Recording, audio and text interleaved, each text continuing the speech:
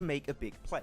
Team Spirit understand that Shockwave won't be able to play their compound for long based on the circle, and know that if they want to win this game, they need to move before they do. So the squad gets moving and sends it in the northern side of the Big Baby compound. Big Baby, by the way, like the team, not an actual Big Baby in the compound. Yeah, no. By doing so, Big Baby have to give up some of their compound as they had a small split, and most importantly, it keeps them safe from a possible assault from Shockwave. This results in Shockwave having to push into Big Baby and getting eliminated, and then that allows Team Spirit to clear all the players of Big Baby one by one to easily secure this chicken dinner. So well played Team Spirit for one of the best endings of the qualifiers, and let's see if they can do more of that in PMSL EMEA.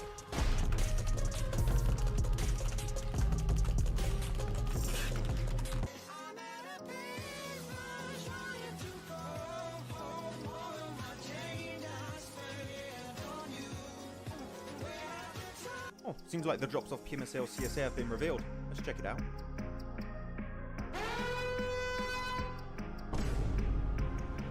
Oh, wait. Okay, well, it's just Sanhok. It's whatever. Like, let's just move on. Oh, no! Wait, Erangel has a hot drop in Northern George, Pachinki, and Muerte? Let's check Miramar. Oh.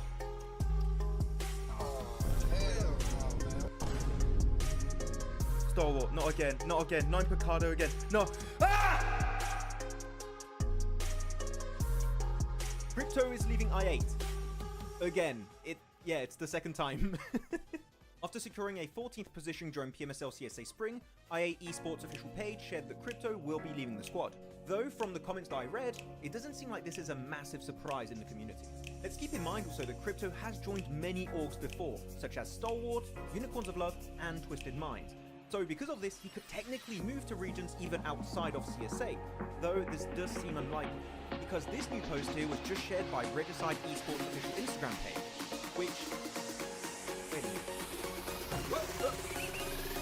That's Crypto! That's Crypto right there! Me is a detective.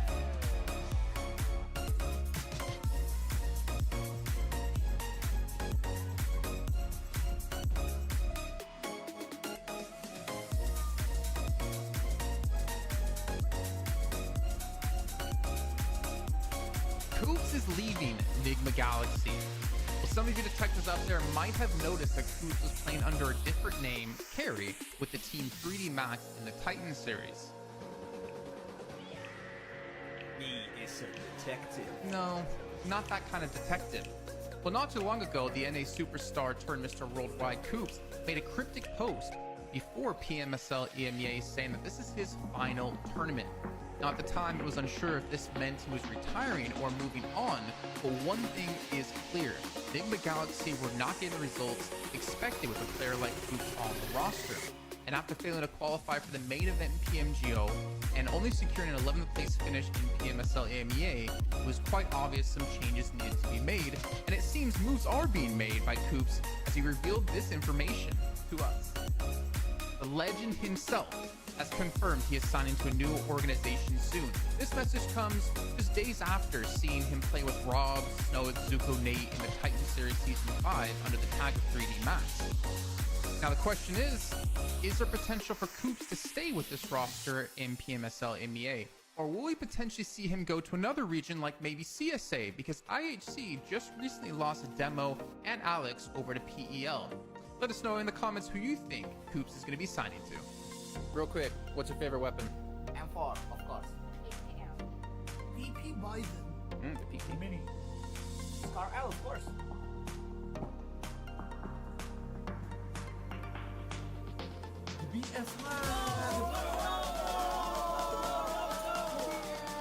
Naomi is leaving for Mad Balls, and Team Spirit are getting an unexpected replacement. After barely making it to PMWC 2024, Team Spirit achieved a very disappointing 15th place during the survival stage. And I think it's fair to say that we expected a bit more from this team. So, some changes were in order when it came to playing in their next season. With Naomi now leaving for Mad Balls, the team is getting ready for the upcoming PMSL EMEA qualifiers. And Matic is going to be joining the roster. Now the question stands, will Tixie eventually join the team to recreate the old Gladiators team? Without Meku though, because it seems like he might be retiring. So, do you guys think Team Spirit with Nomi, Kitsune, Effect, and now Matic will have a better full season? Share your thoughts with us in the comments. Team Spirit have pulled off the cleanest push of the PMSL EU qualifiers. In the last game of Day 2, Team Spirit found themselves on the east side of this circle, and with the next shift pushing them out in the blue, they had to make a big play. Team Spirit understand that Shockwave won't be able to play their compound for long based on the circle, and know that if they want to win this game, they need to move before they do. So the squad gets moving and sends it in the northern side of the Big Baby compound. Big Baby, by the way, like the team, not an actual Big Baby in the compound. Yeah, no. By doing so, Big Baby have to give up some of their compound as they had a small split, and most importantly, it keeps them safe from a possible assault from Shockwave. This results in Shockwave having to push into Big Baby and getting eliminated, and then that allows Team Spirit to clear all the players of Big Baby one by one to easily secure this chicken dinner. So well played Team Spirit for one of the best endings of the qualifiers, and let's see if they can do more of that in PMSL EMEA.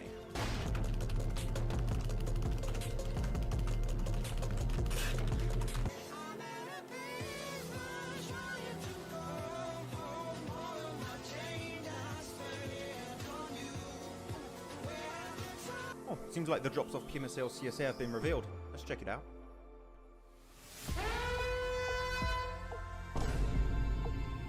Oh, wait. Okay, well, it's just Sanhok. It's whatever. Like, it's... Let's just move on. Oh, no! Wait, Erangel has a hot drop in Northern George, Pachinki, and Muerte? That... Let's check Miramar. Oh.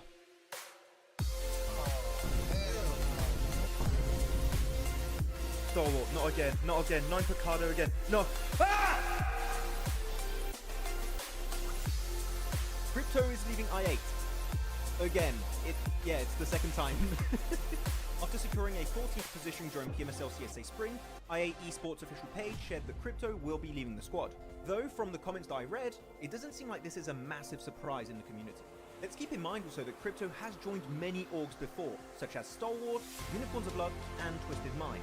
So because of this, he could technically move to regions even outside of CSA, though this does seem unlikely, because this new post here was just shared by Regicide Esports official Instagram page, which... Wait a minute. Whoa, whoa.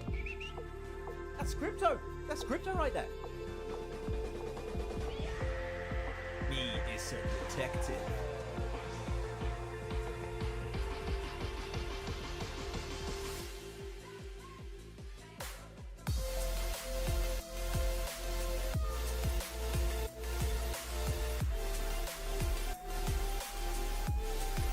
Koops is leaving Enigma Galaxy. Well, some of you detectives out there might have noticed that Koops was playing under a different name, Carry, with the Team 3D match in the Titan series. He is a detective. No, not that kind of detective. Well, not too long ago, the NA superstar turned Mr. Worldwide Koops made a cryptic post before PMSL EMEA saying that this is his final tournament. Now, at the time, he was unsure if this meant he was retiring or moving on, but one thing is clear. Enigma Galaxy were not getting the results expected with a player like Koops on the roster. And after failing to qualify for the main event in PMGO and only securing an 11th place finish in PMSL EMEA, it was quite obvious some changes needed to be made, and it seems moves are being made by Koops as he revealed this information to us. The legend himself has confirmed he is signing to a new organization soon. This message comes just days after seeing him play with Rob, Snowick, Zuko, Nate in the Titan Series Season 5 under the tag of 3D Max. Now the question is there potential for Koops to stay with this roster in PMSL MEA? Or will we potentially see him go to another region like maybe CSA? Because IHC just recently lost Demo and Alex over to PEL. Let us know in the comments who you think Koops is going to be signing to. Real quick, what's your favorite weapon? M4, of course. BP Bison. BP Mini. Star L, of course.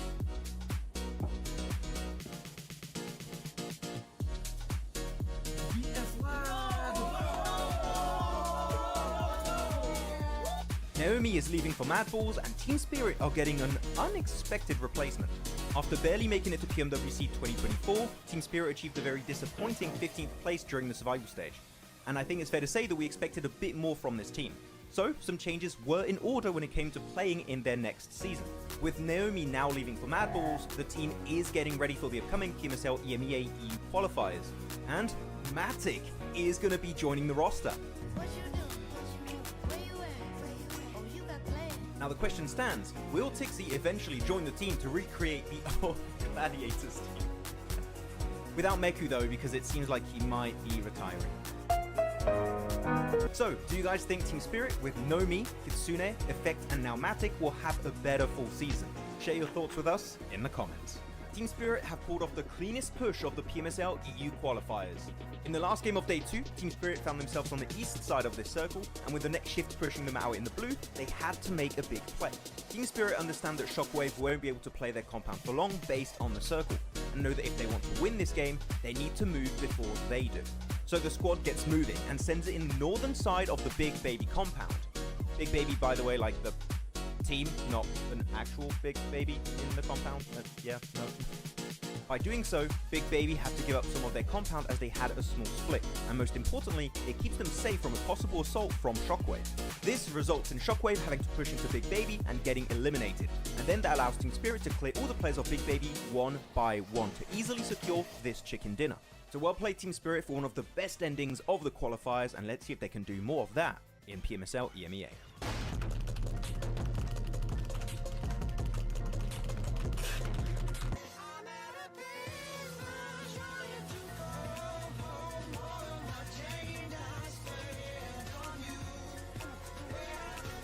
Oh, seems like the drops off PMSL CSA have been revealed. Let's check it out.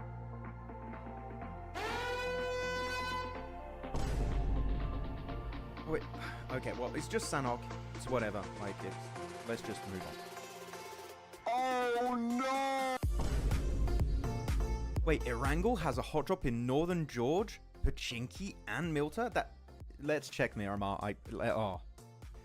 Hello, ladies and gentlemen, and welcome to... Sorry, I heard you say like hello, ladies and gentlemen, and in my head I'm like, I wanted you to say, especially you, ladies. I don't know why that popped into my head. Hello, gentlemen. Especially the ladies. Welcome. Hello, gentlemen and the ladies. Welcome to PMSL CSA for 2024, the grand finals, and it finally is the day, Jason. We reach the last day. After these 6 matches, we will know which teams will be advancing into PMGC 2024 league stage. It's a very exciting day. Teams? Which teams? It's Which more than 9 teams. There's a lot of them. Which extra 50% of the lobby is going to qualify today? Yeah, pretty much, man. How you doing, Jason? Would have been better if you opened up with hello, ladies. Yes, you. But you know, I'm all right.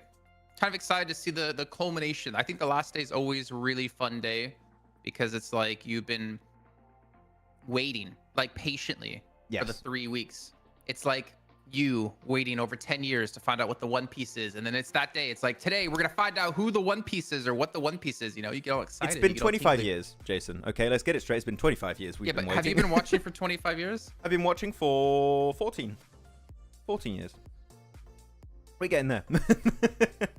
But no, as you said, it's going to be a very exciting day. We're finally going to reach the culmination of not only the full season, but pretty much 2024 as a whole. It's going to be very exciting to see who's going to make it into PMGC. And let's say hi to people in the chat. Hello, everyone. How's it going? MJ, always here, even though SEA is not happening. What's up, MJ? Khan. Who else? Senchi, always here, complaining about the timer with Doctor in style. What's up, guys? Senchi complaining with the timer. Yes. How at dare the start you? of the show. How dare you, sir? We need a timer. It is necessary. How's everyone doing? Hello, It's been 27 years, Max. Did you just get corrected on One Piece knowledge? Nah, it's fake. How long has One Piece? Technically, it's 26 running? years. It started in 1998, like the year I was born. It says 24 years, 99. Nah, it started in 98. It started in the manga, started coming out in 98.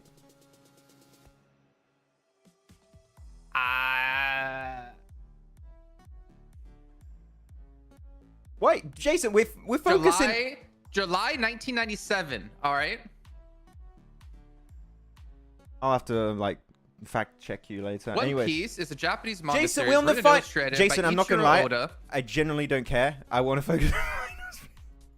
It's been okay. Well, I'm just gonna. It's one more sentence. It's been serialized in something Shonen Manga Magazine Weekly Shonen Jump since July '97. There's a fight. Baron's down. Naomi's in. Wait, is Naomi playing today? And Oh my Fleek is God, out. You're all over the place, Jason. God. Okay, let's go into the I game. told you it was one more sentence. It was one more sentence. That was it. Okay, hey everyone. Hey Nawaz, Darth Rake, what's up? Maxman, no. Curseman 13, yes. Hey, I haven't tried. Actually, Wow. people said I cursed IA. I don't think they had that. Let me look back. Wait, I wanna fact check this way. Give me a sec. No, July IA. 22nd, 1997. Third something else. place, fourth place. Yeah, it's kind of a fall off. They still got some podium finishes, you know, but low on eliminations for IA. Not the best.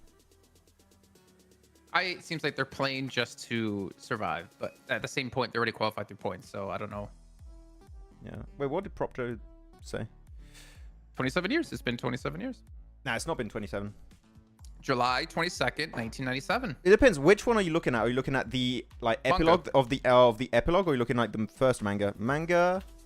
Wait, release date. I like how Max told me, like, I don't care, you move on. Well, now And you annoyed he's me. the one Now, looking it up. now you annoy me, Jason. So what can I say? You started this? No. First manga.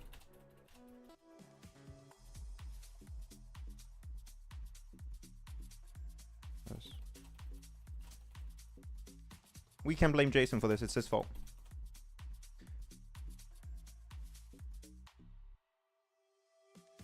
$1917. Okay, this website's not good. Okay, whatever. 17. I googled Yeah, like. okay. Oh, well, whatever. If you're going to pick I8 today for any match, tell me beforehand so I can find some other stream to watch. Where's Anas? I try not to. Yeah, we're waiting for Anas. I think Anas is on the plane over here. Coming to get me. What's that, Max? You're picking I8 every match today, you said? Nah, I'm not following you. I'm doing my own stuff. But okay, but no. I mean, we had some interesting first 2 days, I think it's fair to say, but I really expected the middle of the rankings, Jason, is going to move a lot throughout the day, right? Like the point gap is so minimal between a lot of these teams. You're looking at, for example, I don't know, R8 in 11th position that currently would not qualify if we stopped right now. And you go up to, let's say, I don't know, Major Pride 95. That's a 15-point gap between 11th and 6th position. And in all of that gap, 4 teams are qualified. So, of course, 2 of those qualify through regional points, but like there's so many things that can really move around throughout today. So there's still a lot of chance for teams. No, even though you might be bottom of the rankings, you can still do a comeback like IHC. Ain't happening. Do you think it's not happening for IHC? Ain't happening. You think they're done? Get out of here, IHC. Okay. I don't want to see a team qualified last second when they played as badly as IHC's done this whole league. It's not even, I mean, I would say that about any team, but especially a team who won PMGC to then come into this entire year and just be really underwhelming. You know what I mean? I'm not even trying to be harsh on them. It's just the fact that like they won PMGC in spring. They barely skated by the last match getting a PMWC. PMWC, they did nothing. Fall season, even worse than spring season.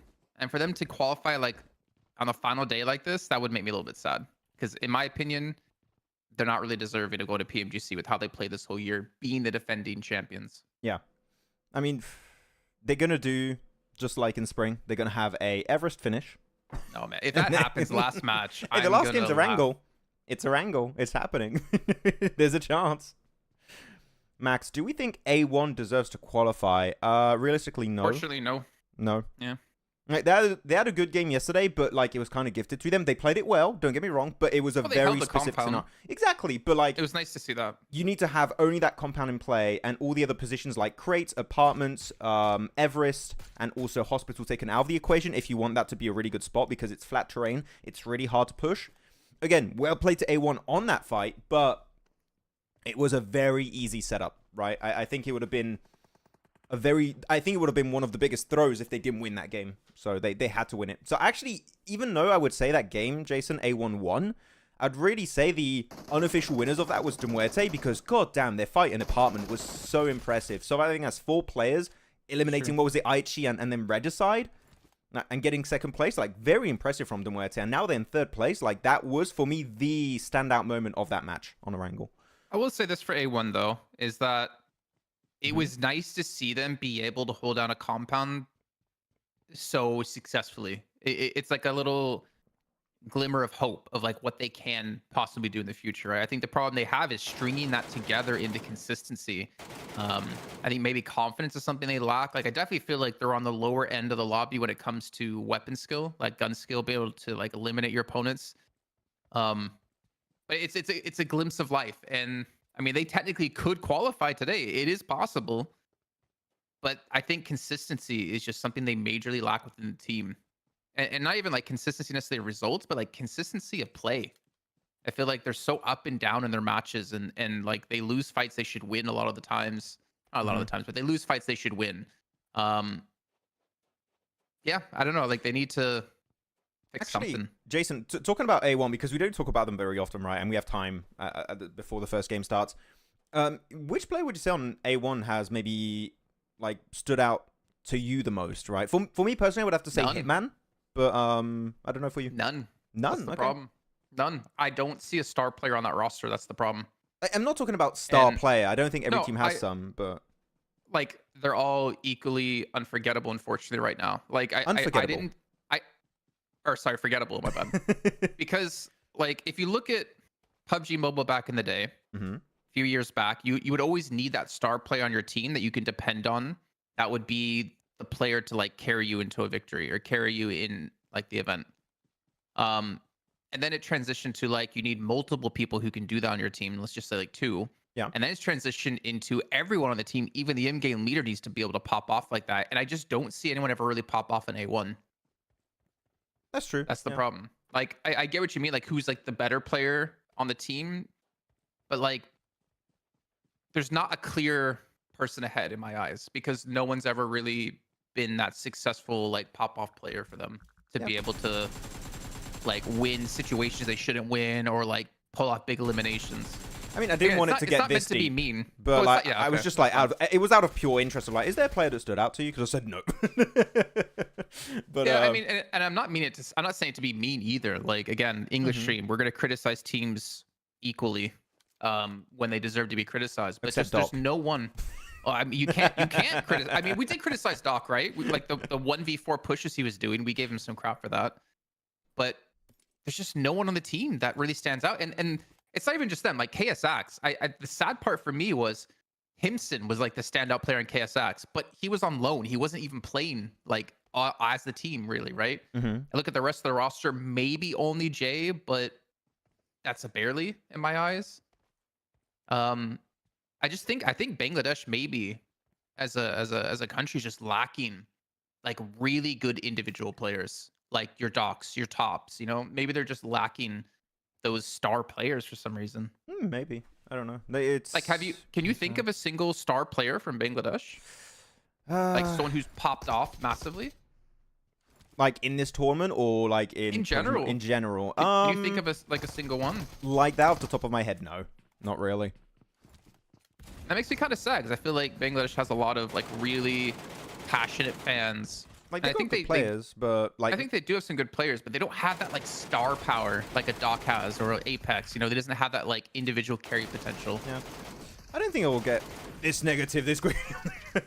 Well, it's not meant to be negative. It's just I think that's what's lacking. There's just no star player from the region. I can name any region, and you can name quite a few star players. Yeah. You know, Brazil. Tell me some star players. I mean, Carrillo, Rivo, Mafioso, Federal, all of those guys. Yeah, of course. All right. Yeah, no, but Okay. I get well, no, North but America. you don't have to prove it. Maybe North America you can't do. That's I fair. mean, Coops. You could say Coops, but yeah, it's not. I don't count him. Yeah, I count him. You can't. He's not playing on an NA team. He's playing on like European teams. He originated from there. Well, do you want me to say Beowulf? You'll be. No, I don't think there's an NA player either at the moment. I think they're kind of used to be. Yeah. I want to jump on something real quick in chat because there was a comment from Animal Sharma saying, but they did it last year too. I think he's referencing to IHC and what we said about IHC. That's the thing. They were bad last year too. IHC, yes. And that's what kind of frustrates me a little bit is I feel like they're going to make it off the back of a last, like, ditched effort today. I really expect that to happen. So yeah, we'll see. I want to like turn this into more of a positive conversation now. I want to like try and pivot it and have the chat get involved. Chat, feel free to tell us.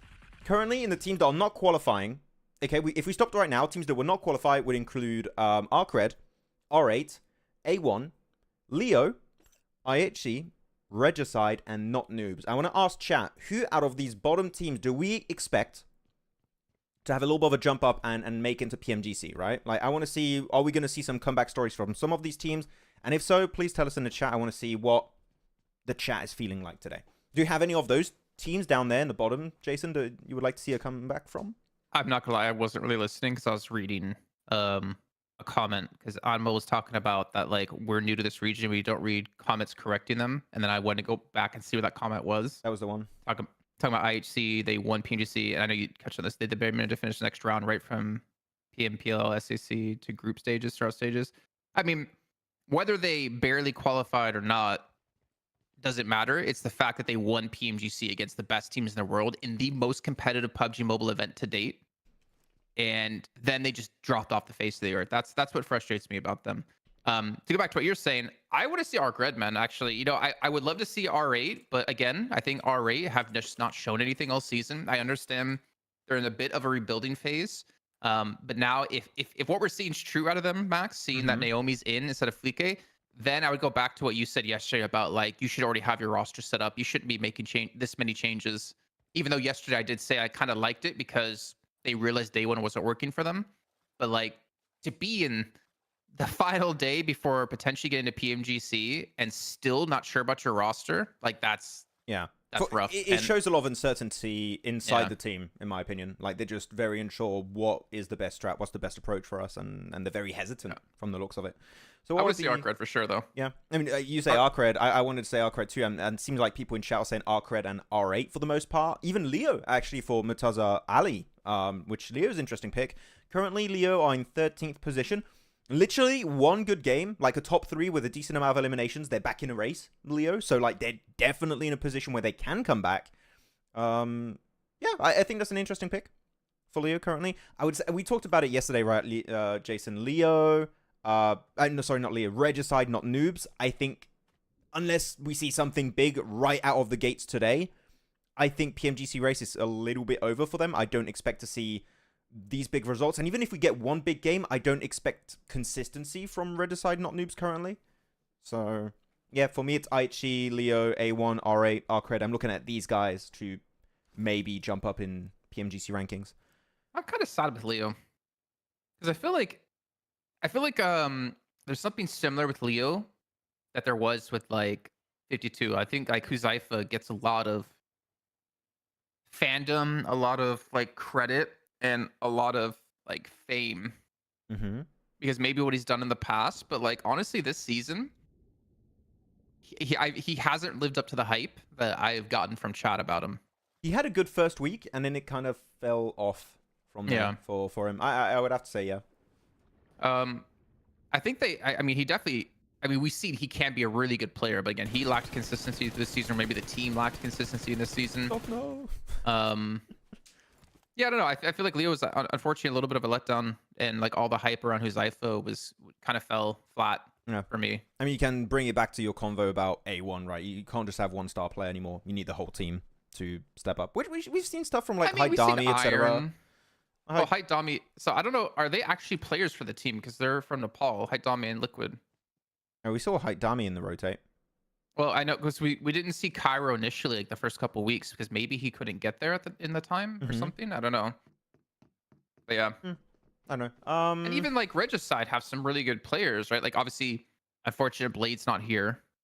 He couldn't make it, but, like, Ghost, we saw a lot of is Blade. He was wearing the jersey. I mean? We've seen like, Choto have a good couple of individual moments. Ghost have some good moments last season. But just something. I mean, maybe Blade is that important to the team, to be honest. Yeah, it would be cool to see Blade play again. Need to Hello, see him Peppa. Back. So wait, we did learn, Max. There's a question in chat about it from Origin that S2G last season for PMWC got the host invite slot. Yes. The host country invite slot. they didn't get re-invited because they won PMGC the year before. So will IHC be invited? Maybe if they can become UK nationals all of a sudden. IHC headquarters moved to London. Yeah. No, I think there's a very high chance they'll get invited. I think if SGG were not the local team, I think they might have got an invitation slot based on them being the previous PMGC champions. So yeah, I think IHC are going to make it regardless. I would prefer, of course, though, I would prefer to see IHC make it because they qualified for it, but as it stands, it ain't looking too good. Because they earned it. Yeah, because they earned it. Hey Max, how are you, brother? We all know 4MV will bottle this in the last day and Falcons will win. Really? Do we think 4MV are going to throw today? No. What does chat think? Are we seeing a 4MV throw today? I don't think they're throwing today. I think Doc is going to go 1v8 versus 2 teams at the same time. But there you go. Sorry, I just saw your comment, Abdira, but we got through it. We got through it. Don't worry. Which region do we think we receive the last special invite slot? Honestly, no clue. I mean, I think that the most likely assumption should be IHC getting it. Because I can't think of a reason any other team would be invited over them. Yeah. Like, you can't just be like, oh, SCA, they looked good this season. We'll give SCA an extra slot. Like, no, it can't work like that. There has to be like a legitimate reason that's fair to why or who you're inviting as this last team. Not sure. Unsure. It's complicated. Nova never got the invitation to finals. They qualified through PL and played through group stage. I think Mythic they would have got the invite if they didn't.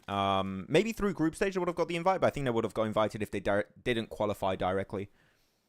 Normally we wait to see all the teams that qualified and then do invites based on what's the situation, right? So I think if Nova didn't qualify directly back then, I think they would have got invited. At least that's what I think. I don't know if you guys agree or not. Do you think so, Jason? I think they would have got invited in some way, shape, or form. I don't know.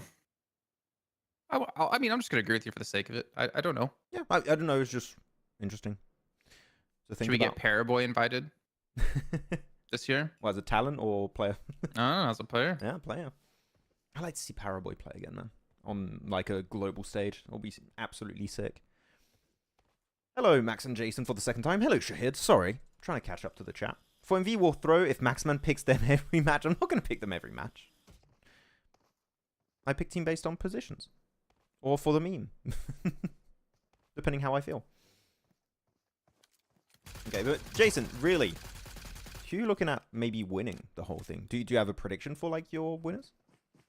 You're seriously asking me? Yes, I am. 4MV? Okay. I'm just asking. Bro, it's like the most basic question in esports, Jason. Like, who's you expecting to win? Why did you act so surprised? I mean, I feel like I've been saying 4MV since day one of fall. It's the last day. I feel like I have to ask you again. It's 4MV. Okay, 4MV. Cool. Hey, Soothing. Hello, Shahid. Shahid, sorry. I'm at the default.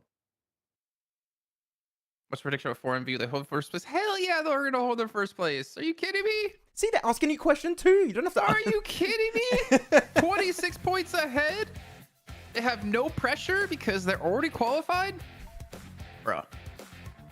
It's the of most course they're going to win. Basic question. We just need to answer them. But there you go. GG AOR. $5 million. Doc or top? Woo. Doc, bro. Were you guys asking the same question? I would have said Doc at the start of the season as well. Doc is top 5 player of the year, in my opinion. Well, I would say so. Yeah, like top 5 player. Even though like they didn't do great in PMWC, the fact that the team was ranked so low and he ranked so highly as an individual is like, this guy, if the whole team like survives into the late game and like getting those big late game scenarios, like he can clearly be MVP of a global event. I think it's going to happen. I think it's just a matter of time before he claims a global MVP title. Yeah. I have never seen an in-game leader be as good as Doc. Yeah. I've never seen, an in-game leader frag as well as Doc does. Like, he is one of the most complete packages as a player, I think, in my opinion. I would agree. Because he can in-game lead and he can put out the damage and numbers he puts out. Yeah. Like, just the damage every time. Like, he's, what, 5,000-6,000 damage ahead of anyone else right now? Across the entire event? Like, insane. I I think we got an Alpha 7 player in the chat. Doc is overrated, bro. I think we got an Alpha 7 player in the chat. Who's that? Is that Carrillo? I think it's Carrillo. Jason, your hair is looking fine. I think he's getting used to the curls. What? It's not even curly though. I don't think. It kind of looks a little bit curly. There's a little like semi curl here. Yeah, the Clark Kent. Doc overrated. Come on, he is not overrated. Tell me another in-game leader who can frag as well as he does, who can put out the raw numbers like he can. I have a question for chat. It's very interesting because like Doc is the talk of the town when it comes to CSA, like easily so, and like deserved. But if you had to rank Doc globally, like in terms of current best players in the world, what rank would you put him? You don't have to say him like in the top 5 or something. You can just tell us like 3rd, 4th, 5th. Like which rank would you give him? I find it interesting. I think you said top 5, Jason, a few days ago. You would put him in top 5 best players in the world. Top 5 now. Yeah. Just said top 5 Yeah, now. but you're consistent. No, you're consistent with it. So still top 5. I would have to say also top 5. Yeah. I would have to agree on that. He has to be one of the most insane players. Yeah. Like insane all-around players. Like you can argue raw mechanical skill. You can be like, oh, well, Koops has insane raw mechanical skill. But Koops can't in-game lead like Doc can. Koops can't nade like Doc can. Yes, he can maybe rock up 1v4 like Doc does. But he also just doesn't have the same level of success in a team environment as Doc has had with 4MV. And then Phallic is like, what? Well, I mean, maybe it's just because Koops hasn't found the right roster to play with yet. Like maybe we could be talking about Koops a year from now. He finds his 4MV and he starts to play insanely well. But like right now, Doc, he's found his place within his team. He leads his team well. He plays well. He's easily top 5. Okay, let's look at the answers of chat here. So 1st, 2nd, top 2, 4, 3, 2nd. So like it seemed like people are placing him in top 10 minimum, if not always top 5. Like I've seen a few top 6 here. Yeah, like a top 6 there. But like top 5 for everyone, it seems. You know what? So yeah. Karuga, let me ask you. So Carrillo in-game leads for Alpha 7, correct? I want to wait for his answer on that. Unless it's changed, pretty sure, yeah. Even if he's not in-game leading, he does not put out the numbers that Doc puts out. I never see him put out numbers like that. Now maybe that's because Revo and Mafioso like soak it all up, or Carrillo puts himself a little bit more passive to allow those other two to perform like that. But other 4MV players by the numbers do well too. Does not. Yeah. But Carrillo does not match the raw stats that Doc puts out. I think back when Carrillo was on loops, he did. Like this is what kind of surprised me, like how Carrillo's changed in his career. In loops, he was the star player. He was the fragger. Then I see him in Alpha 7 and he's no longer that for me. And I think we've said so many times in the past, Max, that like if Carrillo plays well in an event, Alpha 7 are unstoppable because we know how good Carrillo can be at his peak, but he doesn't really seem to put up the same raw numbers he used to back then with loops. Yeah, now he's definitely had a bit of a fall off when he joined Alpha 7, but I think he's getting back to those glory days, right, Jason? But of course, you've got Revo Mafioso that I still think are the heart and soul of what makes Alpha 7 so successful. If for me, it is Revo Mafioso. But no, Carrillo's definitely stepped up a lot recently, I'd say, in the past year and a half. Abdirahman, Icy and Godless also in-game leader and fragger. Icy, if you tell me, okay, Max, who are the top fraggers on Falcons? You would Icy's say... put last. You would never put Icy above anyone, would you? No. Definitely not. But he's a great support, but he's not a fragger. Yeah. Like, not on the team. At least that's not the role he plays. We've seen him frag out, but it's not his role. And then you say, like, who's the top fragger on 4MV? You say Doc. Yeah. Who's the top fragger on Alpha 7? You say Mafioso and Revo. I8 Phallic. Like, yeah. It's pretty clear cut. And none of those people are really, like, I don't know. I could go on for, honestly, a while about this, but it's been a while. I think it's undeniable to say that Doc is not a top 5 player in the world. Yeah. I think he's definitely got competition in CSA. Like now you got some really cool individual players like Phallic and stuff. I think Phallic's been the biggest surprise, the biggest turnaround from spring to fall for sure. Yeah. And obviously a lot of that goes into like synergy with your new team and stuff like that. But like Phallic has put on a masterclass, like that solo chicken dinner from him, right? When he like outlasted DRS in the blue, that was a thing of beauty. Yeah, that was a great game. Like Phallic is definitely MVP potential. We know it is going to be Doc. Like the stats are just, it's impossible to close that gap between Phallic and Doc. But no, Phallic definitely deserves a good podium position for MVP players of this season. top fragger of 52, Max. Top fragger of 52. I would have said it was T24 OP, but he's not played well in fall. I mean, the team hasn't played well in fall. As much as saddens me to say it, I would have to say Goku. And we didn't see him play that much. I think Goku had so much potential. Otherwise, if you want to say of players that actually played, yeah, I would actually say weirdly enough Voltrux. Really? Okay. Yes. T24 Spring, yes, but this season I feel like Voltrux was more of a standout player to me for 52. Out of those that were playing. Otherwise, I wanted Goku to play more, but that's just me wishing that was the case. I think it would be Crypto for me. You would say Crypto for 52? But I don't think it's by a large margin whatsoever. I feel like you're catering. No, I don't think Crypto is leaps and bounds beyond better than Voltrix. I think it's really close between who played the best this season between those two. I'd have to look at the stats, but there's not many moments that stand out to make me think Crypto was so much better than the rest of his team right now. From the way they played. No. Now top Dire. Yeah, I'll give I mean, week 1 I'll give that to Alien, but later on Alien definitely played for survival time. What is that? Is that an award? Top Dire. Yeah. Voltrix is best friends with Crypto, and that's why they bought him. They bought Crypto. I think Voltrix was a standout to me. Here's a question for you, Max, from Bunny. What about Phallic in top 10? Worldwide? I would say, top 10 worldwide. I would say no right now. I'd say give i8 some more time, let him cook, and I think he could breach top 10.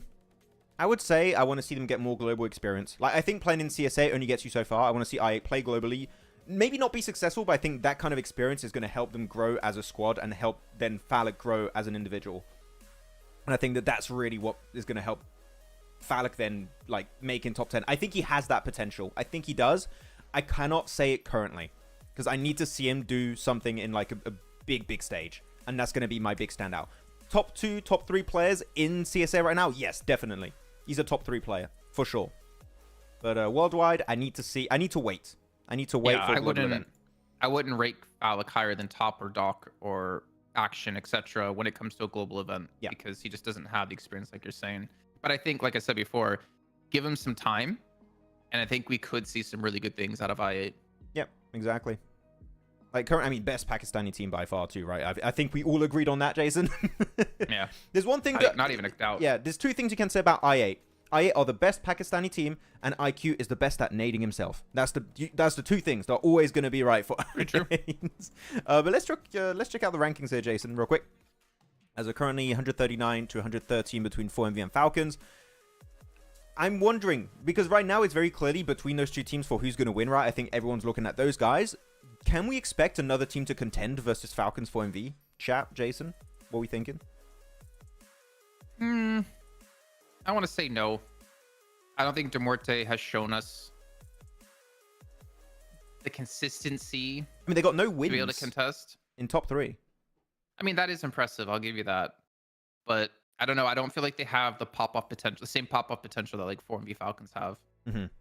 I don't think any team here can really breach top 2, even though it is pretty close between Falcons and Muerte.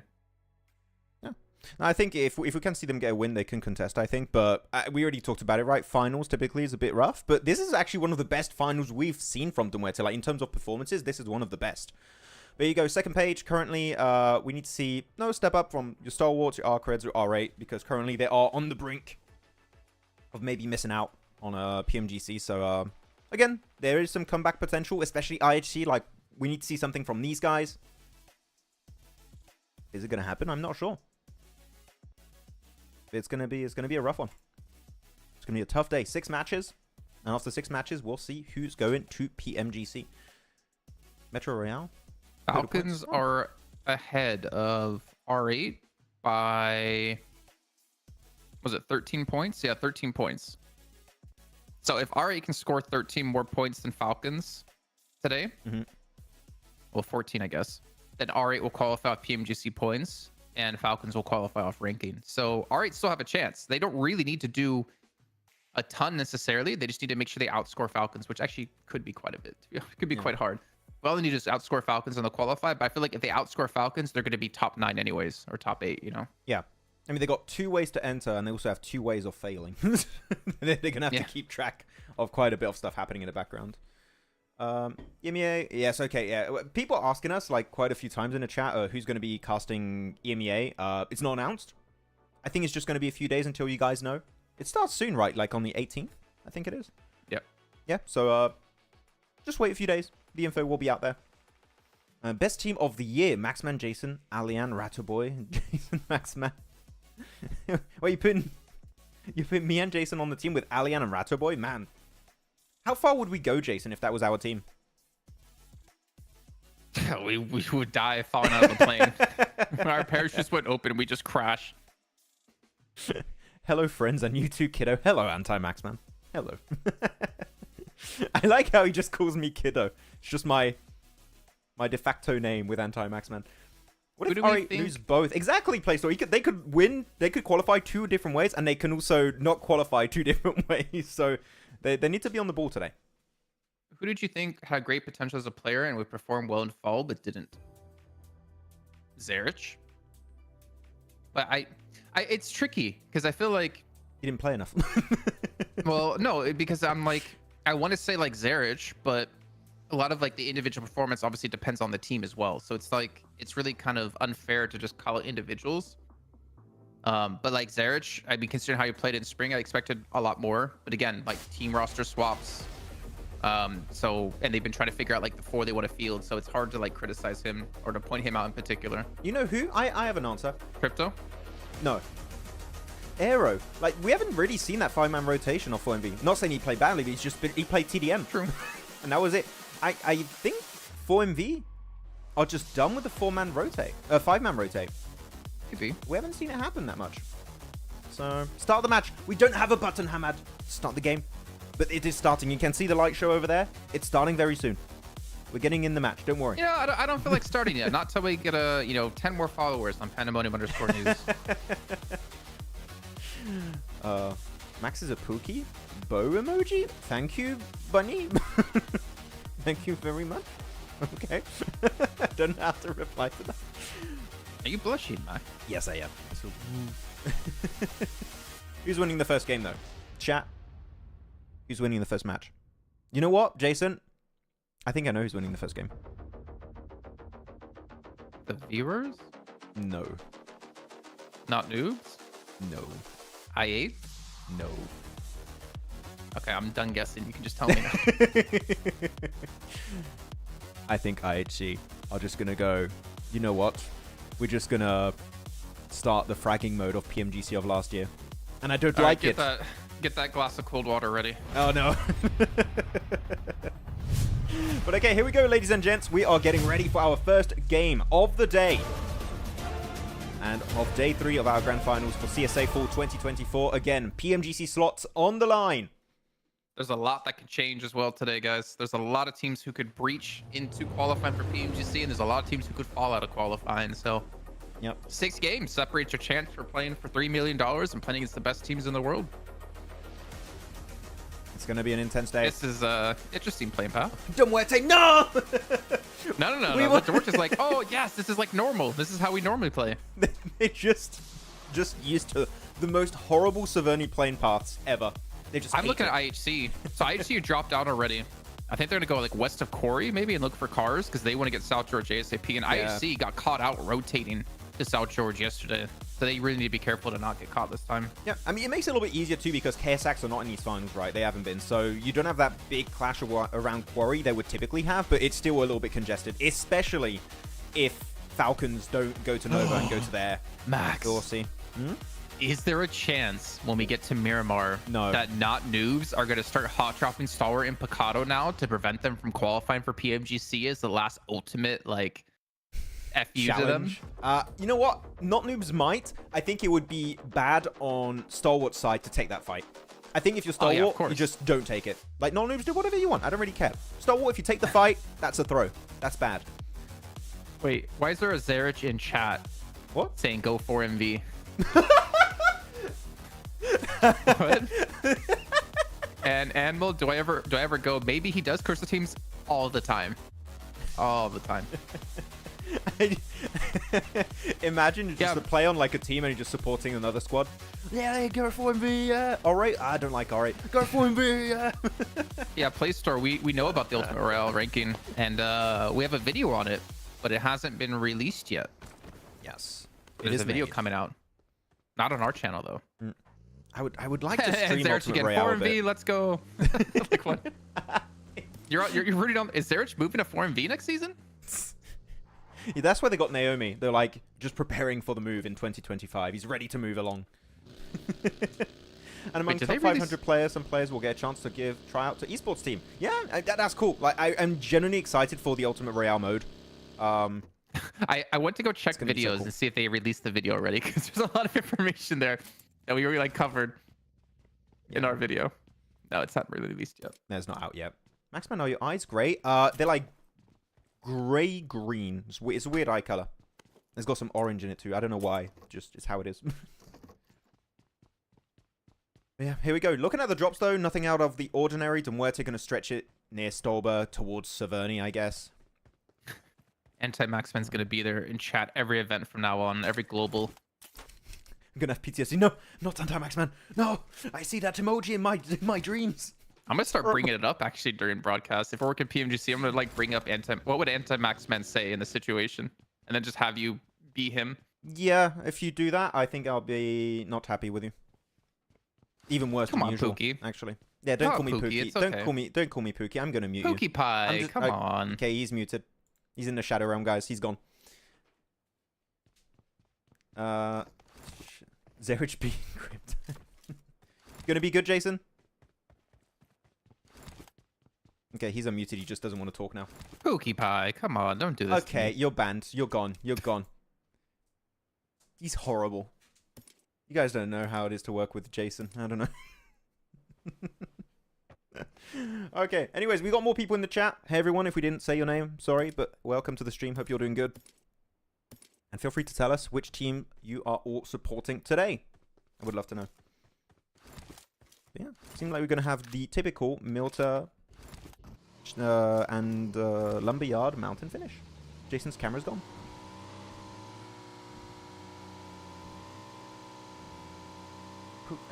You guys are so annoying in chat also. God damn it. You guys just follow Jason.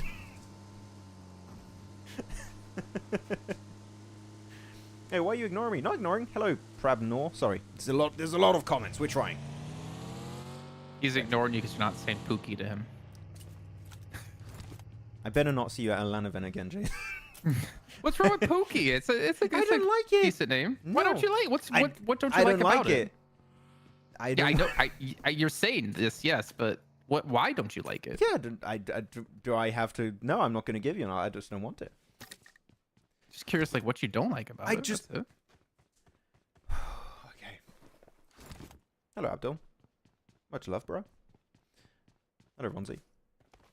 Okay. My first time watching you too. The Maxman wear leather jacket. A leather jacket? I wore a leather jacket. I don't remember wearing a leather jacket. Okay. Yeah, who's everyone supporting in the chat? I8 Falcons. Falcons M4MV. Pookie Esport. Falcons 4MV. Go Vampire. Yeah. Let's go Vampire. Let's go Vampire. My favorite team of CSA. Muerte went for the Stalwart Kameshki split instead of Saverni because of the plane path. Yeah, I mean, the plane is causing a few teams to have to stretch their drop a little bit, but I don't think it's going to cause that many issues. I think we've seen way worse. DRS has been looting in Primorsk for such a long time. Yeah. They like the plane went literally like right over Primorsk, and yet they're still there looting. I thought they would have rotated already. They just wish they still had their mill to drop. Like, oh, would be so good for this circle. It'd be amazing. Oh, no, so you missed it. Max is predicting I the entire day today, so. And that's not true. It's not if true. we had an anti-Jason in chat, what would anti-Jason be? How would he be acting? Would he just be nice? Yeah, he'd just be a nice person. Wow. I play 4 finger. I play 3. Because he plays on a tablet. And he's comfortable. Also, he's way better than me. Also, my right eye is messed up, so I can't see the pixels again. That is I just can't see the pixels. My right eye is messed up. Why is your right eye messed up? Because instead of being perfectly spherical, it's got like a little dip on the top, just like a lumberyard on this mountain. It's a mountain, and you got a little dip. And because of that, I can't see stuff well. Have you tried injecting? Never mind. I was gonna say some air to like make it undent, you know? Have you thought about putting Botox in your eyes, Max? Yeah, make it undent. Undent it. Anti-Jason is here. I don't see anti-Jason. Is there anti-Jason? We need it created. And it'll just be, you know what it'll be, Jason? It'll be anti-Max just bullying anti-Jason in the chat the entire time. That's pretty funny. Hey, that'd be Abby. fun.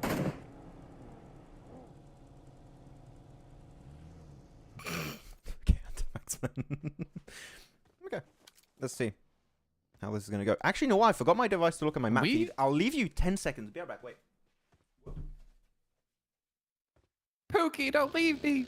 I wonder if we're gonna get a Mill to Power finish. Potentially. Actually, I would love to see it go back military from here. I know we can't show you the map stream right now, but military's still in there. Quite a bit.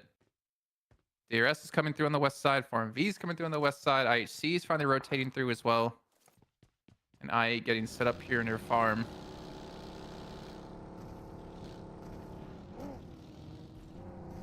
What's going on? To be honest, Jace is more Pookie than Maxman. Sure.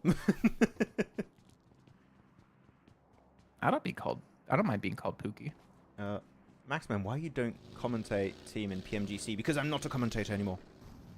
I am not. I have been moved to the desk. Max went to go create the anti-Jason account. I've been like, typing real quick, putting my email in. So it is going towards the mountain of shelter, or like lumberyard mountain.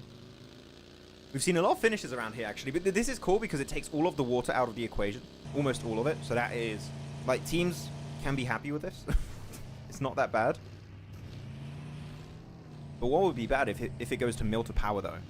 Like right now, no one is really playing mill to power or mini mill to power, and it would be an interesting circle. Just saying. It would be nice. I'd be down for it.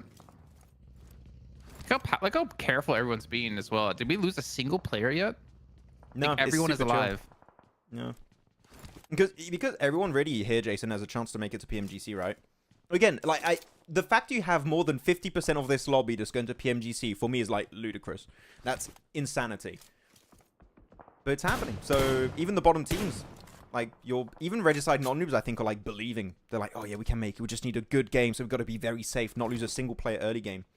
I mean, not noobs needs like 50 points more than these teams in 7th, 8th place. Yeah, but I think they believe. Would you not believe if you're not noobs? You would just give up?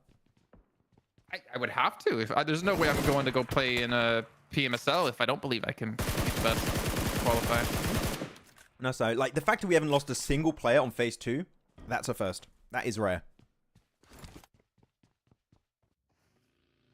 Entire tournament. It is Darth. I think this is a record. Like this is the okay, chat.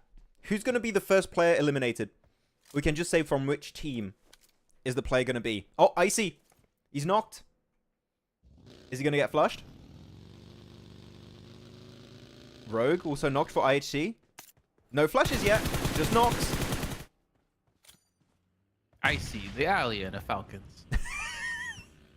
The Muerte went mill to power, by the way. So they're kind of like committing. Oh, Rogue. Oh no, Rogue. Yeah, he's not getting rezzed. He's gone. He's a goner. Is he though? I had seen smokes coming out. They seem like they want to try and save Rogue. But I would just give up IHC. Uzum. I mean, that's a pretty decent guess normally. As Rogue is about to bleed out, Uzum knocked and flushed. Yeah. What the hell was that? What was that? Was that the crowd? Was that the crowd? That jump scared me. I thought it was a button. They're gonna get him? He survives! He lives! And so does Ice, your Falcons. Does the blue zone get him? No, he lives. Still no eliminations. What's going on? Zico, please. Please, Zico. You're not Maxman. No one wants to be me. I don't think Zico believes that I'm the guy on the Pandemonium account. in shot. He is. He's logged in. Oh, yeah. I'm Oh. logged in. You can hear the audience. Whoa.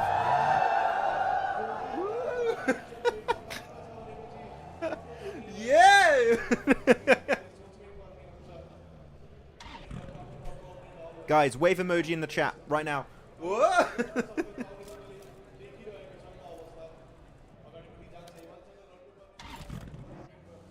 How's there not been a single limb? I don't Still. know, man. I do hope they get rid of the audio though. I do hope as well. We're on phase 3. No one's got. Someone's going to get eliminated now. There's no Oh, for way. sure. There's For not sure. enough space for all of these players. Someone has to go.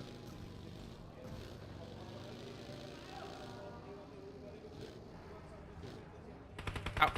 Ah. Okay. Oh, who had action? Wait, 3TN. He's knocked. Action's still there, and he bleeds out. He's gone.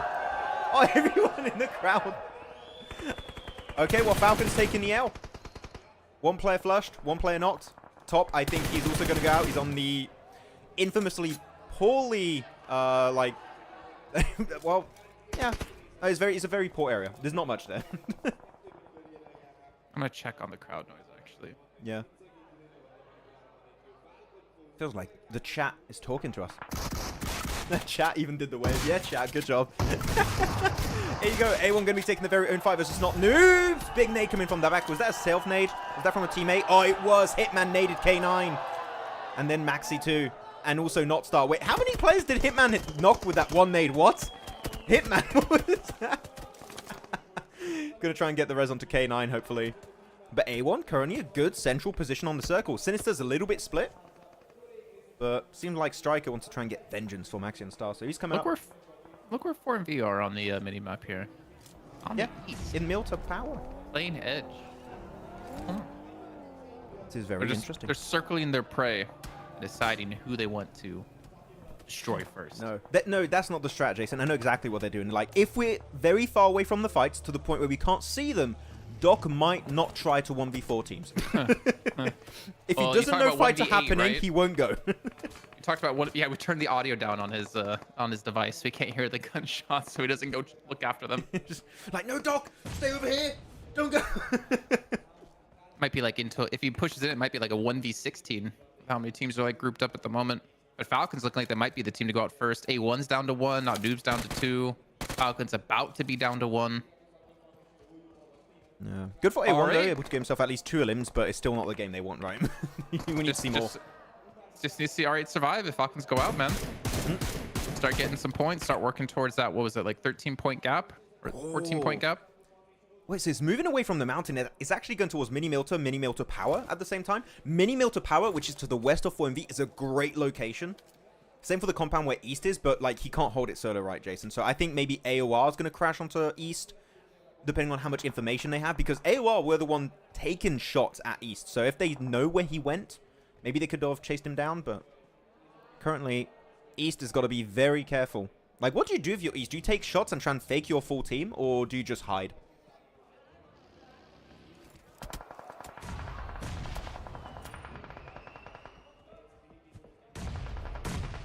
IHC though, tough time versus I8. Oh, Phallic grenades, yeah. Woo! So I got confirmation we are supposed to have the crowd noises. Oh, so it's intended. Okay. Yeah. And that's it. Nice confirm. Still 2 left for IHC though. Demo and Rogue just chilling. Just send it. Just hope to like find a shed in the circle. Oh, they won't even have the time. Apparently, I don't they've think they spotted can out. send Yeah. it. Yeah. They're also holding the exit of the garage here, so they're really trying to shut down their potential rotate. It ain't happening. I saw someone was eliminated on I8, and I was like, is it Uzum? But it's IQ. Oh, Raikage. Raikage. Oh, doesn't get a chance to throw the nade. ARCRED. There you go. 3 eliminations. GG. All 4 still left alive. Oh, Bad Boy gets knocked, and Erangel gets knocked. no. So maybe not so much as Major Pride are maybe looking to push in. I thought they'd be kind of chill and just wait, considering like the zone's perfect for them. Yeah, they can wait now. They can go for the res. They'll be a-okay. Just it's always going to be really tough to leave Harry Potter Tower. There's like one main weakness for Harry Potter Tower building is one, if your team gets too close to you, it's very nadeable. So you need to make sure you keep like a good amount of space around you safe, like clear. but also you can't defend the cars too easily, which that is going to be an issue. Look how many smokes are being used up just to like even go for the res here. So they're using a lot of resources just to stay alive, just to get Bad Boy and Aragon back up. They will be able to do, but again, like this is a tough fight to take early game because going into the late game, resource-wise, they're going to be quite low. So not sure how they're going to make it.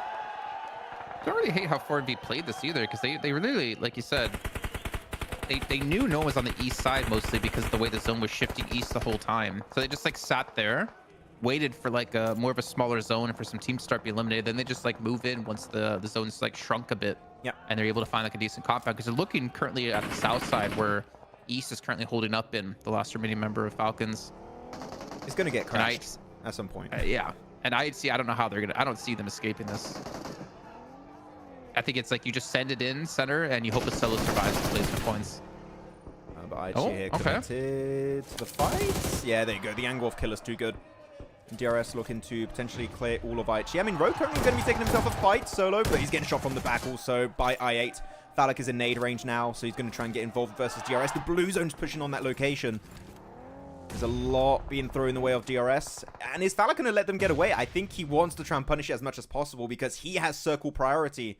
And yeah, DRS just falling down like flies. Now down to 2 players. Do they get sleepy? Oh, he just makes it over to the rock there. But even then, he's going to get picked off. And that's it for Sleepy. And I think Killer will follow suit very soon. He did just. Yeah, he's just like, you know what? Nah, I know. He goes down. Same for ARCRED, actually. Whoa.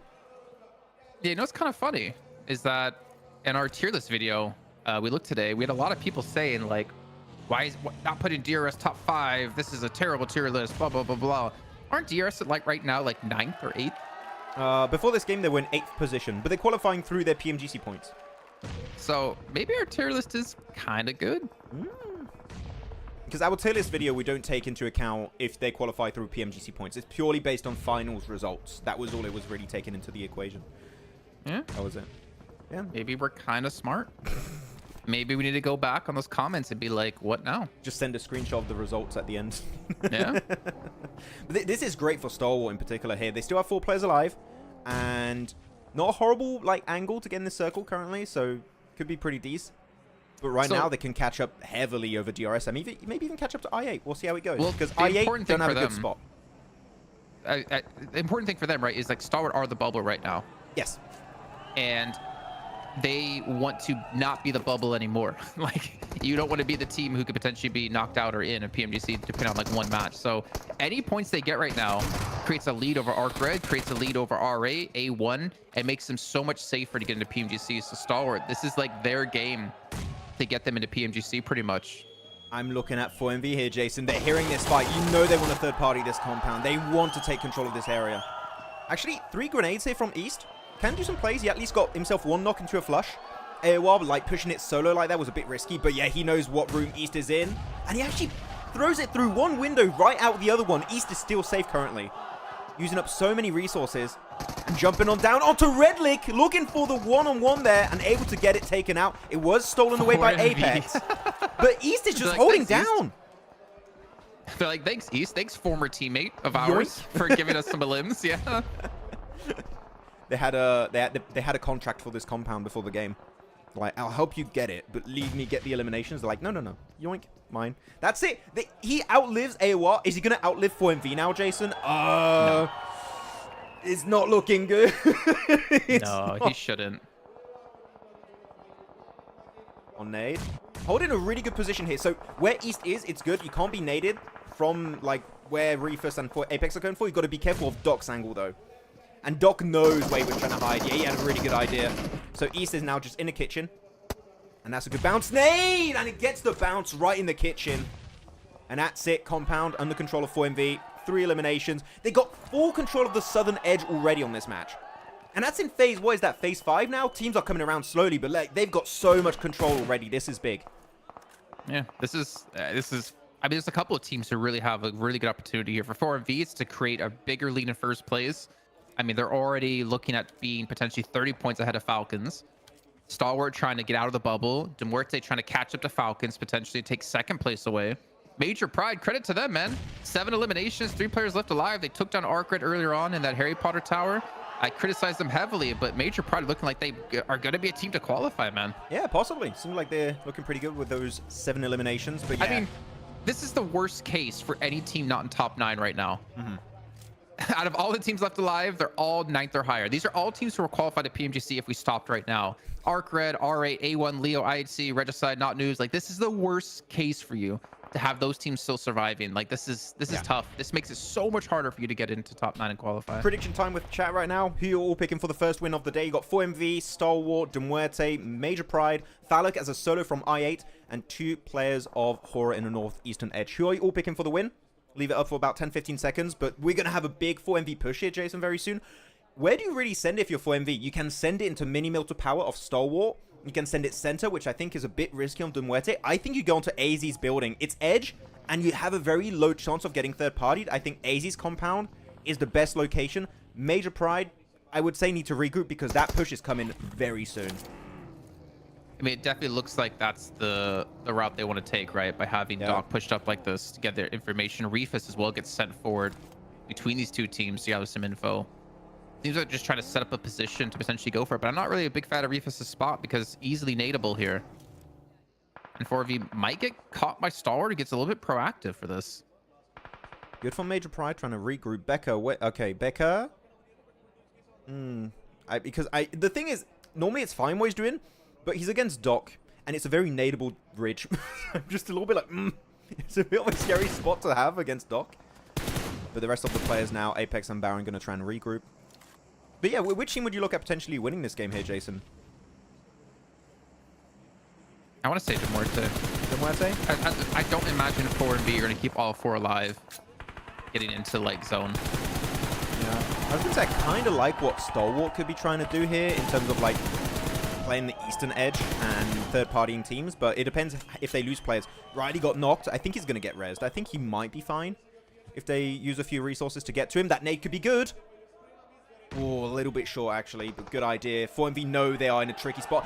4MV need to pick a fight. They can't stay here for too long. Reefus gets knocked out. I think he might get the res, but yeah, it seemed like 4MV were just not quite able to go for the full send, and that's it. 4MV eliminated. 6th place, 3 eliminations, making so much space available now, especially for Major Pride. But I think Stalwart are going to start to get involved here, Jason. They need to send it to that ridge. And Muerte getting so lucky with these zones too. I hope they have a lot of utility left. I don't think they've been able to have been needed to use too much so far. I think they're definitely gonna need it when everyone starts looking to crash their compound. HORAA, though, in the meantime, they've just been playing super safe here towards the top 10 side. It's only 2 players, right? So they're just trying to outlast some teams. Again, they're already qualified through for PMGC at the rate they're currently going. I think Stalwart has to be the big playmaker here, and they're split 2-2, waiting for the zone to pop. In about 5 seconds. Seems like a lot of people are also saying Muerte for the pick here. I like what Stalwart doing. This is an interesting split also. They're just going to wait for the circle. Circle's good. Send it to the southern side. Send it on to Sancho and Critter. And you don't really have to fight Muerte because all the other teams here, Jason, have to fight Muerte, really. Like, you're looking at HORAA, you're looking at Major Pride. They have to send it there. Yeah. So Stalwart have a really good shot at doing something good here.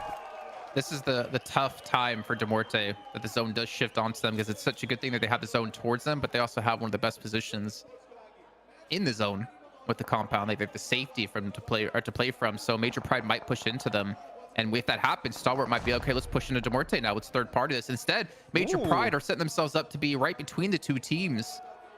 I mean, it's interesting. It prevents you from having to crash onto Muerte, but it puts you in nade range of Stalwart and Muerte, bro. Yeah, I was about to say, you need to pick your fights. You can't go in between 2 teams that have a ton of utility at this point.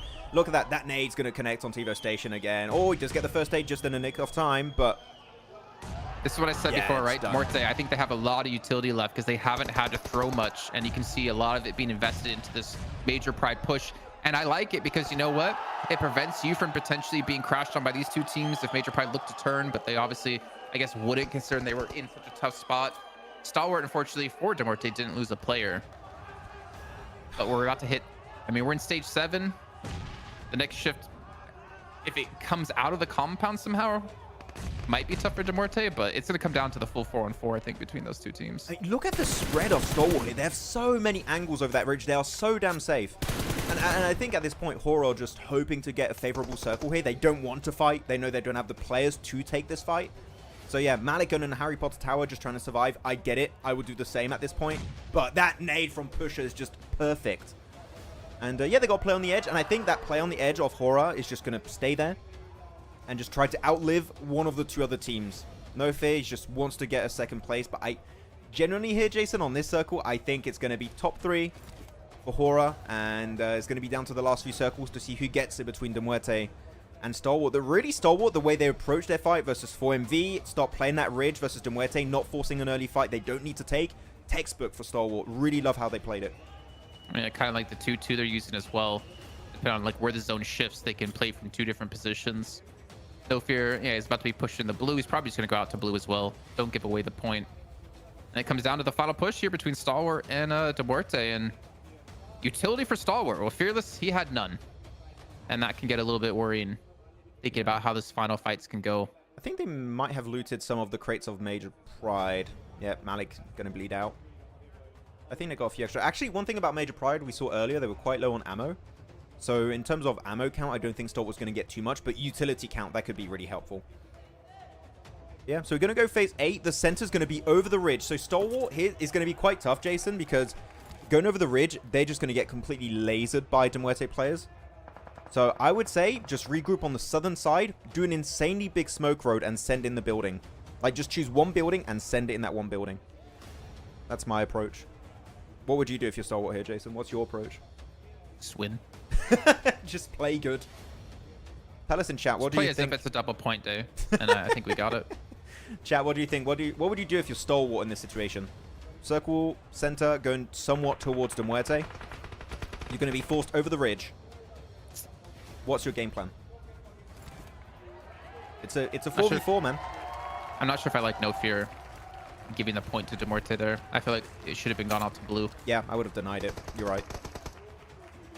I mean, Stalwart have like clearly control of the zone for sure. The problem is it's all about the center position, right? Who's closest to the center. But this off angle from Fearless and Sancher, like I feel like those are gonna be so pivotal here if they can play it close enough to not be having to move first. But I think are some of the compounds like pretty center for Muerte? Actually, like Pusher looks to be in one of the best positions. I think the compound next to Pusher might be like the most central. I think the one next to Pusher is the central position. You're right. Like there's one thing that scares me a little bit here for Stalwart is the circle is going to go on that building, so they're going to have to be forced in the open. This is why I think a crash would have been really good. Personally, they're trying to go for the safe approach, which is valid. I think there's a risk to it, definitely. One thing Muerte would love to do is to play the roof, but Fearless's angle does not enable it. I'm going to hide our camera. I mean, but like Fearless is just stopping them from playing that roof. Yeah, but right now it is, but not in a few seconds when the zone starts to close, because they're not going to have to move quicker than Fearless will have to move. So this will allow them to play the high ground as long as they possibly can if they want to, I think. If they can get the knock onto Fearless, they're going to start playing their balcony, and that will be just a game-winning spot for them to play. That balcony will be OP, and that's going to be... Wait, what? No way Fearless gets away with that. He gets a knock on Tresley and is not knocked. That is insane. How? How is he alive? Eugene not going for the res onto Tresley? Go Pusher. Gets a knock onto Fearless with the nade, though. Pusher's been instrumental with these nades, man. Yeah, he's been clean. There you go. Finally, they get the punish. Sancho, you got to be careful. If you get knocked, the res is not going to come out right away. But we need to see Muerte now start to push towards that ridge. They need that ridge control right now. They can't give it away. Okay, there you go. They got the res onto Tresley. That's good. Yeah, go to the ridge. Push up. You need to be the first one making it there. They make it. Good job. But you need nades. How many nades do Muerte realistically have? It's going to be down to the utility. Well, it's down to how many they had off the get-go because they weren't able to loot anyone. Nade comes through to Foosman, gets them a little bit squishier. The zone's still closed, and though Foops is going over the ridge first here, man. He's got 3 players to his side as well, and he has an S12K. 9 bullets to the M4 switch back over, son. You need to get some damage done. Oh, big over peek here. Stalwart just going to mow down all of them Muerte, and they don't even lose anyone at the end. Such a confident, dominant win to wrap up the first game of the day. What was that about for Stalwart, man? I really think some of the angles were going to get punished, but they just kept surviving and get away with a win and 9 eliminations, Jason, to kick off the day. Well, they were the limit team. They were the bubble. Not anymore. not after that game. They're just soaring higher and higher in the rankings after that. What a match. That's big. That's scary for DRS though, because that means you're gonna be pushed down to 9th place, I believe. I mean, I'm trying to look at leaderboards really quickly on my side just to see Trying to where they're refresh currently it. at. Yeah, DRS 9th place and only by 9 points. Stalwart moved up to 7th from this, 103. Huge. I mean, I have to give like a lot of credit to them in Major Pride, but Major Pride also played well that game, I think. 4th place with 9 eliminations. Like, we've not seen this level of play out of them the entire league stage, and they bring it in the finals, which is kind of weird. We're just going to stop doing these big throws. We'll just play good. No, it's good from Major Pride. Unfortunately, a bit out of utility quite quickly in this game. Not utility ammo, should I say. So that was kind of rough for the later game. But I'm still surprised for Muerte here, Jason. I think there was definitely a little bit of lack of synergy, I would say, from Muerte. Like, they're fighting two players. Like, I kind of want to send it back to this here. You have Pusher and Foopsman to the left of the smoke. Tresley and Eugene can't really assist Foopsman and Pusher because of the smokes. Like, they're kind of blocking out visibility between each other. I would have almost preferred all of them to be on the right side of the smoke. Because, yeah, the moment they get the knocks, all of Stalwart feels so confident to just push it in and get all of those eliminations to wrap up the game. Again, it was very well played from Stalwart. I was thinking they would go super aggressive, go for the breach. They played it slow, which at the end worked out great. But I think Muerte took too long to make it to that ridge, personally. Still, fantastic game. Well, in the end, those points were more needed by Stalwart than Muerte. Since Muerte are pretty safe. They were in 3rd place going into this match, right behind Falcons. Still a lot of good plays, and I mean, even East surviving that AOR fight was pretty cool. He's just working with 4MV. Still allies. Yeah, that smoke play was crucial. Yeah, I don't know who threw those smokes on the ridge, because I saw smokes coming out from both sides, but whoever put that smoke, if it was a Muerte smoke, I think that kind of like made it harder for them to take that fight versus Stalwart. If it was a smoke from Stalwart that looked to divide the players, that was a really good smoke.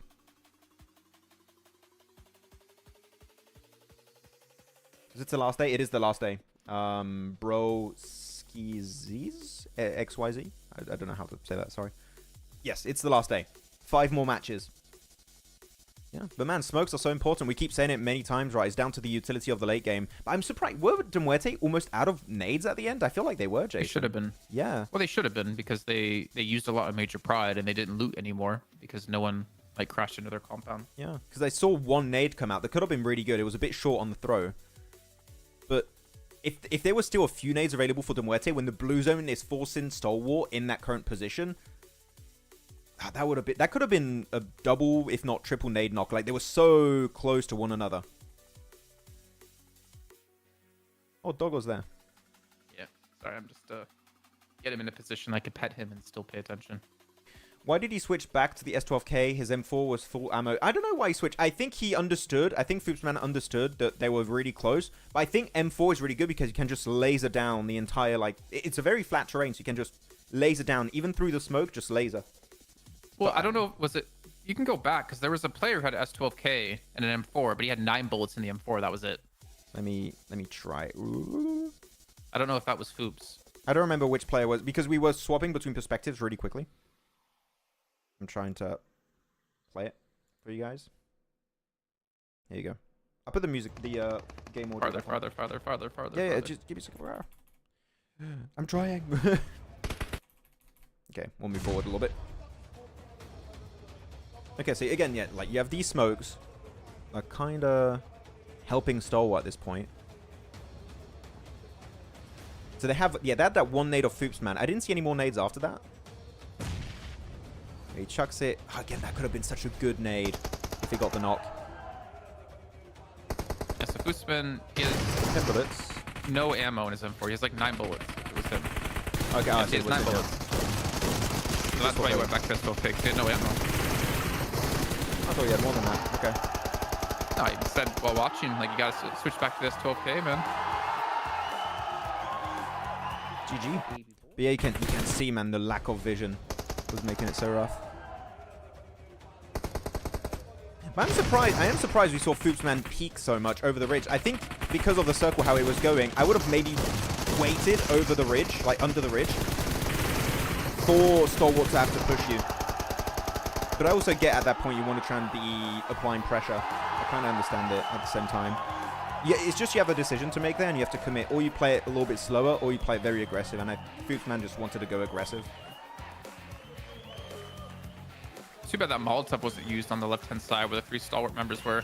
Also, like, Sancho's position, I think, was really good. The way he played around the smoke, too, Yeah. was really nice. Like, when his 3 teammates were kind of peeking into Muerte and vice versa, he kind of went between the smokes to kind of deal with an angle that could have punished those 3 players. Yeah, it was. I think he was feeling confident too because I think he knew they were kind of out of utility, and when you'll be on a tree and they don't have any utility, it's such a good spot to play around. So pusher through that smoke. It was a pusher nade. Sorry, smoke. So yeah, I feel like that hurt a lot of the information gain of Muerte. My bad. I thought he had more. No, that's why. Yeah, all good. I mean, Gomez. To be honest, like you're right. If he did have ammo, I also thought he had ammo in his weapon. To some extent, he just didn't reload. But in that situation, I think the M4 is better for spray transfer. God, I'm used to people not listening to me when I talk. I have to deal with it with my fiance all the time. Okay. Get off the stage, people. We got next match to play. Get out of there. We got Miramar. Miramar coming up. Now the rankings. And yeah, man, Muerte jumping in 2nd place. We weren't sure. Like, are they going to do well today? But yes, very good game. Sure, not a chicken dinner, but still a really good match. And still no wins. Pride 5th. Yeah. Stalwart 7th. Oh, man. Yeah. I mean, it's all about the cutoff, right? That's where their big focus is. I mean, it's really compressed between like 5th and 8th at the moment. 6-point difference. But like, it's all about 9th through, 12th. How close are those points? It's quite close. But the gap is going to keep increasing. It's throughout the day. like 20 plus points at the moment between ARCRED and into those top positions, but only 9 points to them in DRS. Like there's a chance where DS gets knocked out of qualifying, even though they're already qualified because of PMGC points. Yeah, I mean, technically now they wouldn't qualify because they're 9th position. The current qualifying teams is 7th place. So like DRS are out of that right now if we stopped. But sure, as you said. 7th or is it 8th? 7th. Like currently the qualifying slot is 7th.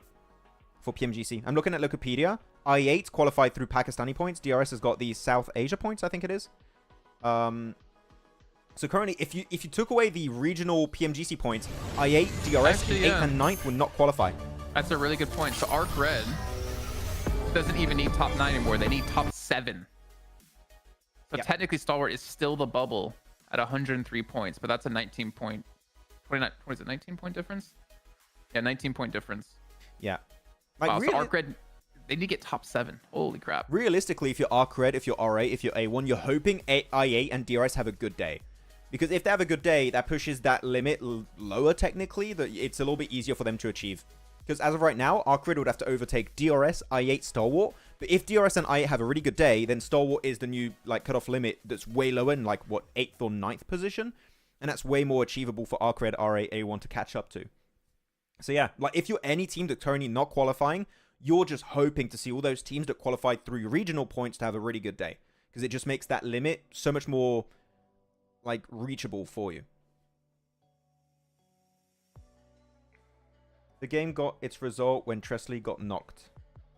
The game got its result when Tresley got... Wait, what? What do you mean? Stalwart won that game when Tresley got knocked. I mean, he got rezzed after. Yeah, but it prevented... I think they're saying it prevented... Duarte from pushing or playing the high ground as well on that building. I thought you meant because he got knocked. I thought you meant the stats were out when Tresley got knocked. I was like, what? I'm just reading between the lines, I guess. Yeah, it did give a little bit of time to Stalwart to set up, especially Sancho's position. He was able to hold it down. Yeah, GG. Stalwart for the first win of the day. Do invited teams know about the invitation before the official announcement? I don't know. That's actually a good question. I don't know, Usama Ali, how the conversations go internally. But, yeah, no clue. I mean, I think we've speculated in the past, Jason, that some teams knew they were going to get invited before tournaments. I think we were talking at one point during an EU championship last year, or the year before, and saying, oh, Gladiators are going to get invited. And that's why they're playing poorly. Or something in EMEA. Yeah. Yeah. It's cool to have the audience like that for the finals. So you want a live audience for our watch party? Yes. Like in our rooms? Just people behind us. It'll have one feel before like TV. a Kai Cenat stream. That 4MV rotate deserved to win. I think 4MV's move were really good until their last move. I have one issue, and I don't know if you would agree with that, Jason, or not, on 4MV's play. I think them putting himself in between de Muerte and Stalwart was a risky play.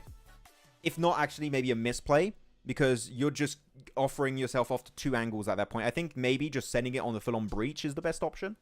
Again, you make yourself vulnerable to a third party, but just like we saw from Major Pride, I think we saw something similar from 4MV. In between two teams, in nade range, it's always a risk you're taking. He's doing his hair.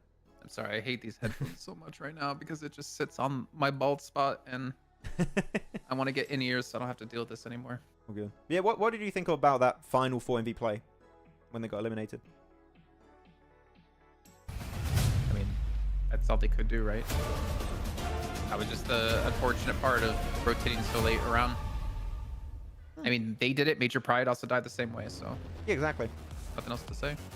Yeah. I think maybe just a full-on committed breach could have been a better option. But oh well, here we go. Miramar.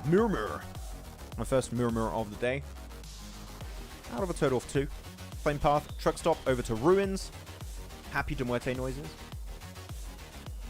Not happy R8 noises. But yeah, so I mean, you were talking about what if not noobs go to Picardo, right, Jason? Maybe they will, but Stalwart should not. If they see someone nearby, just ditch. Ditch the fight. It was a high risk, high reward. Stalwart won it from that position. Oh yeah, definitely the Arthurake. It was a risky play because you're just getting forced in very nadeable positions. They're just happy that de Muerte didn't have the nades. I got a fever and I'm still watching. Oh, sorry, Trema Cassie. Sorry to hear you got a fever. Hopefully you get better soon. Thank you for watching. I appreciate you.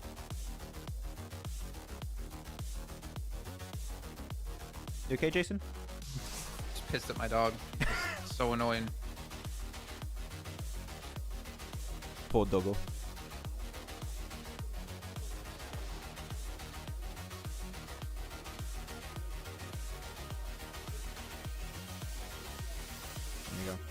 Ahmad Atif says, as observers, I can say many things and propose different strategies, but in this sort of situations, the one who is playing decides better. I mean, of course, when we say also, like as talent, like we give what we think is the best option, we're trying to give also options while we know where players are. Like, we know where everyone is. We know potentially how much ammo they have, how much utility they have. Like, we know a lot of stuff that players don't know.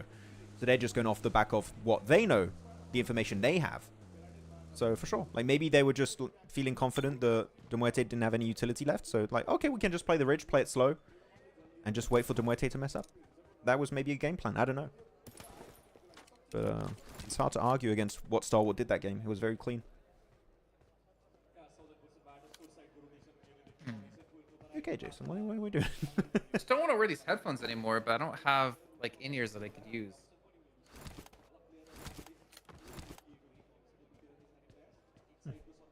No hot drop. Yeah, no hot drop. Stalwart going to be chilling solo. Speaker. I think I'm just going to put you on, like, a speaker.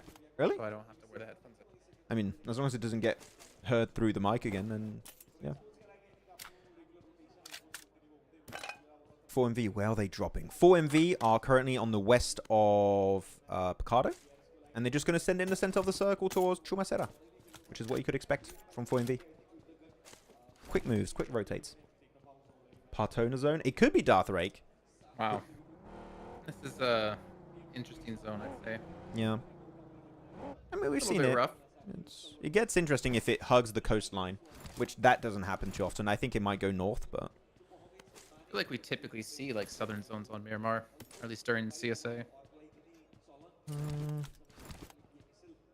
would say it's like a decent mix, but we've had typically, yeah, more on the more southern half of the map.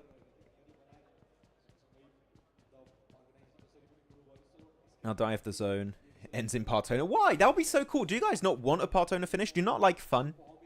No, no Partona. Partona's fun. It's cool. I want to see a truck stop finish. You know what? I would like a truck stop finish. But it ain't even in phase 1, so I don't know how that's going to happen.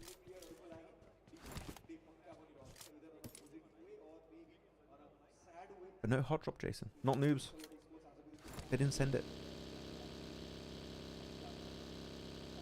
So very sad. I would have did it. You would have done This it. is why I'm not a pro. Yeah, hell yeah. If I'm not going to qualify, I don't want others to qualify, so I'm going to hot drop you. I still think the best thing we've seen in like that was the Na'Vi Kunina Power play. I'm like, what year was that? 2021, I think? When Na'Vi tried to stop Kunina Power from qualifying. Or was it the other way around? I don't remember. But that whole drama that ensued from that situation was so sick. I loved it. The trash talk and all of that was fantastic. Oh, I see. Again? No! It just... He's Alian 2.0 right now. What? Why is my camera moving? We got anti-Jason. Look, wait, what? What is happening? We got anti-Jason with a... What's that profile picture? I can't even see. I can't zoom it in. I don't know. I'm just going to ban him. I can't see that. I want to see the picture. I can't see it. I don't want to see A1. It's Maxman saying wanted, dead or alive, and a phone number. Just open up their channel and you can see it. I can't open it because I got it popped out. Can't do it.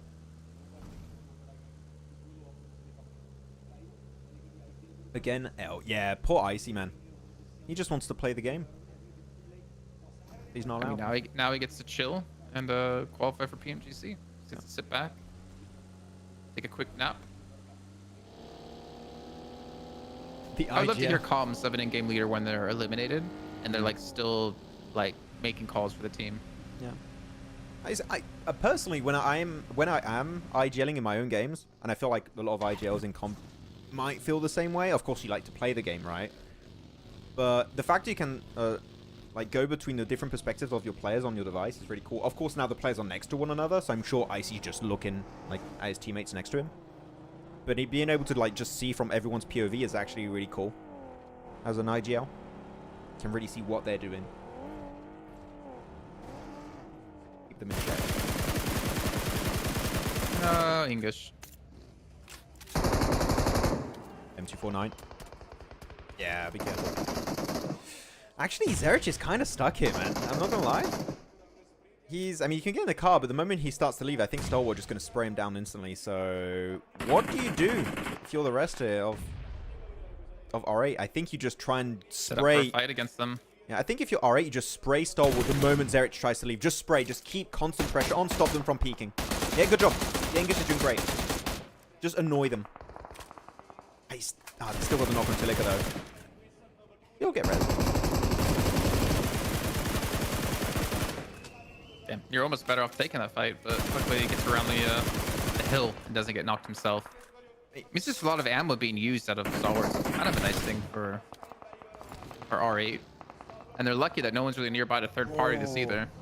Oh, wait, Riley pushes up? And now Zerich is left behind again? They won it. They won that fight. They want to control the coast. He's got 5 nades right now, too. Yeah, they can't let them get away here. Stalwart, they won the points. Good send onto Silica. That's the first knock. Zerich! Still also going to get picked up by Critter. Yeah. Wow. Stalwart, man. This feels like a new Stalwart today. What is going to... They're just so aggressive. Yeah, just roll him over. Why not? Get the points, boy.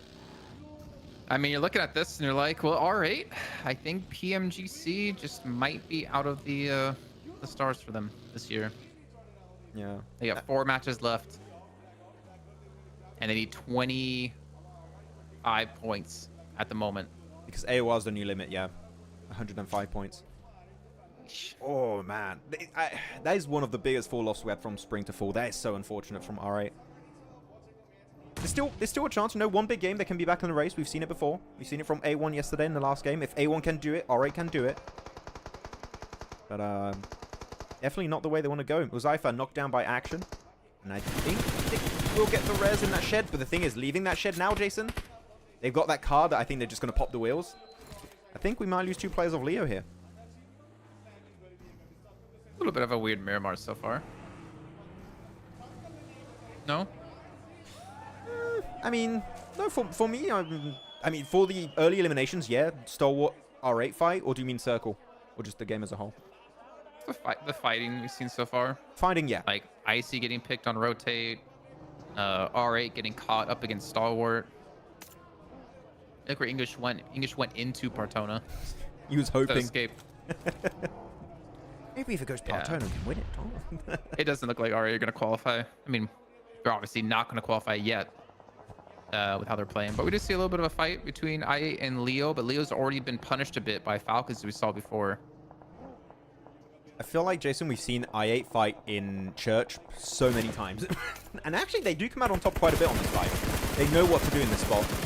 Leo, Cairo, picked off. That's the backup for the Leo members who are pushed up towards that church, too, which is, like, even worse. No, it was them. It was them that were, Oh, it's like... them leaving, sorry. Yeah. They're trying to survive, but they're completely wrecked. And I don't know they're really picking a 4v2 here. They don't really have that information. But they're still going to play it safe. I was going to say, yeah, play the roof if you can IQ. This is a really good spot. And actually, currently in this circle, Jason, this is one of the better compounds to play. If you're I8 and you win this position, Church is always fantastic scouting grounds early game. Especially in mid-game, when teams are getting closer to you. Only 2 members alive as well. I don't imagine they're going to be able to take this one. Hello, Wait, Afro Abe. who is that has their head down? I think it was on Leo's side. I didn't see. No, like disappointed. Oh, I didn't see. Oh, good on height dummy. Yeah, man, Leo just crumbling. Just can't do much here. Iron's going to try and leave, but no, he's in a super nadeable building too. Just leave the building, yeah, play outside. Might as well. This is a tough spot to be in. Close the door. Good job. He gets completely obliterated. Poor door, man. And he's gone. Oh, he gets shot on the cross, and that was actually from someone else shooting at him too. But I do lock down that final limb. Falcon gets 2. Yeah, be careful there, Falcon. Don't want to get knocked down. I know it's Falcons. Yeah, Falcons and 4MV are kind of looking in that direction to some extent. So got to be careful. But we're about to go into phase 3 here, Jason. And Chuma said is still in the equation. I'm going to show it real quick. Could go Hello, anywhere. Afro Abe. Hello. Where's it going to head? Northern side is kind of open. If we have a big northern shift, these southern teams are going to struggle quite a bit. Kind of centers up. On Church, also, Jason. This is great for I8. DRS are looking at this, licking their lips like, this is our spot. Should we go take it? We like this position. Yoink. AoR can go for wide wrap. Same for Stalwart. Could go and avoid Chumacera as a whole. There we go. Back to the fight. IHC. Ooh. They are not having a good day. They are not having a good time. They're not having a good year, man. This decade, kind of rough. Yeah, the 2024 has not been their cup of tea. Rogue. Oh, able to just barely make it out. He's in the blue, though. He's got to start healing quickly. He might just tick down. I think he's going to get knocked. Oh, yeah, I guess he has stims to keep him up just barely. I think he used stims before. He's fine. Yeah, he's fine. He used a bandage right there. I mean, ARCRED, this is one of the teams trying to fight to qualify. Again, any of the teams below 9th place need to get top 7 right now because I8 and DRS already qualified through PMGC points to ARCRED. And they got some work to do if they want to catch back up here, man. But we did see yesterday ARCRED start to really step up. It was mostly Erangel we saw in the finals being the star player. So far, yeah. Von Mark, there wasn't a fight. That's the thing. There wasn't a fight. That's why he opened up the map stream so you guys can see where all the teams are currently standing. Yeah, I like showing the map. And the map feed is not available for everyone, unfortunately, no. Yeah. We're giving you an exclusive POV you can only have here in the watch party. Von Mark. That's what we do. And just for you, I'm going to open it again. Now, phase 3. Things are coming down otherwise. Not seeing too many big fights. I probably won't see too many until... Well, I mean, you're going to see something as the zone starts to close here, for sure. Yeah. Like, IHC trying to get in, A1 trying to push in. Then it's going to take another rotation before we do see any more additional fights after that, I would guess, with the way the teams are sitting. Do you think we can see Muerte catch up to 4MV now? Like, after that first game, No, they're looking pretty sure they don't get the win. Probably but, not. Hey, Probably not. they're playing catch up. I wouldn't think so. I still think 4MV are just going to start creating a big lead for themselves, but hey, Yeah. there's hope. Who knows? I mean, if Muerte didn't do that good last game, there would be a 30-point lead between first and second. Yeah. But they just want to win without a single chicken dinner, Jason. They're creating a theme for themselves. So IHC 2.0. Just all the limbs, no placement points. EBD, we don't know if IHC are being invited. Yep. Like, we have no idea. It's the most realistic choice, but we don't know if it's actually happening.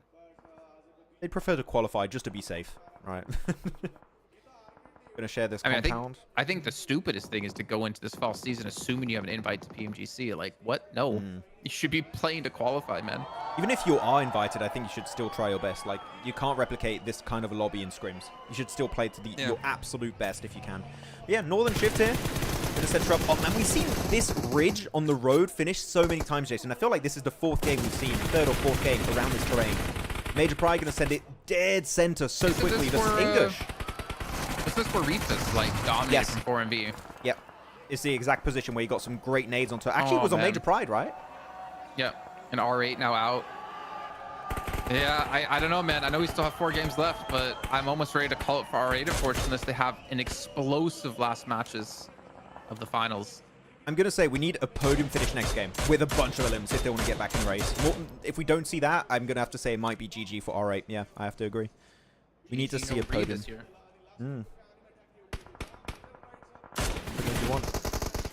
Yeah, I8. Don't have to leave, really, Church, yet. They can still keep the pressure on from this position. Really, if you have Church in circle, you want to play this position for as long as you goddamn can. It is such a godly position. Just stay there. Keep your car safe in the middle of the buildings. You'll be golden. Well, DRS are playing the compound Major Pride had last time, right? So DRS currently have an amazing position to play. No, because Major Pride were on top of that hill, and that's where Reefus naded them from down below. No, I'm thinking the first time we had the circle here. Oh. And they threw it by sending it one by one outside. They still won the game, but like they lost players very quickly. We had 3 finishes here. This is the 3rd finish we have in this terrain. I need you to restart for me again, because the audio's Sure. effed. It's freaked Funky. For people who are wondering what F means. Let me restart for you.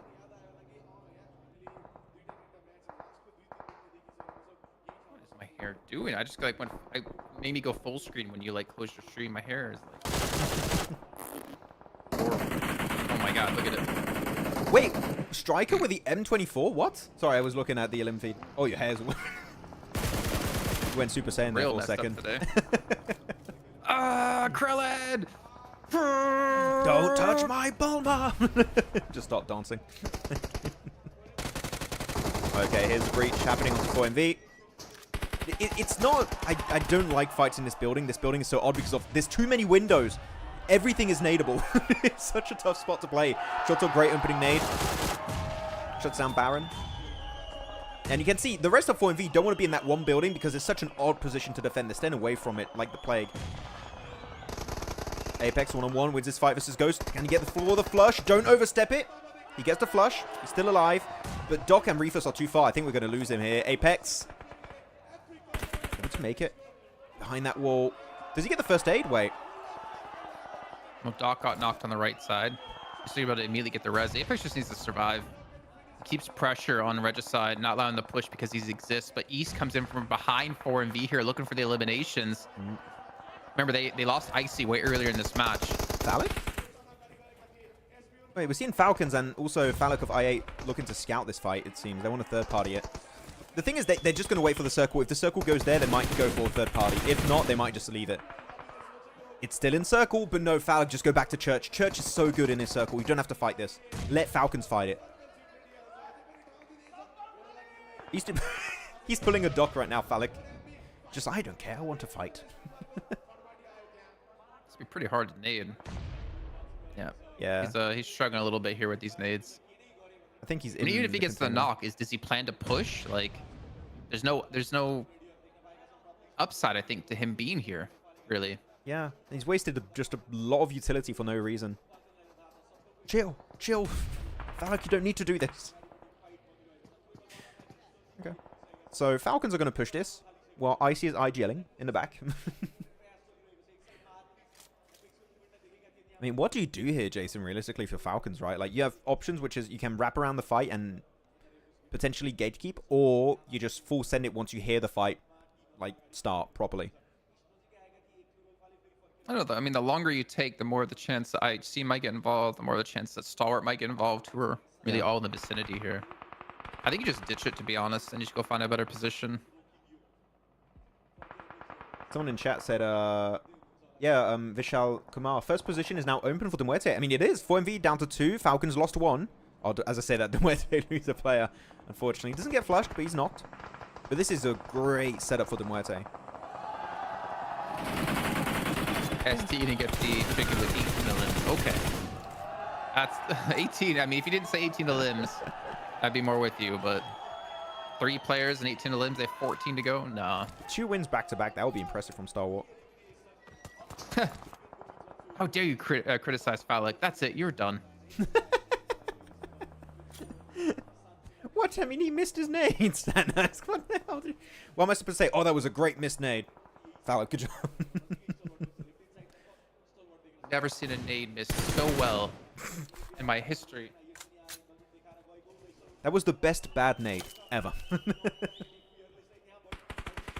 But nah, it's good though. He was understanding. Okay, this fight, maybe not quite worth it. As I say that, he's coming back. He just got more nades from his teammates. Falcon was like, I'm gonna try again. Give me a chance. I mean, again, they're already qualified, right? So they can afford to play like this. For sure. That's the like danger of being a team who's not qualified already. Is like the teams who are already qualified can really mess with you and play in a not normal way. There you go, Falcon. You got a knock on the Falcons. The Falcons, yeah. I think you just hold on to your utility. You don't have to waste your nades at this point. They're still in circle. You just hold on to it. You know? Unless you're 100% sure you can hit it. But Falc's got a good little ridge to play. I'm a little bit scared that maybe a team could see Falcon on that angle from a distance, but like maybe Stalwart in particular if they start pushing on the next circle. But as long as if Falcon stays there and he doesn't over push, like, it's fine. Just got to be a little bit careful of your off angles. See, your Stalwart getting involved. Yep, that's it. They know something's going down. And I mean, they had a compound on zone. It's not in zone anymore, so it's not a bad time to make the push happen as well, to potentially clean this up and maybe look towards Church, which is still in zone to play from. Church is great. Yeah, Falcon's gonna have to leave. Once the fight ends, guys, we'll show the map feed very quickly for the prediction of chat. I want to see what everyone's going to be picking. If you already know which team you want to pick, by the way, you can pick now. You can put your prediction in if you already know who you're going for. Do you have a pick in mind, Jason? No. Oh, yeah. All right, Cargate. Not until you show the map. Okay. I don't want to skew, you know, people's opinions on who they think is going to win in their predictions. Okay. Now we'll show it soon. This is, again, it's always a really tough compound to really push up here. It's the unscoutable compound. But, yeah, can play that ridge. Ooh, I thought Nofe was going to try and send him on the roof for a second. No, just trying to maybe create a bit of misinformation here, moving around, making it hard to hit nades for not noobs. It's not a bad idea, by the way, Smile. They're talking about the last invite slot for PMGC, right? Why not just do it based off the power rankings? Go from top to bottom and find the first team that's not qualified. Yeah. Not bad, actually. If Alpha 7 miss out on Americas, which I don't think they will. Just invite them. Yeah. No, actually, that's cool. That's a good point. Could be. Because then you can't even say that, you know, IHC are being invited because they won last year. They get invited because they're number 2 in power rankings. Yeah, I like it. It looks like HORAA's, I mean, they're going to have to fight this, right? The zone is closing. They have to make something happen. Star meant definitely the standout player for not noobs. It has to be. Whoa. And what? Don't tell me he got that. I think he did. Not from that range. Onto Malik, yeah. So AoR and ARCRED were originally positioned across each other. You can see on the mini-map to the right-hand side, those 2 little complexes across the street from each other, the road. And instead, AoR went towards Church, and ARCRED pushed over in this direction towards DRS. So they kind of just gave up on the fight, didn't want to go for it. And ARCRED, I mean, ARCRED, the only team really at the moment alive who can potentially move up the leaderboards and potentially get themselves closer to qualifying. They have to pass AoR in 8th which is 106 points. And the worse AOR does, the easier it is for them to be passed and then to lose their spot in PMGC. Yeah, I mean, they got Bad Boy and Hard Boy. No, the best duo. Can definitely pop off. But you said it earlier too, right? Erangel currently in the finals has been doing pretty good for ARCRED. Like, currently one of the top performers. But Bad Boy did great in week 3, so we can believe. But yeah, Sleepy, that res... Don't think it's going to happen, but I say that. No, Bad Boy's looking. With third person, he's going to get the info. There you go. Flush it out. Get the point. Nice work. But it's not going to go on the ridge here, Jason, which typically circles here have always ended around the ridge on the roadside. Not this time. It is, I think, going to go south unless we have an insane northern shift. So really, as like contenders, central teams, you've got I8 still to have themselves the position of Church, which hasn't been really contested this game. Major Pride. The thing is with Major Pride, it's a great spot if you don't have to move here, but the moment you have to leave, They still have it. this dip, it's still in play. Yeah? Still Kind of. It's more towards easy spot, which isn't as dippy as the rest of the dip. But it's not a game-winning spot in our eyes. It's been a game-winning spot in the past, but with this circle, I don't see it being like a rewarding position for a win. Stalwart. Still, you know, they want to clear this fight. They really want to try and eliminate Falcons, but they're just struggling because if they peek over the ridge, guess what? South of you, well, north of you, realistically, you got a team that's looking to push on your position, so you got to be careful how that goes. Old versus the new. Yeah. Good clear. Good angle, Critter. Riley on 4 limbs. Crit on 3. Top 4 all dead, by the way, Jason here. This is a big opportunity for Stalwart. Fearless. Really good spray with the UMP. Goes for the flush. Might as well get that point while you can. 9 eliminations, 7 teams still alive. Are we going to see a... Now I'm getting a little bit worried because someone in chat did say 14 limbs chicken dinner for, or is it 18 limbs chicken dinner for Stalwart? It's starting to get there. Halfway. Noki's rooftop is so good. The fact that he can play the roof at this point of the game is such a nice angle. Grenade? Okay. Thing is, now Church is not in play anymore. IA's got to think about moving. At least Noki is still able to feed information to the rest of his team.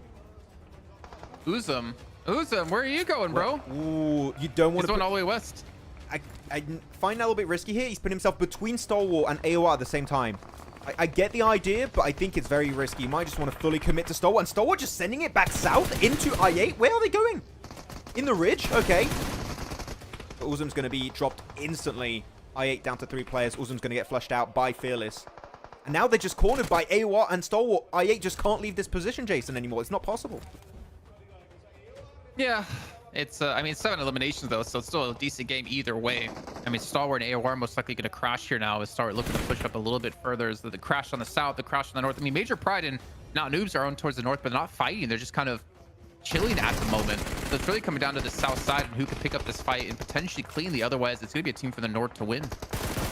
Bro, what is this Stalwart team? I've never seen Stalwart be this aggressive. What is going on? Fearless got in himself the amazing angle. Creator's going to be going on the knock forward to Westron. But Max, what's happening? Yeah. It's not possible for them to get 18 eliminations anymore in this game. So we're safe from the prediction in chat, whoever that was. But they're going to get close. You might get the Stalwart win. Actually, sorry, there is still enough of limbs left. Oh, no. So, uh-oh. I'm just very confused. Like, what is this Stalwart team, Jason? Where was this Stalwart team the rest of the tournament? What is happening? This is such an aggressively confident team in this game. Like, they feel like a completely different squad. And I feel like they're going to do the back-to-back here. I feel like it's happening. Remember when I said I think Stalwart can be a top 5 team if they're not hot dropping? Yeah, but like, come on. When you predicted them, this was not the team we were looking at, okay? This feels like a different squad. This is the team I knew they could be. Sure. What do you mean? We saw plays like this during league stage out of them. I mean, it's still like, man, this confident, pushing this aggressively? No, we have not. Well, it's because they were, you know, down 1 or 2 members from Picado. But on Erangel, we saw them, I feel like we see them on Erangel. They've had good moments, but like this, again, I feel like this is a completely like changed mindset we're seeing from Stalwart. Look how controlling they are. They're doing the same thing as in the previous game on Erangel. They're so controlling. They're not giving up any room for mistakes almost in these games. Of course, they can still get players knocked and stuff, and they can just result in a win going over to another team like Major Pride or maybe not Noobs, but damn, they are controlling. Well, I mean, the downside for this is that at the moment, it's not a huge deal for either of these two teams, Major Pride or Stalwart, to get the win here because they're in the qualified positions already. It just kind of creates more of a buffer. And Not Noobs is so far out of the equation right now that they would have to pop off and win this game to get even any semblance of chance into PMGC. And it looks like Not Noobs is just going to be focused down here for the most part. It's going to be a tough one now. I mean, sure. Back-to-back for Stalwart? Yeah, could be happening. I mean, so far we've had a back-to-back every day of the finals. 4MV on the first day, second day was HORAA. And now, it seems like it might actually be going over to the side of Stalwart. A little bit of an overstep from Riley. Does get flushed out quickly, so really good response from Major Pride. I don't think they're going to have time to go for the res onto AZ. Yeah, you have to hold that ridge. You can't let them go over it. The critter under the UAZ, and that's going to be the instant knock, and that's it. Stalwart to claim themselves the ridge sign for themselves. It's a one-on-one. Yeah. He's going to get the res, or does he have... Yeah, he has time for the res for sure. But no, the blue zone's pushing. The blue zone's pushing. He's got to be quick. I don't know if he's going to have time to go for the first aid. Striker. He's short. low. You got the res, though. Yeah, just spread out. Just spread out as much as you can. You don't want to get hit by another nade. He's not using it, but if he had a nade, you want to spread out.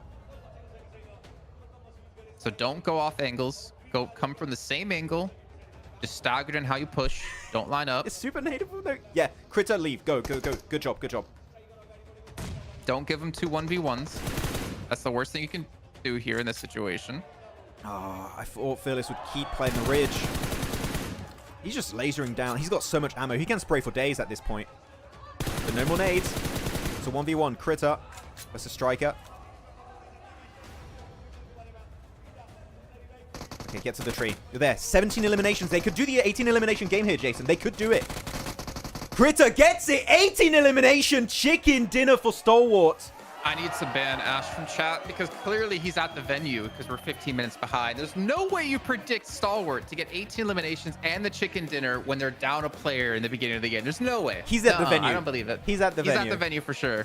There's no way. Like, there's only 2 people that can do those kind of predictions. Jason, Me? when he's picking R8, or if you're at the venue, okay? But, I mean, Jason, you said right, talking about R8. Like, we've seen him do stuff like this before. Yes, but like 2 games back-to-back this way. Sorry, Stalwart. Like 2 games back-to-back, again, they feel so confident to me. They just want to apply pure and raw pressure on this lobby. I like this version of the team. I dig it. They're not at the venue. I don't believe you. Yeah. Lies. You watch the other stream? All the streams should be 15-minute delayed though, so it's not like he's Yeah. ahead of us or whatever. Wow, it's a Stalwart. They're creating even more of a buffer, and I mean, top 3 is that in the cards for them? Stalwart was actually Stalwart, I think, 2nd place. They are 2nd place. I just refreshed. They're 2nd, above Falcons, right behind 4MV by 17 points. Remember what I said? I think they could be top 5 max. For sure, but like this again, I think that they do have that potential, right? But they are playing so much better. Like, they're so confident. I love this. I mean, we've seen this team can be a top fragging team, right? We've seen top plays from every play on this team, I feel like. Especially Sancho had like some great clutch moments in like the league stage. And Fearless was MVP multiple days in a row. Not in a row, but like during a specific week. And now he's just all kind of going perfectly into place.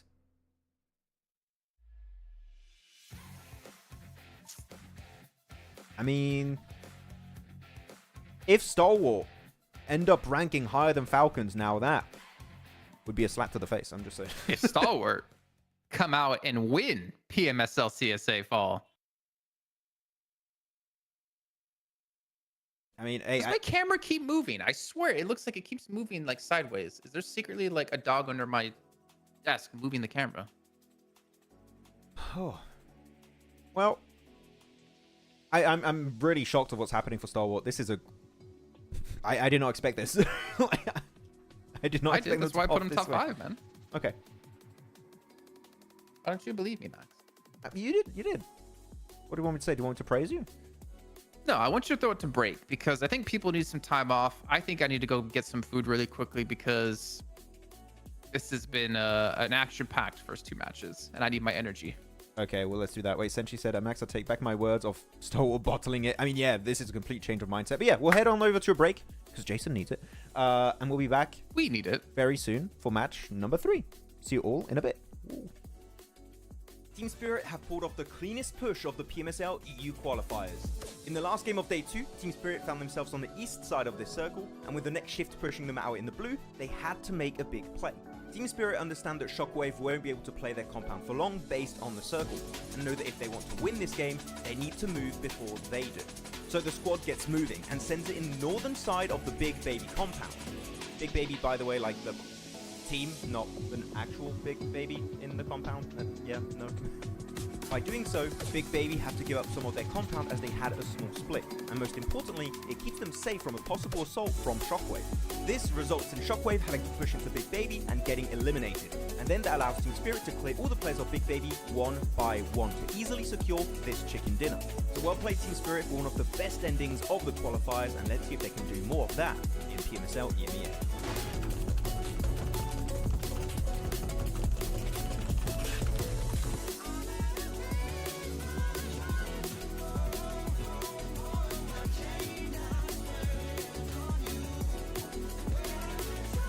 Seems like the drops of PMSL CSA have been revealed. Let's check it out.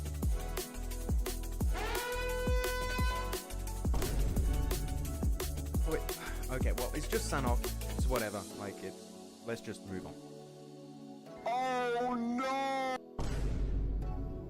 Wait, Erangel has a hot drop in Northern George, Pachinki, and Muerte? That... Let's check Miramar. Oh.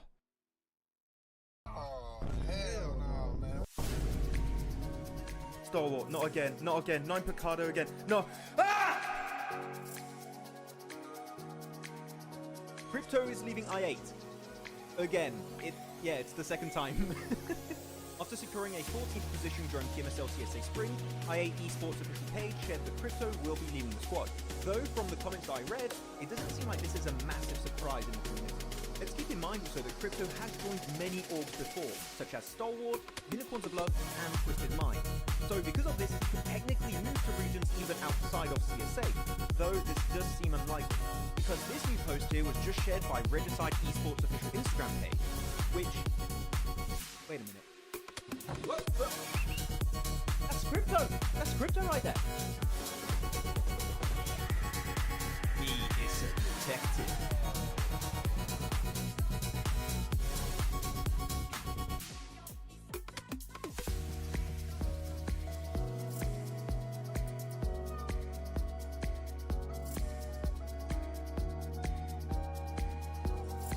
Koops is leaving Enigma Galaxy.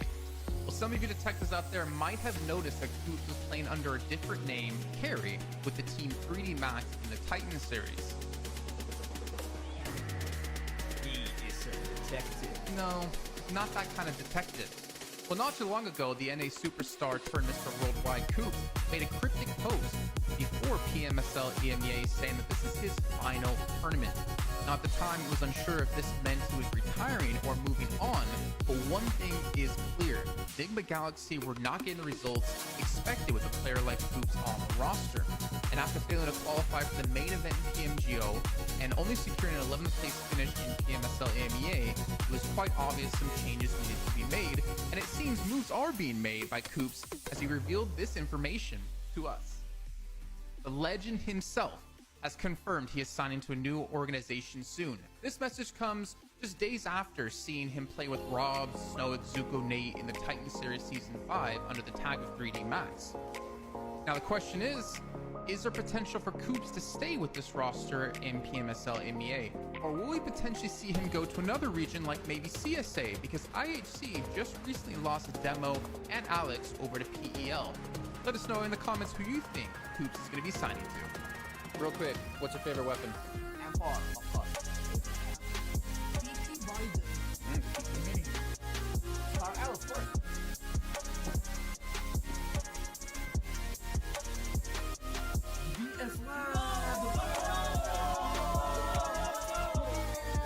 Naomi is leaving for Mad Balls, and Team Spirit are getting an unexpected replacement.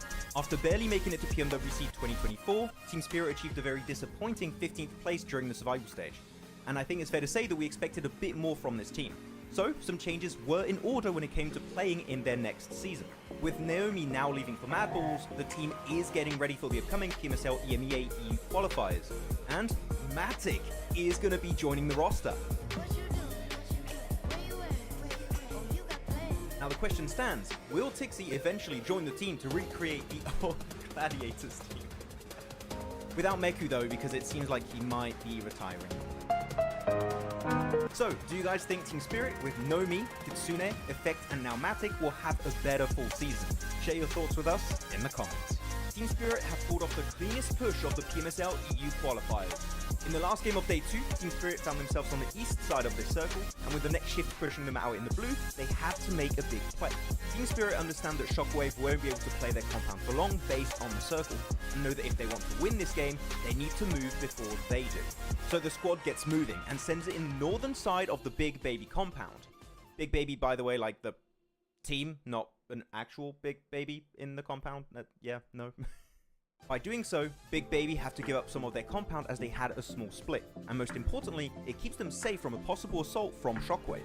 This results in Shockwave having to push into Big Baby and getting eliminated, and then that allows Team Spirit to clear all the players of Big Baby one by one to easily secure this chicken dinner.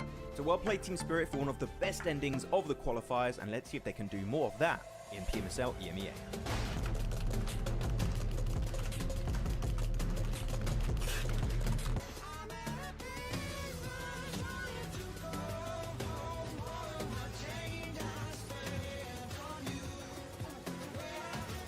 Oh, seems like the drops of PMSL CSA have been revealed. Let's check it out.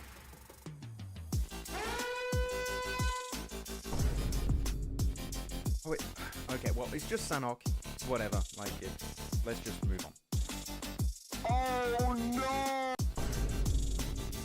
Wait, Erangel has a hot drop in Northern George, Pachinki, and Muerte? Let's check Miramar. Oh.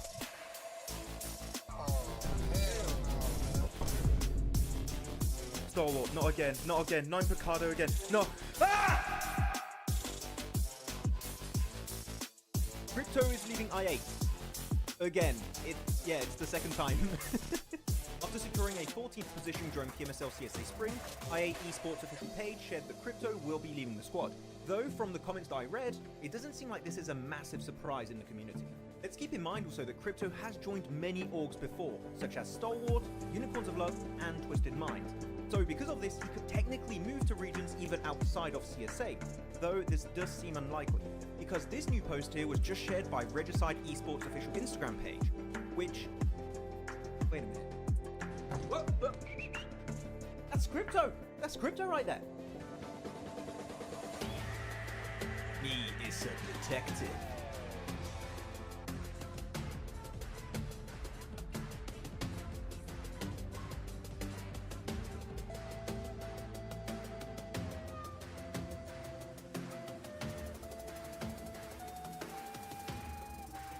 Koops is leaving Enigma Galaxy. Well, some of you detectives out there might have noticed that Koops was playing under a different name, Carry, with the team 3D Max in the Titan series. He is a detective. No, not that kind of detective. Well, not too long ago, the NA superstar turned Mr. Worldwide Koops made a cryptic post before PMSL EMEA saying that this is his final tournament. Now, at the time, it was unsure if this meant he was retiring or moving on, but one thing is clear. Enigma Galaxy were not getting the results expected with a player like Koops on the roster. And after failing to qualify for the main event in PMGO and only securing an 11th place finish in PMSL EMEA, it was quite obvious some changes needed to be made, and it seems moves are being made by Koops as he revealed this information to us. The legend himself has confirmed he is signing to a new organization soon. This message comes just days after seeing him play with Rob, Snow, Zuko, Nate in the Titan Series Season 5 under the tag of 3D Max. Now the question is there potential for Koops to stay with this roster in PMSL MEA? Or will we potentially see him go to another region like maybe CSA? Because IHC just recently lost Demo and Alex over to PEL. Let us know in the comments who you think Koops is going to be signing to. Real quick, what's your favorite weapon? AoR, of course. PP Biden. PP. Mini. Oh, of course.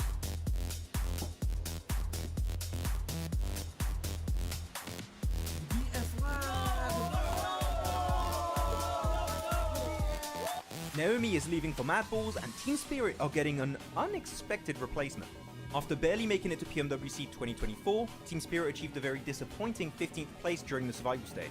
And I think it's fair to say that we expected a bit more from this team. So, some changes were in order when it came to playing in their next season. With Naomi now leaving for Mad Balls, the team is getting ready for the upcoming PMSL EMEA E qualifiers. And Matic is going to be joining the roster. What you do?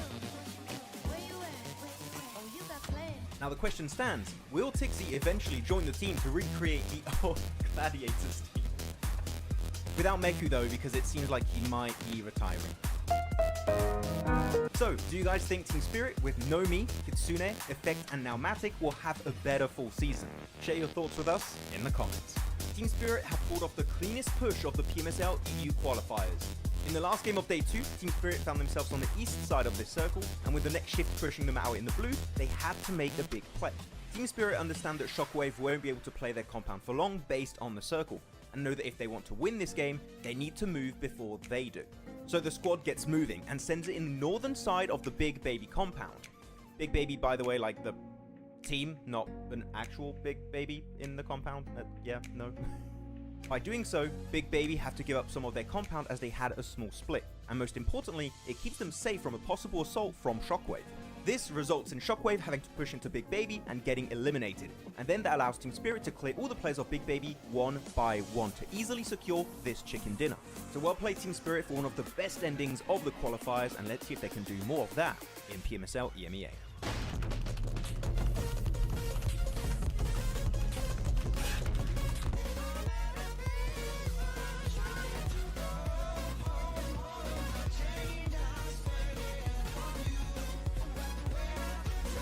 Seems like the drops of PMSL CSA have been revealed. Let's check it out.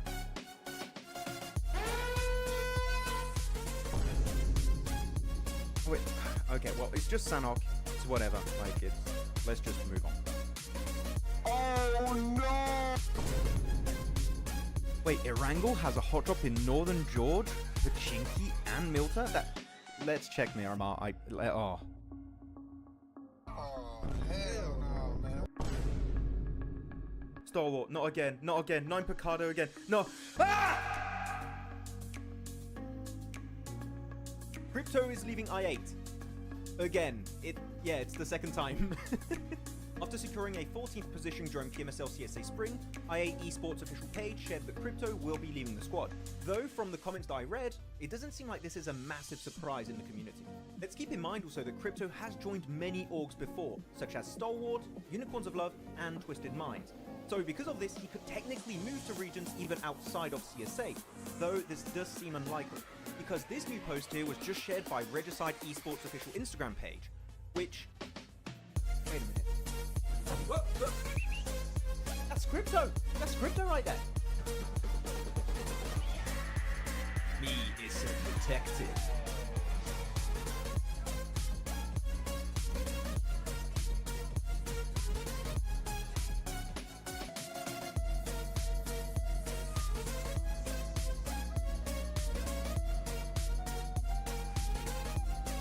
Coops is leaving Enigma Galaxy.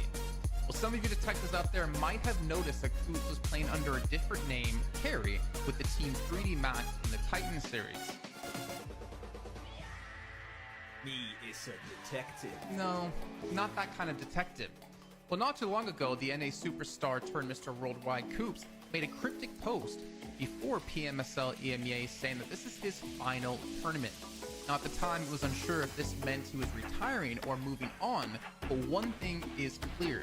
Enigma Galaxy were not getting the results expected with a player like Coops on the roster.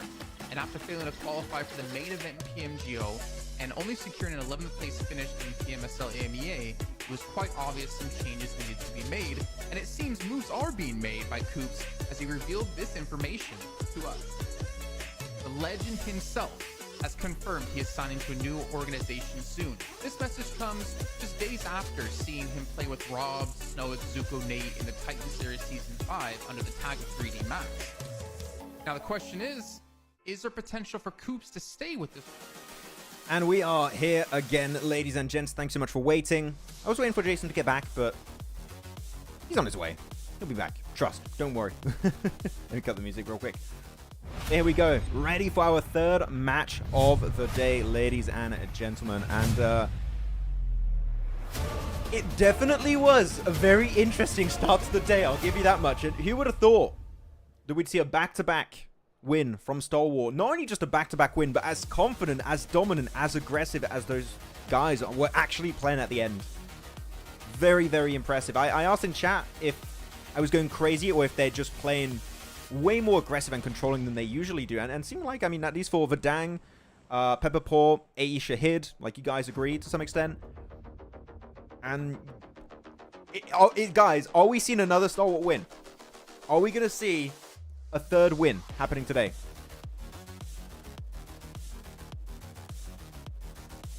Not we are, only you are kiddo. What?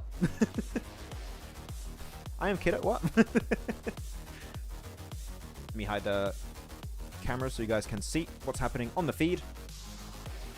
Will STV taking the crown for 4MV from 4MV? I mean, possibly, Sahid. I mean, seeing how things are going right now, we have not really seen 4MV in a game-winning scenario yet. They had a good Erangel match, but I think there was a little bit of a misplay in how they approached the late game. And currently, Stalwart just way, way too controlling in these games. They're like super aggressive. So I'm enjoying it. I'm having a good time. Did they start this match really fast? No. I actually extended the timer twice. I feel like I didn't take that long. It's fine. You're right. Scrambled eggs. You didn't miss any eliminations right now, Jason, so you're good. Perfect. But yeah, but Jason, I asked chat, are we seeing another win today from Stalwart? No? Okay. No. that was a quick answer. Not happening. Yeah. Has Jason gone away to find the mystery of the Stalwart aggression? He has. Have you found the answer, Jason? What's the answer? Scrambled eggs? Scrambled eggs? Scrambled eggs. They just ate scrambled eggs for breakfast, guys. And Stalwart are just playing even more aggressive. They're not playing chicken anymore. Chicken babies. Yeah. Oh, damn. A1 having a bit of a rough time. And just multiple players having off angles on each other. For PMGC, I don't know. Here you go. Good angle from Rowdy. That's his last. Yeah, that's his last clip on the M4. He's got to be careful how he sprays next time. But he gets knocked, so he's not even going to have the time to do so.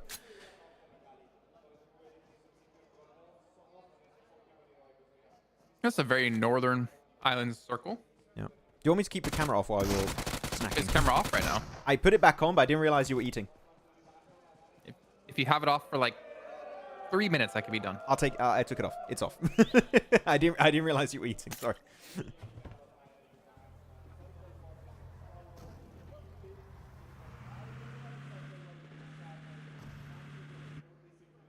I really hope I am off camera.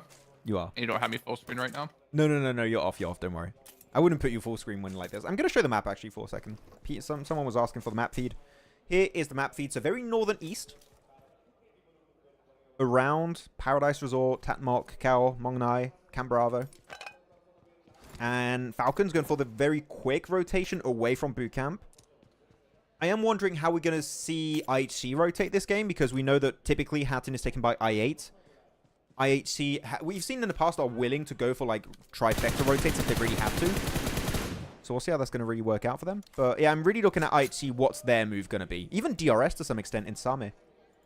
I think there are quite a few teams that are going to have to think about how they're going to enter the circle. It's going to be quite a long rotate to pull off. Yeah, ARCRED getting a little bit lucky. Again, they're trying to catch up to AOR. It was at 112 points. A 20-point difference, man. Yep. They need a lot of points today if they want to qualify. They need Bad Boy to channel his inner Aimer Boy to win. Couldn't say any better, Jason. That was perfect. Actually, let me get my map feed over here. There we go. Perfect. Yeah, Leo, ARCRED, Stalwart also going to be in the center, but also taking casualties right now. I think Critter, that res, unless you use a lot of smokes, is going to be quite tough to revive. And Critter shall indeed get flushed out by Fragger. So the back-to-back-to-back doesn't quite seem feasible here. While losing Critter. It was quite instrumental in that previous game. Sure, he did get eliminated in that final fight. He was doing quite a lot of work in those games. Hamad says, this is the hardest CSA I've ever seen. I mean, I gotta say, we don't have, like, that big of a difference between the top teams and the middle pack teams now. Like, compared to last season, I'd say you had, like, the top dogs that are just significantly higher. But now, like, your Muertes could win, your Stalwarts could win, Falcons 4MV, HORAA, Major Pride even. Which is weird to say Major Pride could also win, but they could. They are in range. I8, AOR. A lot is feasible here. There's not a massive point gap. So I think it's going to be down to the last 2 games, and we'll maybe have an idea. And even then, the point gap might still be really small. We'll see. Major Pride, though. That's a weird send. That's not what you do over on Sanhok. And that's the end. Easy points for 4MV, man. They're just like, thank you for the freebie. What's happening? What? What is... Wait, that can happen? Feels like some action movie. Bro, what was that, man? 6 elims already, man. They just got the 3 points.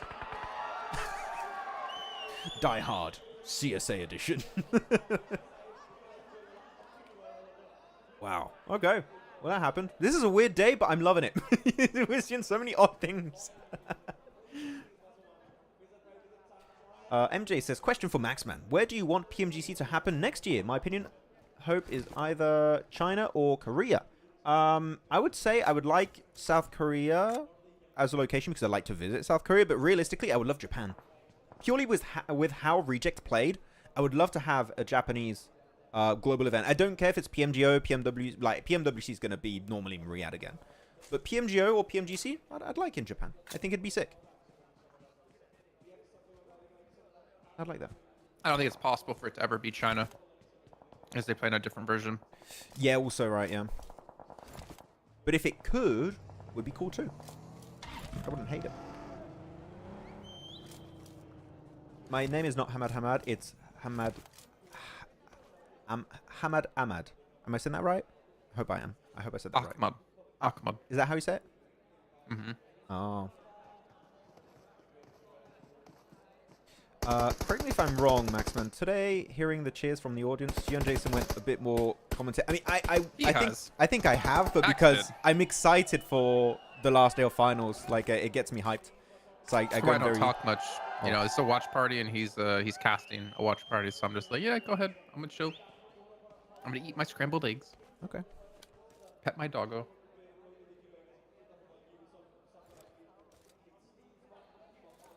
Or maybe it's Ahmad. Not Ahmad. Ahmad. Oh.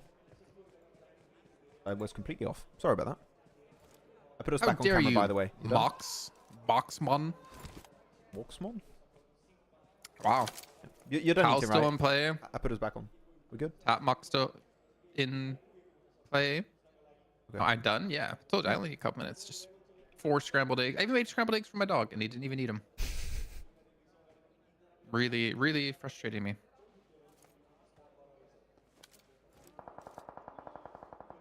This really makes me so angry. I just want to... So, RMV, Stalwart, they get very central here. I kind of like this because they have 2 players left, man. Yeah, they're trying to chase for first. It'd be insane if they did somehow get first. But 4MV, 6 eliminations right now. 4 players left alive. I think 4MV's like, all right, it's time to close this out. We let you get it close, Stalwart, but you're not getting much closer than this. I think 4MV are just, you know what, Stalwart? I mean, they're not even thinking, oh, Stalwart, we're just going to do what Stalwart done, because they were just given 4 free eliminations by Major Pride. Like, if there's any map, Jason, you don't want to do a 3 or 4 man car rotate like Major Pride did, it is Sanhok. Because you literally have no idea where players are going to be. It's so tough. But Major Pride have learned a very valuable lesson today, at least. IHC made it across for Northwest Island pretty safely since I rotated in Tapmock. Just FYI for all of you viewers at home, we can't see the map like I can. Regicide coming in from Mong Nai's side. How many players are Regicide? Are 4-man car rotating No, it can't be. into HORAA? That's illegal. You can't do that. What, Jason? If we had rules in PUBG Mobile Esport, like in competitive, like the must not do rules, like what would it be? Already, I'd say 4-man car rotate. That's a must not do. Like it's banned. Yes. Like you do it, you lose points. Big fan for MV though. Limiting having more than 1 DBS in a team. Illegal. More than 1 DBS. Illegal. You're only allowed to carry 1 DBS as a team. Ooh, angle. Great shot there. Grenade was onto Vaz. Oh, blades down. Oh, Vaz. Vaz's blade, guys. If you guys did not catch on. So yeah, what else would be a rule? Definitely the car one. More than 1 DBS could be. Oh, good nay. That's it for 4MV. Still 7 elims. Not a bad game. But the thing is, I don't think Stalwart's going to really close that gap here. They got 2 players. They're just going to try and get placement points, I think, at this stage. Just survive. Yep. Where's it going to go? And northeast. Mong Nai. Terrain between Mong Nai and Kao. Going out with 0 damage, 0 eliminations. Illegal. You lose points. You lose points when if you a get... player does that. Yeah, you lose points for your team if you go out with 0 damage, 0 limbs. Why are you doing that to Alien, man? Why are you doing... Ora, ora, ora. Oh, they really want Aura. I mean, Aura right now. No? 5th position. Oh. They're about to fight DRS. I don't know, man. This is kind of weird. 2 Nepal teams going head-to-head.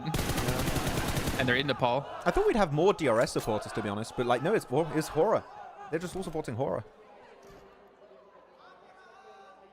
Maybe it's because they know DRS is already qualified. So they want to root on another Nepal team. Ah, you know what? I think you're right on that, yeah.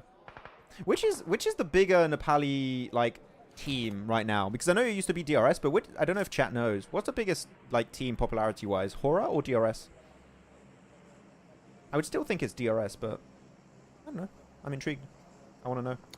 With A1 already being out this match, I think that's pretty much it for them. They're looking at like 50 points practically. They're at like 41 points right now. They're looking at like 50 potentially to qualify. I think unfortunately that might be it for them with 3 matches left to go. But for which team name? Can you say the team name again? I didn't catch the team name. A1. A1, yeah. Oh, 3 matches. R8 even looking like it might be out as well, man. 2 players left alive. They have 3 matches left to go after this. I don't know, man. I think R8 I might even count them out as well now. It is getting to that point, kind of, right? It is definitely getting there. IHC last place. I don't think they're coming back. I didn't even realize their last play. I'm just so focused on the top teams or middle pack teams. IHC in 16th position. What? Yep. What the hell is going on? So people saying DRS fan base, HORAA, DRS, HORAA. Okay, so it's kind of split. People are saying HORAA and DRS in the chat. Okay. Fan base. Okay. Japan in my eyes. Thank you very much for the info. That's cool to know. No, Tenmei, we are not. There is American talent to give a proper broadcast to that. There's no English broadcast of CSAs. That's why we're here. Gonna show the map real quick. Oh, actually, wait. Maybe I'll hold on to the gameplay feed for a little longer. They catch out Eugene. Super spread from his team. Good opportunity for Falcons, I'm gonna say. Muerte down to 3, Stalwart down to 2, 4MV eliminated. Though Falcons still have 0 limbs this game. This could be a good setup. Same for HORAA, actually. Also, HORAA, they're just 2 points behind Falcons, realistically, so... I don't think I've ever seen a zone finish up here before. Let's show it. I'm going to show it to the stream. I don't think I ever have. It is rare. I think I've seen it, like, once or twice, but to go that high north, it's not common. I'm actually, you know what? I'm surprised, Jason. We're seeing IHC, despite dropping Northwest Island, making in this position. Because normally they tend to be a very late rotating team, but they're actually ahead of AOR. They're ahead of I8. They got a lot of control on the northwestern side. Really, the only team competing with them for that location is ARCRED. So, actually, good rotate from IHC. Props. What is ARCRED doing? So I think they're 4-man car rotating right now. I think they are sending on a road compound. I think that's the game plan. Yeah, it took a little time to get there, but they do. And they luckily do it before IHC moved there, before DRS caught them on the rotate. And Falcons still looking for an avenue to get in. I think this is going to be tough, though, because there's just so many teams towards the south side of the zone. I'm not imagining Falcons are going to be able to pull off too much from here unless they're somehow winning these fights really cleanly. I think you don't have enough space in the circle, man. We're going to have a big breaking point very soon. So many teams are going to get eliminated. I mean, the fight's already started breaking out here, Jason. So I think if your team's currently not in circle, like your Muertes, right aside, not noobs. Even you can say AOR, Falcons maybe even to some extent, because they might have to cross the road later on. Like, so many teams are going to get eliminated in this circle, possibly the next one. But yeah, here you go, Falcons. They're looking to clear not noobs angle, try and facilitate that rotation across the road later on.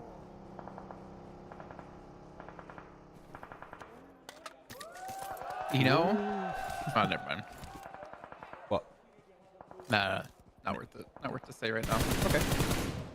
Go. Oh, Ghost. No. Just jumps out the car a little bit too early. That's it for Regicide. 3 limbs. I think, yeah. Currently, what would you say is the cutoff? Do you have teams at the bottom of the rankings who just, like, are out of the race completely? Yeah, we said it earlier. Yeah. Like, now with the new updated version, right? Because you had Regicide, not noobs, IHC. Like, what's the limit? You would go, like, Leo? Maybe? I don't know. No, we literally said our A1. A1's the full-on cutoff now. Like, you don't think... Yeah. Okay. I'd like to see if Leo can maybe do something. I think they will. And I think it's done for those teams. And the only reason I'm holding on to R8 as well is because of last season. And I realistically don't think R8 is going to catch up either. Okay. I bring that up because I want to believe in Huzaifa. I know you're not a believer to the extent I am, but I want to believe in Huzaifa. I want to see something happen. For me to believe in Leo, they would have to win this game and get some decent limbs. Then I'd be like, okay, possible.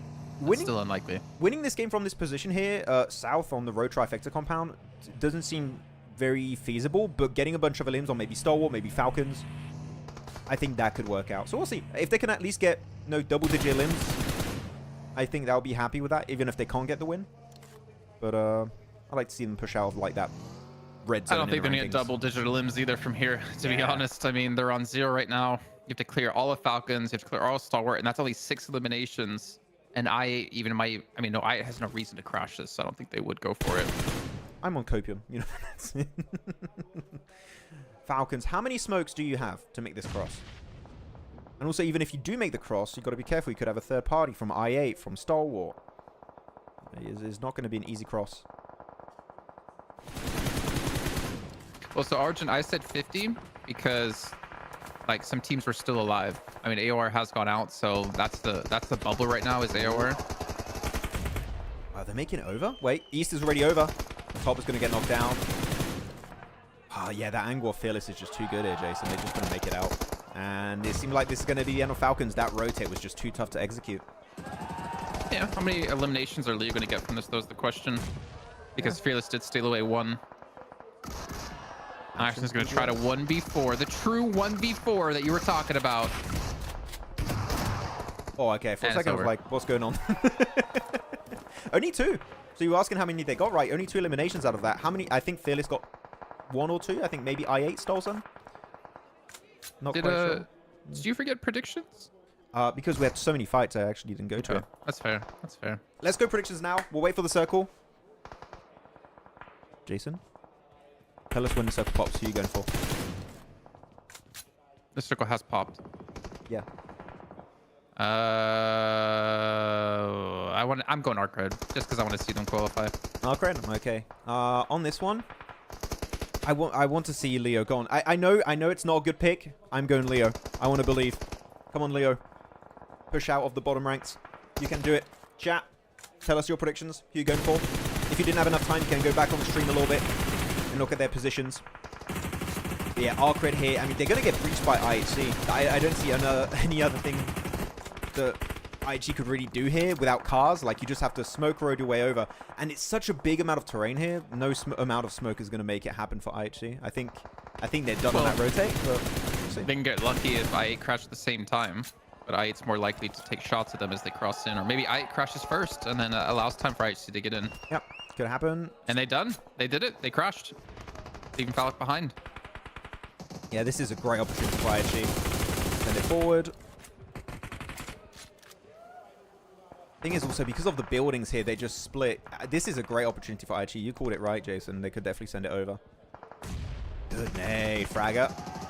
Look at Demo's angle, actually. He went wide onto the road.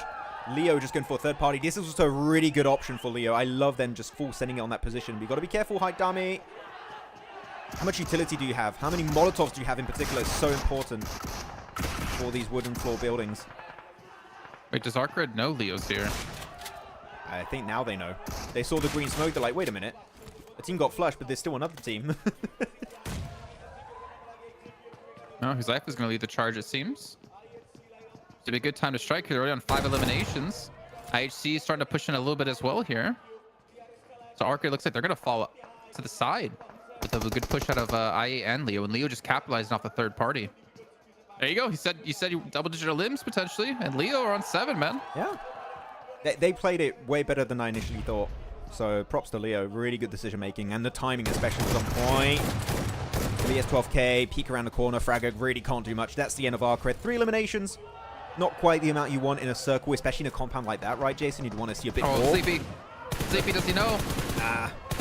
There's a player. It's Iron to his left. Wait, Iron is in such a good spot here. No nades, I think though. Sleepy saw him. Sleepy saw him. Yeah, and he's got a nade. Sleepy's got a nade.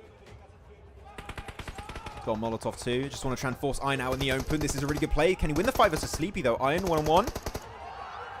With the DBS now. Quite a big range, but he's closing that gap. Sleepy takes the shot, and he makes it over, but unfortunately gets knocked right at the rock. But he's still safe. He's not going to get flushed, I think. If Sleepy loses that 1v1, I'm going to be so disappointed because there were so many other players from DRS that could take shots as well. He could peek whenever he wanted to because of the Molotov and had him burning and in the open. Now the question But Leo really have is, to push into DRS. That's the problem. yeah, it's like, can Leo make that push? Can he make it to the rocks? You see the rocks to the right of Sleepy? If they can make it there with smoke roads, it's actually not game over. It's a tough transition. But look, most of the DRS players are not in circle. They have to move forward. So if they do it at the right time, if they do it now, Leo can actually get in circle. They did it. For some of the players, look, Cairo's in circle. Huzaifa's making it.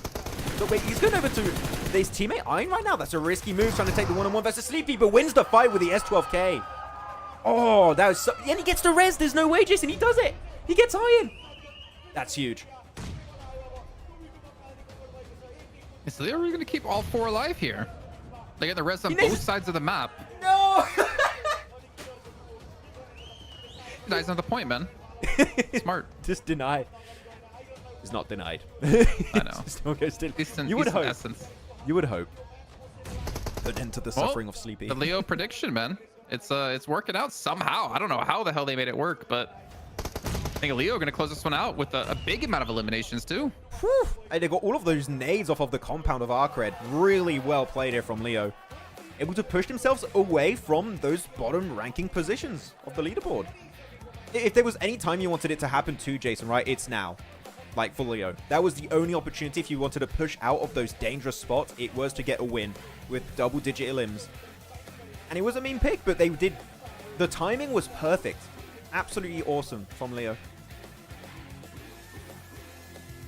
I mean, their best game was a 3rd place with 7 eliminations and a 4th place with 5 eliminations. When finals? For finals for them. So this is a massive change up for them. And the reason I still don't have Leo as potentially qualifying is most likely not qualifying because of that. The fact they've only had 2, now 3. Well, I'd say only like really 1 or 2 good games. The 4th place with 5 eliminations just kind of meh. I mean, they have the opportunity. They still have 3 matches left to go. It's possible. It's doable. It's just going to be tough. Yeah. I think we've said this for many teams, especially during the league stage, right? It's cool to get a win like this from Leo. Now, more than ever, we need to see a follow-up from that. We need to see consistency built off the back of that win. Hopefully, they're going to get a bit of a confidence boost. Yeah, but still, the fact that we're able to get the res onto Iron is very impressive to me. And Huzaifa, 5 limbs. Hike Dummy, 4 limbs. Here we go. The big names. I don't know if I agree with that play, though. Which one? Like, Huzaifa's crash into Sleepy. If he loses that, I mean, I don't know. Like, he loses that fight, they lose the game. But if he wins the fight, as we saw, they win the game. So I don't know, maybe it was like a 50-50 play. It was really risky though. I get your point. I think the idea of pushing onto Sleepy is good. I would prefer it if they sent it as 2 in the buggy, just to like kind of increase the odds of them winning, because they understood Sleepy's angle behind that rock was gonna stop them from pushing into the circle. I think they knew Sleepy's angle was like do or die for them, so they had to clear it. But as a solo, I think it's more about them pushing it solo, right, Jason? You have an issue with? Or Kind of, yeah. Yeah. I mean, the thing is, they did have 2 players knocked, so they couldn't push it together unless they wanted to give up the other side of the map of the zone. No, very But can't criticize them too much. It worked out. Yeah. DRS, really? DRS just had to nade their boy Sleepy. They had to put an end to his suffering. They weren't going to get the res in that spot. But man, I really want to see the leaderboards. How much have Leo really closed the gap after that match? I wonder, because before this they had 67 points. Yeah, it hasn't updated on Wikipedia yet, unfortunately. Yeah. 67. I don't even know how many limbs they won with. Actually, I didn't pay attention. Just double digit I saw, but I didn't catch the exact number. Finally, curse is broken. Yeah, I mean, I went on a meme pick there, but I gotta give it to Leo. The timing of that push onto ARCRED's compound was fantastic. So again, want to see more of that. Hopefully, build up on that base for the next matches. It's cool, Sanhok. Last Sanhok of PMSL CSA this year, Jason. That was the last Sanhok of this year. And what a good one it was. Yeah, I mean, to be fair, like, I don't know. I feel like Sleepy didn't need to peek around the rock that far either, because he had... I felt like Yante would have been able to protect him. Right, it was in the replay. You want to see that? Like on this play?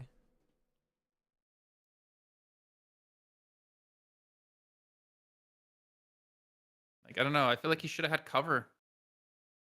Yeah, he didn't have to peek around the corner, as you said. I think he could have gotten cover, but I think also Gyante and Killer, to some extent, were held down by the 2 other players of Leo. Like, they couldn't really peek over the ridge and get involved, because then they just get lasered. So, I think Sleepy just felt... Would they have gotten lasered? Because weren't they going for the res during that? Let me go back. I kind of want to, like, rewatch the entire... Because they had a player knocked already from Leo on the other side. Let me see. IHC. Right now, look at DRS on the back. They got 2 players in. Yeah, see, look, Cairo Kairo's knocked. Yeah. So you're not really going to get lasered. And if you do, you knock him, and then you still have like a 1-on-1 instead of, well, maybe a 1-on-2. I don't know. It depends if you res in time as well. I get what you mean. I think they were maybe still a little bit fearful of peeking and getting fully involved. But yeah, maybe they should have actually been more aggressive because they got the knock. That's true. That point's right. So 15 points for DRS. I mean, again, they're already qualified, so not a big deal. Leo 22, huge, and Ari catch up a little bit with 9. A little bit, I say, definitely just a little bit, unfortunately for them. Yeah. I mean, I think they've been overtaken. Yeah, they should have been overtaken by Leo actually, maybe after that game. Today, bottom teams are awakening.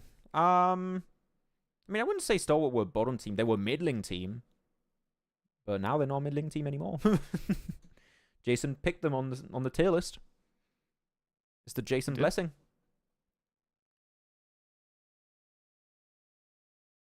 Yeah, A1. 0 points. I think that's it for them. AOR 0 points. That's the rough one. Because AOR are the cutoff at 112. And that goalpost didn't move at all for them. Yeah. We haven't seen the follow-up. Still not updated. Yeah, we still haven't seen the follow-up of A1 after their win yesterday, right? On Erangel. Like, which is what I was really hoping to see from A1 if they wanted to have a chance. But unfortunately, they fell flat on their faces. So, again, it was the last game of yesterday too, right? So you have that big break between day 2, day 3. And maybe they just lost that spark after that win. Feels bad, man. They're crawling instead of giving backup. Yeah. I mean, that's why I think they were crawling a bit, Ninja. Is I think they were... I mean, we had to talk with Jason about sure, like, Cairo was knocked for Leo. But I think they were just a bit fearful of, like, peeking ahead. Because they really had no cover over that ridge. If you peek your head and someone sees you, like, you're going to get headshot instantly. So I think they were a bit fearful of that. Yeah, probably. I mean, obviously, I can criticize this so easily because I'm watching it back, but in the moment, quite different. But here's our overalls, man. Yep. There you go. Let me hide our cameras. Is there a world where Major Pride still don't qualify and they fall off? They had 0 points this game. 100 is 100 was it 112? I said before for AOR, right? I don't remember. Well, it's back to top 9 because DRS is in 8th place. That's something to keep in mind. Yeah, every team here except for Muerte and Major Pride got a chicken dinner. So it's pretty cool to see Muerte out there with 0 wins. But if the thing is now, if you're looking at Muerte, if they had a win, they would be in 2nd place. We need to see a Muerte win eventually. It has to happen. They can't keep getting away with this. And DRS are jumping up on the first half of the rankings. Yeah, chat. See the second. Yeah, chat. I have a question for chat here. Looking at how teams are playing, like your Stalwarts, your 4MVs, your Falcons, your Muertes today, has anyone changed their mind when it comes to who they predict to win CSA? I think most people might still say 4MV, but like, has anyone changed their mind? I'd like to know. Yep, there you go. 12 points for ARCRED to catch up. Leo, they can't see any places they moved because my camera. Only one place. That's how far behind they were. Yeah, I don't know. Leo need a lot more than that if they want to qualify, but it's in reach right now. I mean, AOR, bro, I don't know. Westron, come on, man. You need to start busting out the again, which I don't think I'm on camera. I'm guessing. No, you're not. He did it earlier during the Metro Royale. Like, we need to do it outside of the Metro Royale now. Yeah. I think this is going to come down to, like, for sure the last match. Last 2 matches, at least. For sure last match, though. Yeah. Like, the top teams are pretty much locked down, I would say. Like, of course, some teams already qualified through PMGC points, but your 4MVs, your Stalwart, your Falcons, your Muertes, they're done. Like, same for, like, HORAA, I'd even go to say. But like, there's still, like, would say 1, if not 2 slots for PMGC. They're still up for grabs. Like, I don't know how you would say, Jason, if there was, like, 1, 2 spots up for grab, but, like, there is room for change in PMGC here when it comes to CSA. Arjun, 23-point gap is not difficult.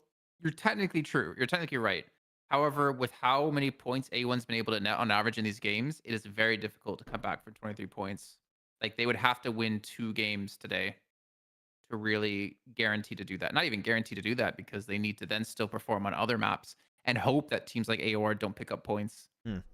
But it's not even 23 points anymore, right? As you just saw, it's was it 12? I said 12, 13. Yeah, and it's a moving goalpost too, right? Are we talking about Leo? I think we're talking about Leo actually with 23. Yeah.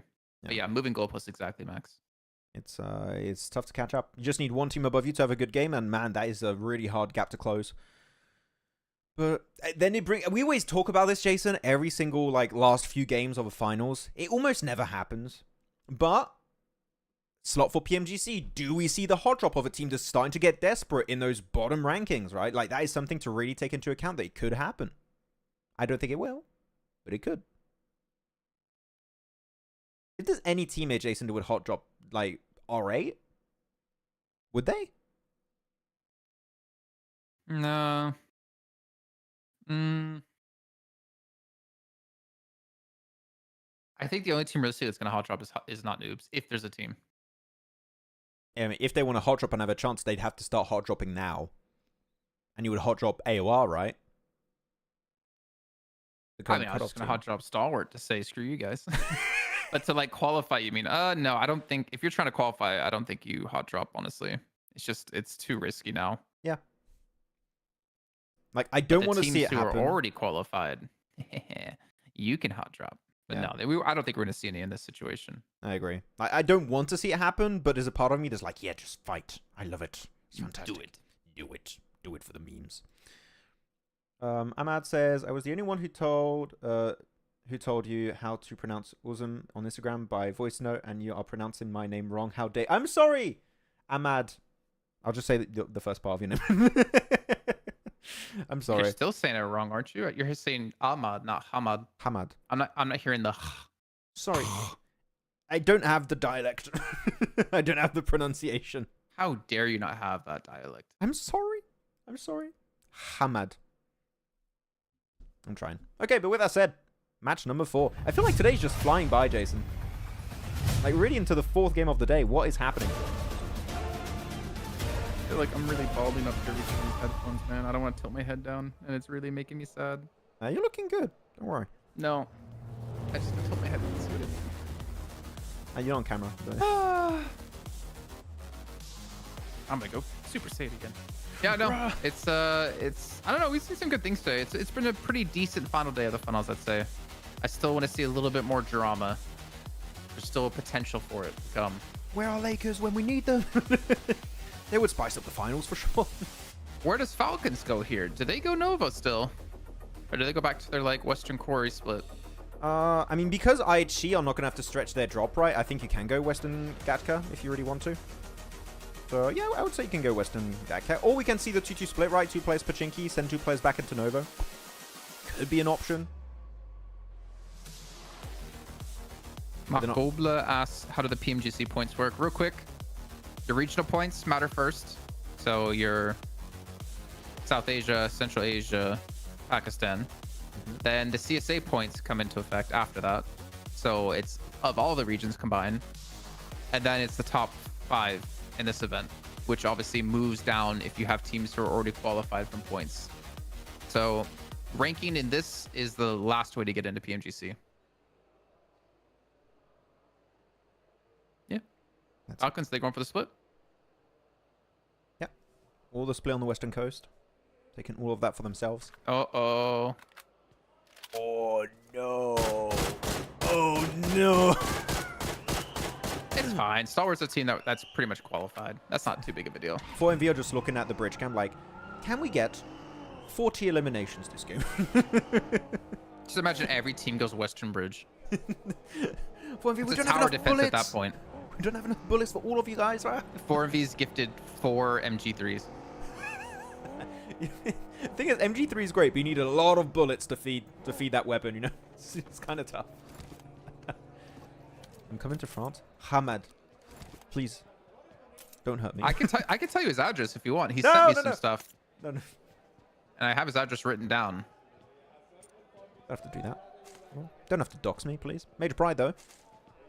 Already fighting versus... Who is that over there? Leo? Leo AOR I8. Oh, I know. Okay. I wonder if any team's gonna go take Novo. Like, I mean, it's a little bit risky because you don't know if Falcons left early. Yeah. But like, we kind of guessed that they were gonna not go Novo. And with the zone, I would be like, maybe it's worth just full sending into Novo right now. What if you're Stalwart? You just go there and just hold off Falcons if they move there later. Wait, Reefers though? Oh, right into Baron. One-on-one trade. Doesn't even have time to go for the flush though. And the bridge camp.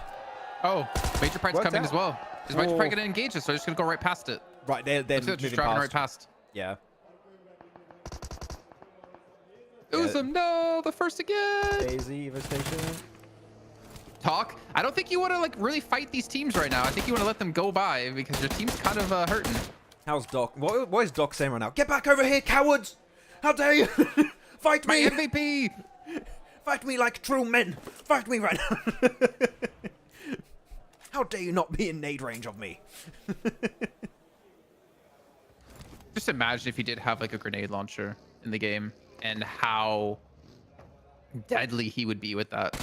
Imagine just insert them like a mortar in the game. It's like, now my grenade range went from 50 meters to 400 meters. I just want to see like Doc getting a grenade launch knock from military to Pachinki. He just knows the exact pixel to aim at, and it just lands in some building that some team lands at. You just and zoom gets on a his knock. face, and you have like all those equations, like calculating the perfect arch for the nade. It's like, squad kill. Now that's a 1v4. I would like it. Hey, is it a 1v4? Because he had his team there. Oh, they weren't really involved, you know, so yeah, 1v4. Oh, here we go, Leo. Not a bad start. They get one elimination. You need to make sure you get this res into Iron, though. And they should be able to get a second with Fache trying to, obviously, I think, bait in Westron before they go for it. Yeah, low on ammo, though, Leo. Look at that. Only 61 bullets. They have to be careful, too, because a lot of teams are going to be coming to this Western side. Falcons are in the vicinity as well. So, like, Leo, either you clean this fight up, you finish this knock, get the res, and get out, or you be prepared for another team third party in this. Which, again, I don't know if you're Falcons, if you'd even want a third party this, considering you want to get to military as cleanly as possible, and you don't want to get third party yourself by other teams trying to rotate into military. I would say just leave it if you're them, to be honest. I think you're taking a bit too much of a risk at this point. Falcons just going for it, though. They're looking for that player. They're looking for 3TN. Where the hell is he? Don't even have to look for him. They just roll over 3TN, and that's a 3 point. GG's.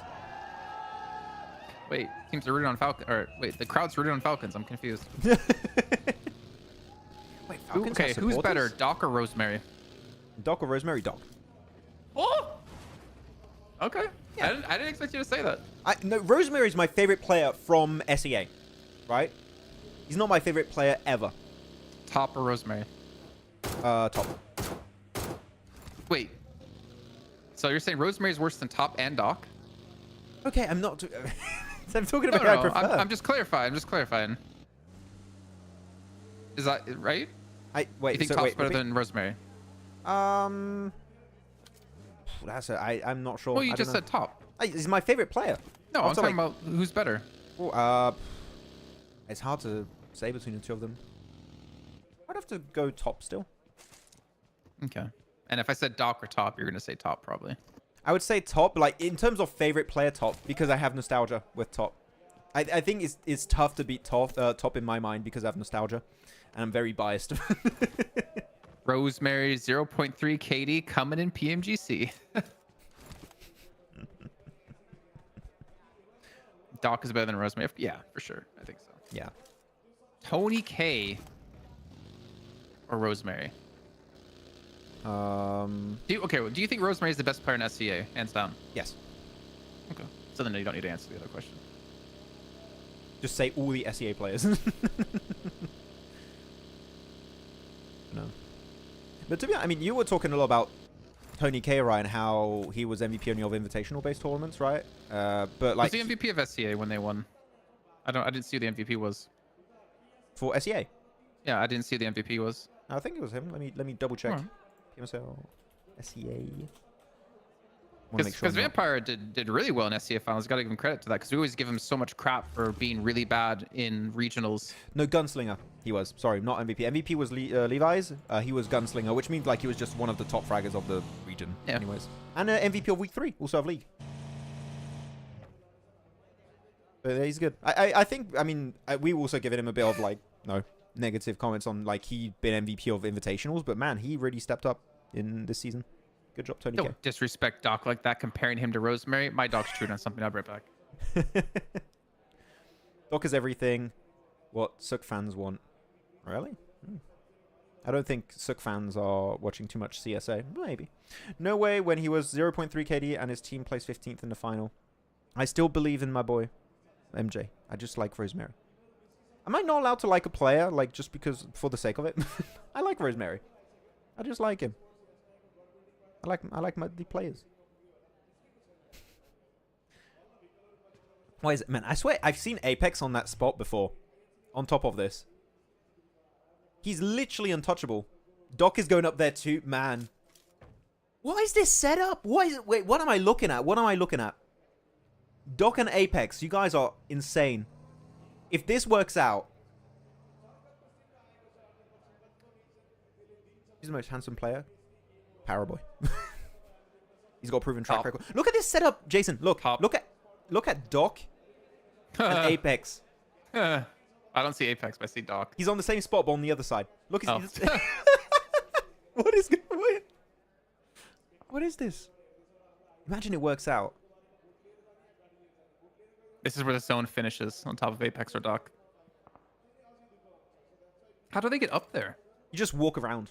I just walk around. It's not like bad enough slope. You can actually just walk on the rim and make it up there.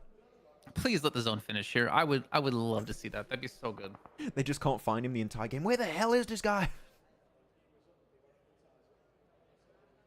Maxman don't like Tony K. I didn't even say I don't like Tony K. What the hell, son?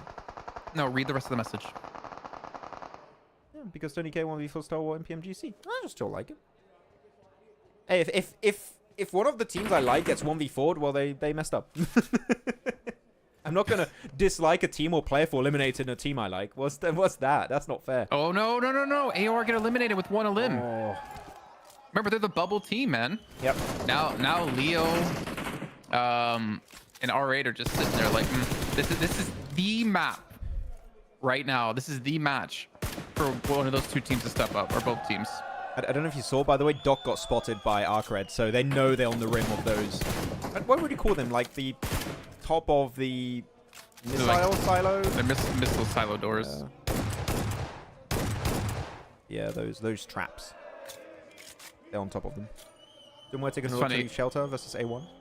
Falcons did actually go Novo, so that Stalwart waiting for Falcons to appear Nova would have been funny. The setup would have been amazing. But that was This is our where compound. Falcons drop the roster of Falcons Force and pick up Stalwart. And then so the many Stalwart setups. CEO is like, "This can't keep happening to me. God damn it. It's not fair." Should have been me, not him. Maxman, who will win? Doc, Top, Phallic, Godless versus Tony K, Rosemary, Yummy, May, Mella. Ooh, would have to say Doc, Top, Phallic, Godless. I don't know why Godless is in there though, but yeah, okay. I would prefer Demo if you have to have an IHC player.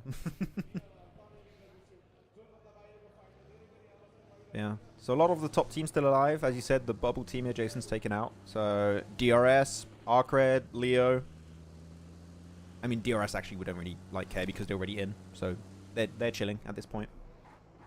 ARCRED, man. Oh yeah, sorry, R8 Leo. No, I meant ARCRED. 14 points. I guess 13 points because the one's already been added. Is all they need to catch up and get in the bubble. Where's it gonna go? Let me hide out. Oh, I know where you want to go. You know. Observatory, let's get it. Send it up there. All of Falcons have to regroup onto Top's position. It's gonna be great. It's gonna be beautiful. Where the hell are Muerte? Okay, they're finally starting to show on the north side above Hitman. I can see them near Muerte. That's a slow rotate. Look at the Western Bridge also. You got DRS. You got Leo currently fighting. Leo, what do? You just send in the water. I mean, you can see on the minimap, Leo just don't want to fight DRS, which I get. You definitely don't want to. But what other option do you have at this point? Like, if you go in the water, the blue zone's going to start to do some serious damage to you, unless you're lucky and you find a boat. Eastern Bridge also has teams. Like, Leo's going to have a tough time getting to the Sovnovka Island at this point, Jason. I don't know what the best course of action is, but they need to commit to a plan. Like, now. They have to send it. And they're already down a player, too. You know what you do? You do the Major Pride, jump your car across the water. And that's how you make it in. But no, like, they really need to... you can't have a good game like the last match, that chicken dinner with the eliminations, and then go into this match and go out with, like, nothing. Yeah. You need, just for the morale of your team, you need this momentum. You have 3 matches left here. Oh my god, the Eastern Bridge, bro. Show the map feed real quick if you feel confident. The Eastern Bridge is like worse than American traffic trying to drive to LA. Wait, 1, 2, 3, Holy. 4, 5. You're going to have 5 teams there. Holy crap, man. Maybe more if, like, a team like IHC or Not Noobs want to get involved. What? Can the bridge even support this weight? I don't know. I think the weight limit's it's not enough, man. I don't think the specifications of this bridge was meant to hold like 5 teams crossing at the same time. There's a height limit, so Jason can't use the bridge, and there's also a weight limit. You can't have that many teams on top of that. It's too much. I thought you were going to say for some reason there's a height limit, so Jason can't go across, and there's a weight limit, so I can't go across. So I was like, Max, you've lost so much weight, man. Yeah, I'm trying. Oh. I'm just saying you're tall, Jason. That's it. we need to have a month-long event where we're actually at the event, and then we just like all gym together, and then we all just show up on like the last day of the event, all super jacked, like with Matt Claris biceps and stuff. Yeah, Kalaris is just like, you're stealing my mojo. This is my thing. Okay, opening. Not Leo are still. Just to go back to Leo really quickly, because obviously it's a team we're really focused on. We don't really care too much about Not Noobs or IHC when it comes to qualifying, but they're just kind of sitting across. I think Huzaifa got a boat. I'm seeing him on a boat crossing, but like, there's no good spot to cross here, man, because you're going straight into IHC Not Noobs or you're going straight into Regicide HORAA. Yeah, he jumped out of the boat. Yeah, you can see him. Yeah, at least it gets them out of the blue zone. The blue zone was going to be the main issue here, Jason, so at least they can just swim and not take the blue zone damage. But still, that rotate is just not going to work out for them. Sorry, it's gonna be GG. There you go. Height Dami is going to be knocked and instantly flushed by the blue zone.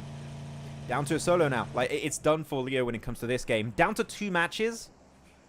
It's risky.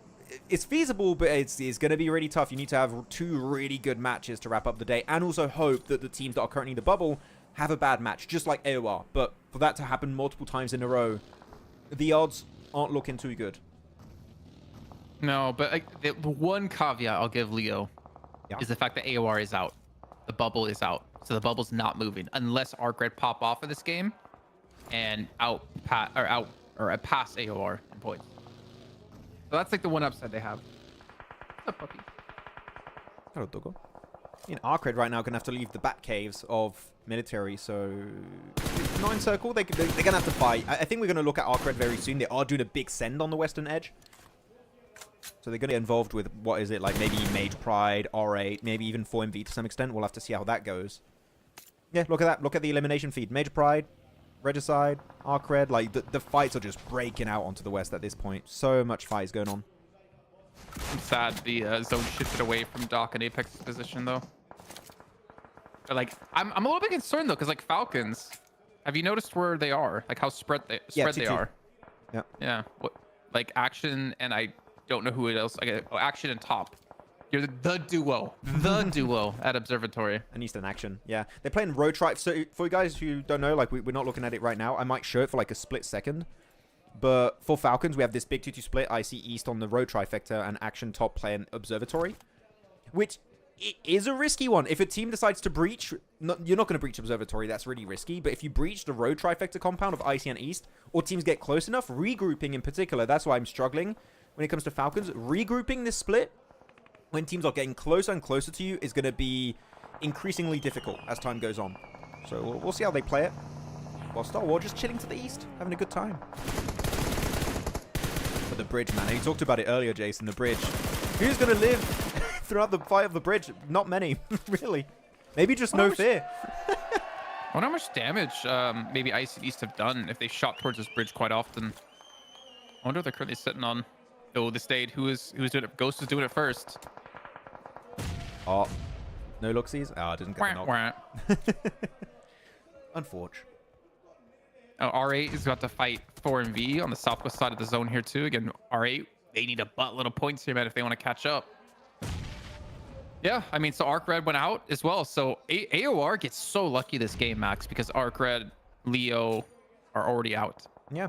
The middle of the pack here of the leaderboards, you can just look at it. Almost so many teams already grayed out, like gone this match. So yeah, R8, A1 really not realistic. They're going to do too good. IHC. If IHC get an absolute banger here, there's hope. But I'm going to say it, Jason, if they want to catch up, they need to win this game.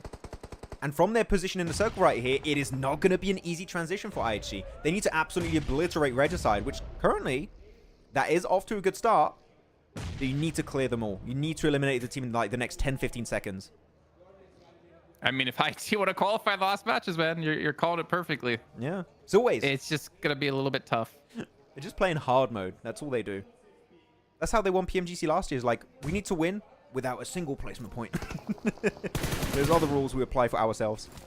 I need to be careful. They need to not lose someone here. Jill has to be very careful. Yep. Good nade. Oh. Knock off damage. A lot of utility invested out of IHC for this fight. Who's and Molly? It's going to be... Well, it's going to be rough, though, if they have to transition off this. I don't think Regicide is going to have too many nades left. They do get the cleanup. So they're up to 7 eliminations now. They're starting to show up here finally, but they're fighting from the bottom of the table. They were 16th. Now they're starting to slowly move on up here, and the zone did shift away a little bit from Observatory. Did you see Falcons here? Like, just completely obliterate some of the Stalwart players. I can't believe they're still so spread right now. They are. Like, it's insane spread. Actually, you know what? We also have to do the prediction. While no fight's happening, guys, prediction time. Who you all picking for the win on this match? You've got some top contenders in the center here. You've got DRS, Stalwart, Falcons, IHC, Major Pride, 4MV. Solo of HORAA in No Fear. Who are you all picking? I'll leave it up for about 5-10 seconds, and then we're going back in the game because, look, 4MV have to send it somewhere. And again, very close to Major Pride. We'll see. A few more seconds. Do you have a pick in mind, Jason? Do you know who you're going for? I mean, DRS look like they have the best position, but you know what? For the sake of the show, IHC. IHC, hey. For the sake of the show today. You know what? Jason going for a pick like that. I dig it. That's good. Thank you. The They're entertainment already up pick. to 14th. Yeah. If they somehow come back, this is going to be probably one of the biggest comebacks we've ever seen. R8, oh, good job by East, and even a chime in from Riley. And R8 get eliminated. So do probably their hopes, man. 90 points. They're still 29 points out.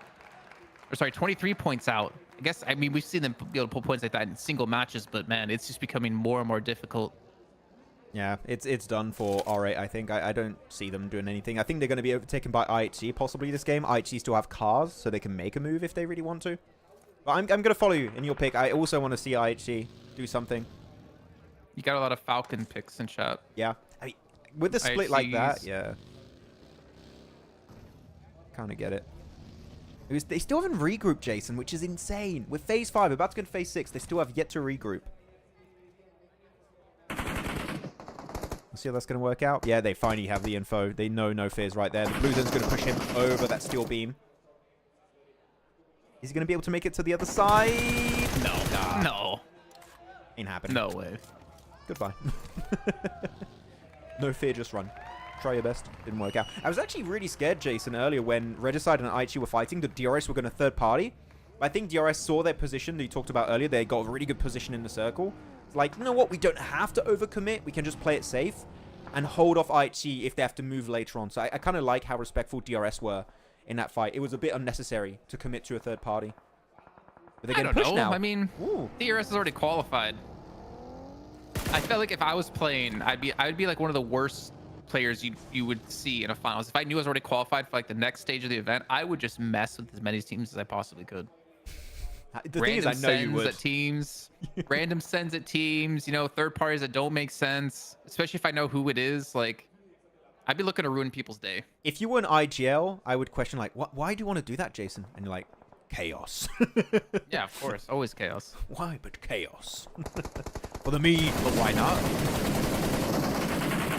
Oh wow. Well, Where are DRS, they they do get the going? chance to take some shots.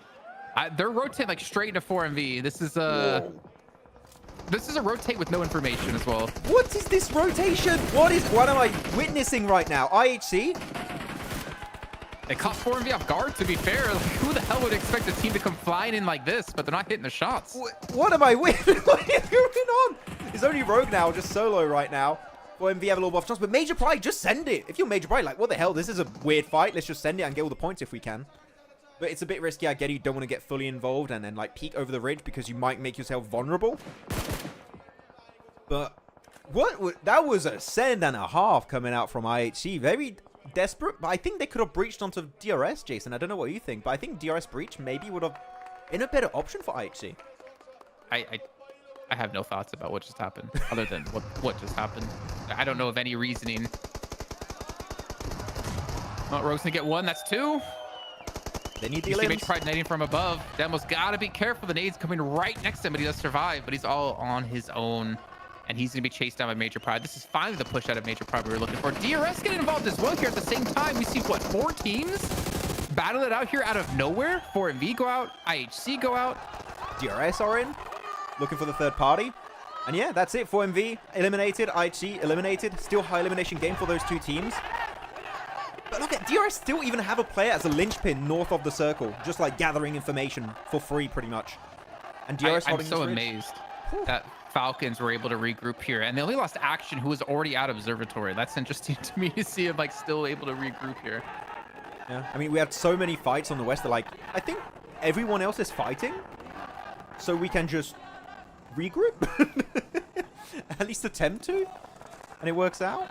So yeah, again, I'm genuinely surprised why we saw IHC. Actually, you know what? I have to maybe go back to what I was saying before. I feel like the position, if Top was here the whole time, the amount of info he had to feed to his 2 teammates who are up north more towards the bridge with that 2-2 split would have been phenomenal. And Yeah. actually, I can understand why they were so successful with it, because the amount of information they had to play safe. Now, the information gained from that is actually pretty massive. It is in render distance too, so you can just get so much free info from that. Doc did that in the last match of PMRC and got 9 limbs. I mean, that's such a ballsy thing to do, to go for a rotate like that with no information. Yeah. I'd rather take the devil I know versus the devil I don't know. Because Meaning even if, take the fight against DRS. because even if a team is there, right, Jason, you know you're going to get third party. Because you're leapfrogging literally right next to DRS. You have Major Pride playing in the compound right west of Observatory. So it is such a risky move. But they got a few limbs, you know, so at least they got points on board. But yeah, Falcons here. They have an ankle point in the circle. Chat, if your prediction's already eliminated, feel free to put a new prediction in. You got 3 teams alive. You got Major Pride, DRS, and Falcons. A 4v3v3. 4 players for DRS, 3 for the 2 other teams. Who are you looking at here, Jason, for this match? I mean, the most sense is kind of DRS because Top's going to have to come off the high ground now, or at least the angle he was on because of the zone shift. The most sense is DRS. Yeah, I'd have to agree. I'd have to go DRS normally. But because I thought you were going to say but I'm not hearing you predict them, Jason. I didn't technically say that I predict DRS. But are you picking them then? Yeah, you kind of have to. Okay, because you're picking DRS, I'll try and go for another team. I'm gonna go. Yeah, I'll go Falcons on that one now. Though actually, I want to know how much do they know about AZ's angle? Because he shot earlier when it was IHC, when it was 4MV. Has that information been lost for DRS? Do DRS know AZ is playing that angle or not? Because I don't think they do. So there's chat saying in-game audio is a little bit messed up. It's also messed up for me too, which is kind of funny. Ooh, sorry about that. Not sure what I can do. Okay, let me just unmute. Yeah, it just happens on YouTube OBS sometimes, guys. I'm not sure why. It's a bit odd. This is what happens when he gets too biased and picks, Falcons. His PC's like, no, Max. Calm down. Stop it. Stop picking him. Okay, that's a decent nade. Actually, this is a very nadeable little dip Falcons are playing. And I don't know how many nades DRS have, but they're just chucking. And I think Major Pride just don't want to fight. They like, please get us a second place. That is all we want. See, I don't, this is what I don't like about Major Pride is they're not setting themselves up for success here, I feel like. Ooh. They're just like, we're gonna let these two teams fight. Hopefully one eliminates another, and then we'll just play for second. Like, I don't know. I get they have 3 players, not 4. And maybe it's not the best time to push out, but I don't know. I don't really see them being proactive enough. And now with the zone shifted away from them, they have to start to make some moves. And the perfect time to do so is when those other 2 teams are fighting, I feel. Yeah. They're all definitely very complacent this game. But the thing is, now AZ can't regroup with them, really. So they have to take a split fight. Unless AZ has a car, which I don't think he does. I think he's just there. He's just locked in that position currently. A lot of people picking DRS for the win, which I gotta say, yeah. Just like as you said, Jason, is like the most obvious pick to go for. Because they got that ridge. Really, that ridge is such a nadeable spot for Falcons too. That one does do a lot of work from example. Well played. I feel like the best case for Major Pride is you start to push the DRS from behind. Sorry, can you repeat that? I was just looking at AZ's nade. I would say the best play here would be able to push towards the DRS, the west side, I guess, of DRS. Oh, where example is over there? No, where Giante, Giante example. But like, at the same time, I can see there's a lot of teams looking, or they're looking towards Major Pride here, waiting for the engagement. And AZ is actually funneling Falcons a little bit closer into DRS. If this feels like a tennis match, I'm not gonna lie, just like, whoa, a nade, whoa, another one, whoa, another. Yeah, my neck started hurting. Roland Garros, it's happening. Now that nade looks good onto AZ. Ah, clean. You can still give some info, at least, unless he gets flushed. But I don't think Falcons are going to waste nades. Nah. 15-0 Falcons. Ace. There we go. Major Pride now push. And the thing is, they lost AZ. They needed AZ as a linchpin to punish Falcons when Falcons go for the shots on a Major Pride pushing out of the compound. But then they push after AZ gets knocked. I don't know why, man. I don't know why. I mean, currently center control. Giante's angle here is so good on that ridge, the elevated ridge, but Icy's going to send it early. I think he knows while they're trying to revive, while they're trying to get example back up fully healed. Icy is using that one golden opportunity to make the cross. He's at the ridge. Icy is there. He made the cross. That was amazing from Icy. I feel like if Icy didn't make that move, I think all of Falcons would just get wrecked on the side. He's fighting. Icy is going solo. What are you doing? Why are you fighting? You could have played it chill. Oh no, at least he gets a one-on-one trade. But yeah, it's looking like the end of Falcons here, man. Just East solo. And I think the audience is pretty happy here, Jason. That's gotta be it. There it is. GG, well played. DRS with the win.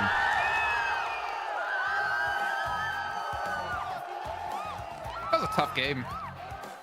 That was a tough game. It was. The zone, the plane path, the fighting on the east bridge, the fighting on the west bridge. Like there was there's really no good route into that military unless you got in early. The Road Valley fight also, IHC, 4MV, Major Pride, DRS. That was an interesting one. The real survivors here. The real super winners. It's Choconut. Choconut, oh my god. Yeah, I don't know. I don't know how you feel about that play, Jason, but I like that Icy sent it that ridge versus Gyante. I don't know what you think about him actually fighting. I thought he would just keep the ridge in check to then maybe facilitate a transition from his teammates. Kind of didn't like that position, actually, out of Icy. Really? Because I don't know. I feel like they're gonna know you're there. I guess you technically have some coverage from like top if they try to push you, but like they're so preoccupied by the other two DRS players that they can't really assist Icy and protect him. So him pushing like that, I think is just destined for failure. I feel like he needed to like do the opposite, where like prevent DRS from pushing over the hilltop to fight top on that side instead of the other way around. I think it's more of a situation that the entirety of Falcons were going to get pushed to the blue. They had to get something going to get access to the center, and I think Icy was doing just that personally. If there was any way they were going to win, it was that, I think. I don't hate the center play necessarily, but I don't like how he pushed. Oh, for sure. Into DRS. Like, I feel like you just chill. And you just kind of wait. Like, if you win that 1v2, then yeah, like, Falcons can win the game. But, I mean, again, hindsight's always, 2020. But it was, I don't know. I didn't hate the effort, the try, but it didn't work out. Yeah, the transition was good. The fighting, I think, was definitely a bit early. I think he slipped on some Vaseline that, like, Killer dropped or something. Oh, my God. Horrible. How dare they? They set up a trap. I've never seen Liquipedia spelled like that. You said what? Where? Pretty on me in chat. Why Wikipedia? That's a different type of website, I think. Yeah, it's not updating currently.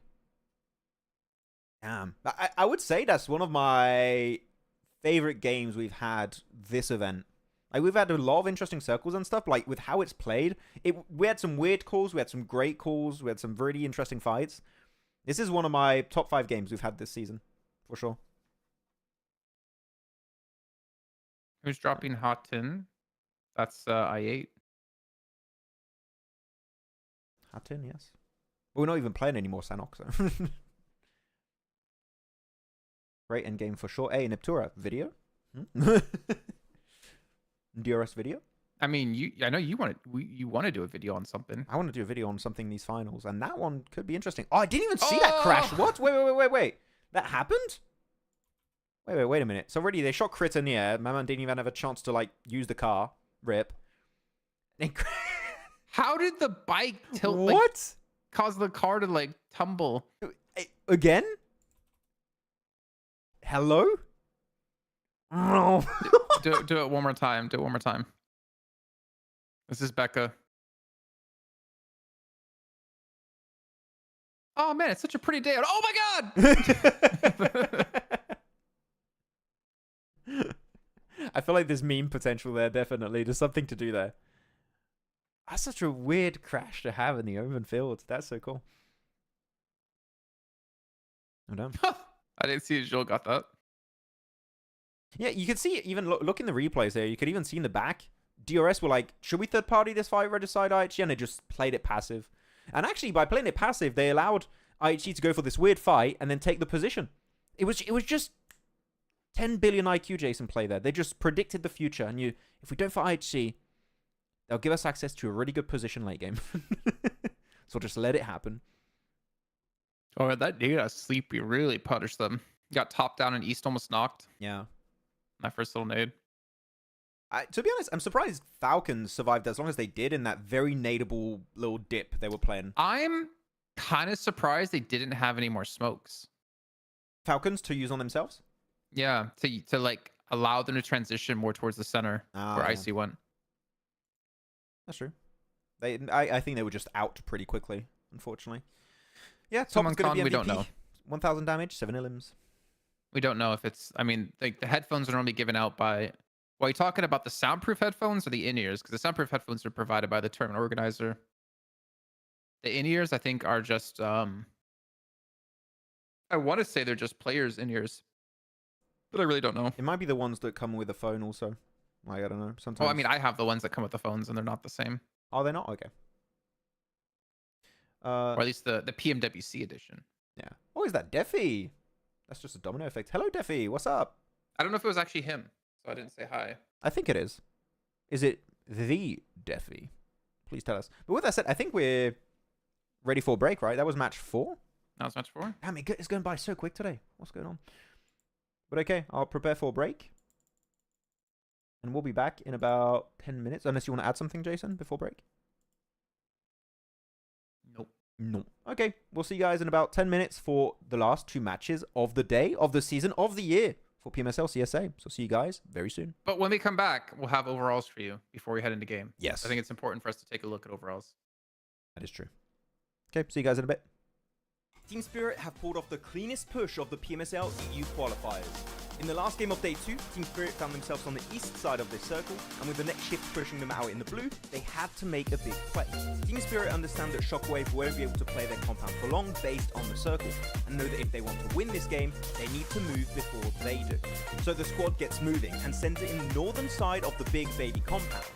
Big Baby, by the way, like the team, not an actual Big Baby in the compound. Yeah, no. By doing so, Big Baby have to give up some of their compound as they had a small split, and most importantly, it keeps them safe from a possible assault from Shockwave. This results in Shockwave having to push into Big Baby and getting eliminated, and then that allows Team Spirit to clear all the players of Big Baby one by one to easily secure this chicken dinner. So well played Team Spirit for one of the best endings of the qualifiers, and let's see if they can do more of that in PMSL EMEA.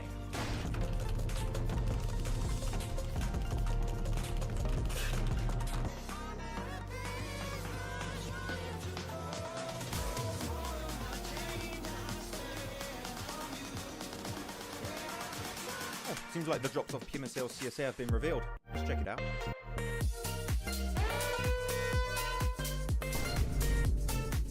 Wait. Okay, well, it's just Sanhok. It's whatever. Like, let's just move on. Oh no! Wait, Erangel has a hot drop in Northern George, Pachinki, and Muerte? Let's check Miramar. Oh.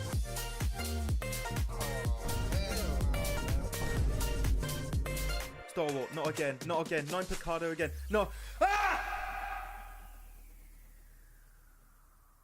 Crypto is leaving I8. Again. It's the second time. After securing a 14th position during PMSL CSA Spring, IHC Esports official page shared that Crypto will be leaving the squad. Though, from the comments that I read, it doesn't seem like this is a massive surprise in the community. Let's keep in mind also that Crypto has joined many orgs before, such as Stalwart, Unicorns of Love, and Twisted Mind. So because of this, he could technically move to regions even outside of CSA, though this does seem unlikely, because this new post here was just shared by Regicide Esports official Instagram page, which... Wait a minute. What? That's Crypto! That's Crypto right there! He is a detective.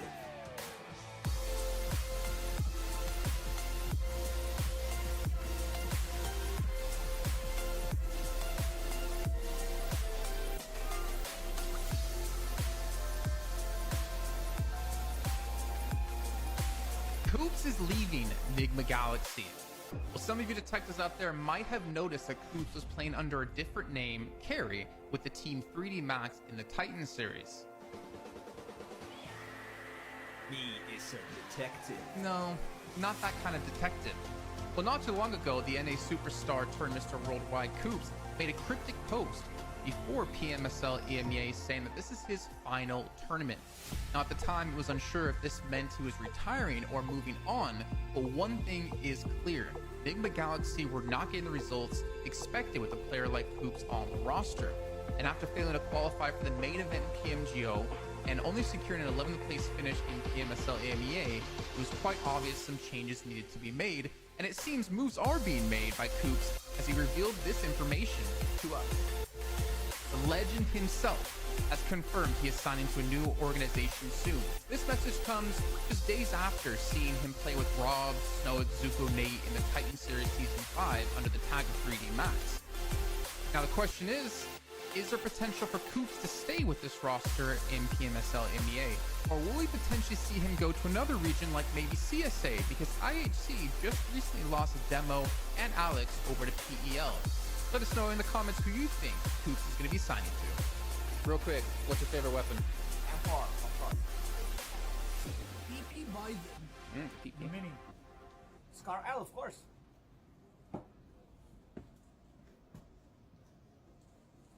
The BS lad. Naomi is leaving for Mad Balls, and Team Spirit are getting an unexpected replacement. After barely making it to PMWC 2024, Team Spirit achieved a very disappointing 15th place during the survival stage. And I think it's fair to say that we expected a bit more from this team.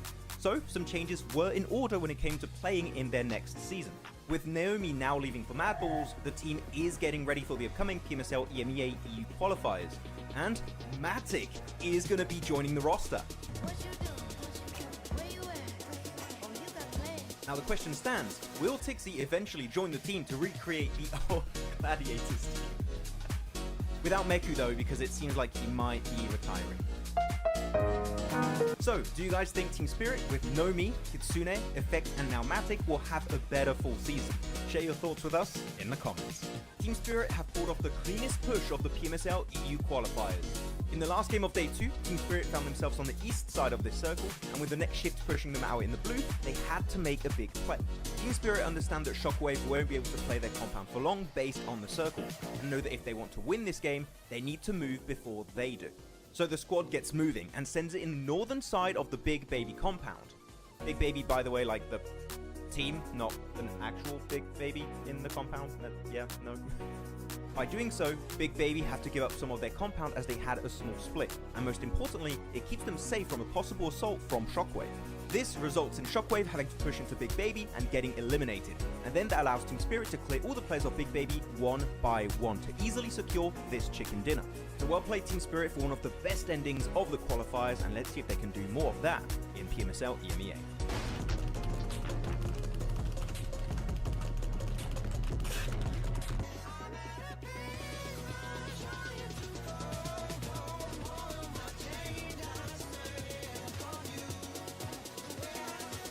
Oh, seems like the drops of PMSL CSA have been revealed. Let's check it out.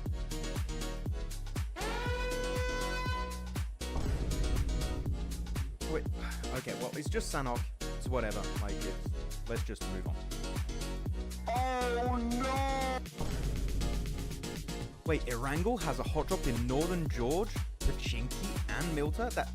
Let's check Miramar. Oh, hell no, man.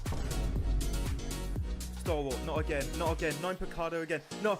Ah! Crypto is leaving I8. Again. It's the second time. After securing a 14th position during PMSL CSA Spring, IHC Esports official page shared that Crypto will be leaving the squad. Though, from the comments that I read, it doesn't seem like this is a massive surprise in the community. Let's keep in mind also that Crypto has joined many orgs before, such as Stalwart, Unicorns of Love, and Twisted Mind. So because of this, he could technically move to regions even outside of CSA, though this does seem unlikely, because this new post here was just shared by Regicide Esports official Instagram page, which... Wait a minute. Whoa, whoa. That's Crypto! That's Crypto right there! He is a detective.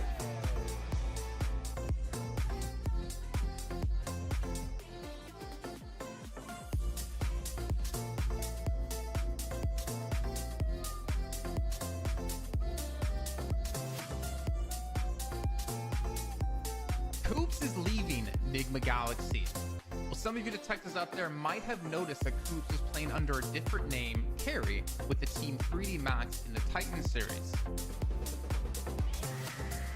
He is a detective. No, not that kind of detective. Well, not too long ago, the NA superstar turned Mr. Worldwide Coops made a cryptic post before PMSL EMEA saying that this is his final tournament. Now, at the time, it was unsure if this meant he was retiring or moving on, but one thing is clear. Enigma Galaxy were not getting the results expected with a player like Coops on the roster. And after failing to qualify for the main event in PMGO and only securing an 11th place finish in PMSL EMEA, it was quite obvious some changes needed to be made, and it seems moves are being made by Coops as he revealed this information to us.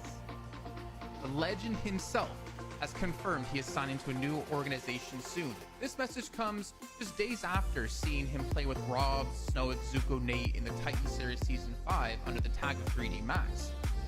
Now the question is there potential for Coops to stay with this roster in PMSL MEA?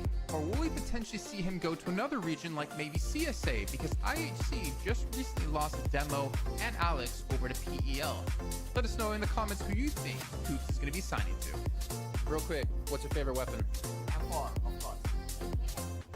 EP by the mini. Scar L, of course.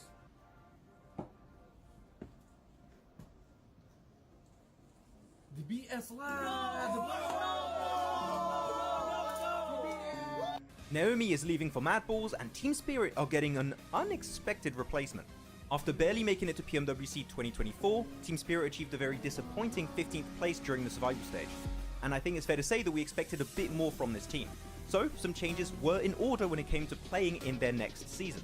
With Naomi now leaving for Mad Balls, the team is getting ready for the upcoming PMSL EMEA EU qualifiers. And Matic is going to be joining the roster. What you do? Where you at? Oh, you got plans. Now the question stands, will Tixie eventually join the team to recreate the old Gladiators team? Without Meku though, because it seems like he might be retiring. So, do you guys think Team Spirit with Nomi, Kitsune, Effect and now Matic will have a better full season? Share your thoughts with us in the comments. Team Spirit have pulled off the cleanest push of the PMSL EU qualifiers. In the last game of day 2, Team Spirit found themselves on the east side of this circle, and with the next shift pushing them out in the blue, they had to make a big play. Team Spirit understand that Shockwave won't be able to play their compound for long based on the circle, and know that if they want to win this game, they need to move before they do. So the squad gets moving and sends it in the northern side of the Big Baby compound. Big Baby, by the way, like the team, not an actual Big Baby in the compound. Yeah, no. By doing so, Big Baby have to give up some of their compound as they had a small split, and most importantly, it keeps them safe from a possible assault from Shockwave. This results in Shockwave having to push into Big Baby and getting eliminated, and then that allows Team Spirit to clear all the players of Big Baby one by one to easily secure this chicken dinner. So well played Team Spirit for one of the best endings of the qualifiers, and everyone, we are back, and just as Jason promised, we are back with the overalls on page 1, on page 1 to take a look at what the hell we're going to be heading into our last 2 matches of the season. And well, Falcons in top 2, they're back there.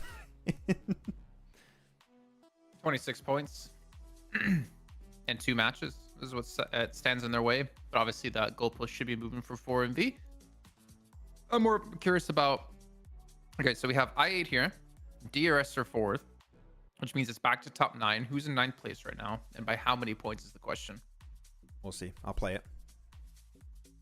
Major Pride up 2. So it seemed like Major Pride is going to be able to stick around for a little bit longer. The 2 matches, man, they can fall out. Come on, go. Okay, I'll just move it myself. There you go. 113. Okay, so ARCRED 12 points away. Leo 21 points away. R8 23 points away. So those are the only 3 teams I think have a chance in which I see win back-to-backs right now. Mm-hmm. Feasible, but realistic rough. not. Yeah. Be possible. Mathematically, yes. But otherwise, no. Man, it goes to show really, IHC, if this was a win, they could be in a similar position to what R8 and Leo are in right now. Could have happened. But it was a weird send onto 4MV. Not sure. I hope to see you both in London this December. Hey, hopefully, Defy. Would be great to see you, man. Would love it. If we get chosen. That's definitely something that would need to happen. The drop started already, so let's go.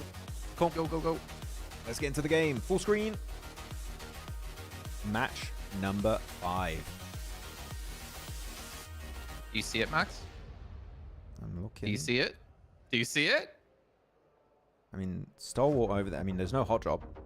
Exactly, no hot drop. Okay, I was like, what? We trying to make me go mad right now? No hot drop. No, it ain't happening.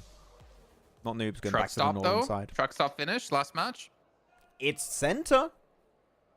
I keep asking for truck stop finishes, and I feel like it's never going to happen. But I would like one. What is your favorite place in truck stop, Jason? Taco. Hey, that was the only correct answer to give. Is the taco shop? I hate the motel. Yeah. Because I always get like shot there trying to transition. I mean, it's really weird, the motel, Jason. I played it recently, and weirdly enough, the motel on the higher floor has almost no loot, despite having like so many rooms. Whoa, were you playing in the new Ultima Realm? No, like Well, literally, there was not even like bandages or anything. Like there was nothing. It was empty. Are you sure you were the first person to loot? Because we know how your drops are. Yes, we were. You can ask And when was Natura. this recently? When was this recently? Because we've literally been playing every night together for like Like recently, like 2 a week, weeks. a week and a half ago, I think it was. So it was like right before. Ooh. Oh, what? That pre-fire though, he knew. He get knocked around the corner though? Nah, not gonna work out though. That's it. A1, 1, 2 down. Not the way to go. Here are the top 3 right now. You can see on the top right of your screen. 4MV, Falcon, Stalwart. Getting stared down by my dog, Really? and he's like near the area to leave. Jason, why are you talking about video games? You should be taking me out for a walk right now. The worst part is that I guarantee he thinks I'm just sitting here playing games, and he's like, "Why are you spending all that time playing games instead of spending the time on me?" And I can't explain to him, boy, the toys that you chew, the food that you eat, the snacks that you have, you gotta pay for them somehow. Dog dad needs to get the food. Ah, well, that's it. Yep, no Before chance for those A1 toys, anymore, for sure. It's I done. mean, it was already no chance before, but definitely no chance now for A1. And HORAA, all, there we go. HORAA waving goodbye. All right, calm down, no fear. Calm down. You could still be knocked out, HORAA. Why A1 not yet disbanded? They're still playing. They're not going to disband until the end of PMSL. Oh, he's got the bike. War. There we go. The bike-tation. I thought it was the eco-tation. Eco, that's what we called it. Yeah, eco-tation. Not noobs, do it, not noobs. Stop, Oh. do it. Oh, no. Oh, no. Global warming wins. Eco-tation did not work. Why Wait, did he even what? do that? Wait, did he just with an at that range? Bro. And now he's gonna get on the bike. He's gonna get on the bike and chase it down. Oh, please do. Just chase it down with a bike. Just roll him over with the bike. At that point. Oh my word. That was an interesting start. Fair enough. Or celebrate a little bit early there. I'm not gonna lie, man, because they're still not technically safe. They can fall out of top 9. Nah. They thought there were only 2 teams in this lobby, Jason. If it was, Jason, he would have definitely hot drop Max. No, I would lose that fight. I would definitely not hot drop Max. I'd get my butt handed to me if I hot drop Max. Jason would camp around the city I drop in and just wait for me to leave and steal all my loot. And still not even hit the shot and die. This is the one game that I'm positive, or this is I think one of the only few games that I know Max is better than me at. I'm pretty good at mobile games. In general. I like my mobile games. Yeah. Oh man, he's excited. Yeah, but then show the crowd when Mr. Barraud gets knocked. Oh wait, are they Nobody gonna gets show it? knocked. Oh, they didn't show it. Yeah, that spray, man. From Rikage. Show the crowd again. I didn't show it. You know what? They showed the crowd and it didn't save again. Ugh. Wait, on. your button's not working? It just doesn't want to save. Oh. Bit weird. That's what happened when they got knocked. When HORAA get eliminated, that's the crowd. Abby. Just played 3 games and lol. You should have known when you get a ton of limbs that you know you're not in the new mode. This is a bit too quick. Stalwart 4 eliminations as well. Keeping all 4 left alive. I mean, they're gunning for first place. That would be the craziest turn of events, is that Stalwart goes from what they did last season to winning PMSL. Yeah. Hey, what it does to stop hot dropping, right? What it does Would to be a man. crazy.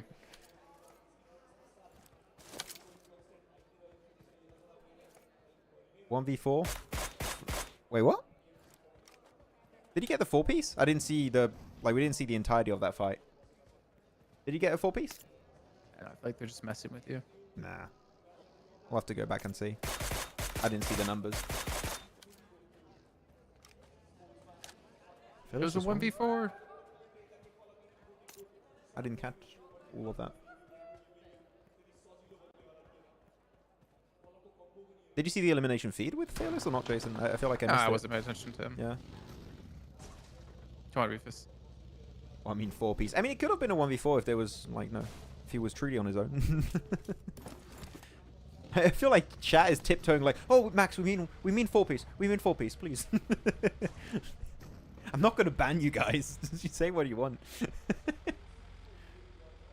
On Leo? Yeah, it was. Oh, really? Okay, cool. I didn't see that you actually got all of them. Apex, just get out and push. You're better off. That's how I got my driver's license. Same You, strat. I don't remember if you actually do have a driver's license. I do. I just never went to pick up the paperwork, but I passed my driver's test and everything. Car parking simulator. The new mobile game taking the world by storm. Jason, I don't know if it's me. I find it weird. Do you have people that play like Euro Truck Simulator? I don't get it. To be Be fun. I mean, it's similar to like any like Formula 1 game or something, right? yeah, I can get that. Like, you know, that's always been a game. I'm like, If I got the setup, I had like the steering wheel and everything. Oh, I'd definitely play it. But I would definitely be like hitting things. I mean, I say that I'm the one that when I'm playing PUBG Mobile and I'm driving, I'm on the road and I'm always on the right side. I'm trying to like follow the rules. All the traffic laws. Yeah. I'm like, oh wait, red light, gotta stop. We've been chased. We gotta stop. Can't keep going. All right, man. Stay. Trying to rotate in. They're gonna be right next to truck stop. Do they want to go in it? Say hi. Get some tacos, maybe. Nah, I would not send it because truck stop, as much as I love it, Jason, it's really hard to leave it late game because it's literally every area north or west, it's uphill. So if you have teams already like set up there, it's a bit risky. How dare you, Max? Truck same with full setup. I've never seen the full setup. I don't know. Maybe it's fun then, but I don't think know. flight simulators would be really cool too. If you have like a chair that moves. Oh man. Oh no, Tolika lost a wheel there. Oh, he's spinning out of control. Can he pick up some speed? Out of control. Nah, he's gone. That's him out first as well. That's another match. He's been out first. Major Pride get the elim. All right, man. They needed to have a good 2 final games, and it's just not happening. But we've seen Stalwart win with 3 earlier today. Yep. Wait, was it 3? Who's the worst driver? You or Neptura? I think Neptura would probably be the worst driver. I think she would be. Like, Niptura, again, sniper, great. Way better than me. Driving, not so much. Yeah. Thing is that annoys me is that because I'm IGL and I'm driving the car, I have to use the map while I'm driving, and I crash in trees because I'm looking at the map. I do that so often. It's such a pain. Just to be honest, Max, you've definitely crashed into things when you weren't looking at the map with me before. No, I've been looking at the map all the time, Jason. What do you mean? Like, even when I'm not looking, like, I was looking at the map, guys, and I was trying to set up the rotate. Trust. But Max, I think ST here had one of the best mentalities for a final. I mean, yeah, playing super aggressive. I love it. Does that say Sai? I might have to concur. You said that? Oh. I can't read because there's an emoji in the way on my side. Oh, yeah. Sorry, I might have to concur, yeah. She knows. You know, we have like racing competitions, but what about like worst driver competitions? Who crashes first? Me. Where's it going to center up, though? On this phase? I think it's phase 3, Truck right? Truck stop. Nope. Oh, man. That couldn't... Nah. Oh, Jason's gone. He disappeared. Okay, but DRS has got himself a great position here. Oh, you back, Jason? I think it's you, man. I'm pretty sure it's you. I think it's Discord. Because I don't lose my stream. I think it's Discord. I think it's Septura. I would blame Niptura on this one, yeah. But now, RA going to send in the compound. They have to do that quickly because they lost a player. So good on them to send it center. ARCRED's got a anchor point of Fragger already in the circle. So I think some decent teams. Even Muerte was in a good spot. And RA get nice to center. I don't hate that, especially considering they lost Tulika before. The thing is, the chicken dinner's not going to be enough for them. Like, they have to get some limbs behind this as well. Yeah. To really put themselves back in the run-in. And from that position, it's going to be quite passive. Because you're in... The thing is, if you're one of the center teams like ARCRED, if you're R8, if you're even Falcons... The thing is, you're playing this valley. So all the teams that are fighting on top of the mountain, you can't really get involved. You can't third party. You can't just snatch a few limbs. You're playing very passively in that valley. It's very chill. Max early prediction time? Nah. At least phase 4. We need to wait for at least phase 4. It's too early.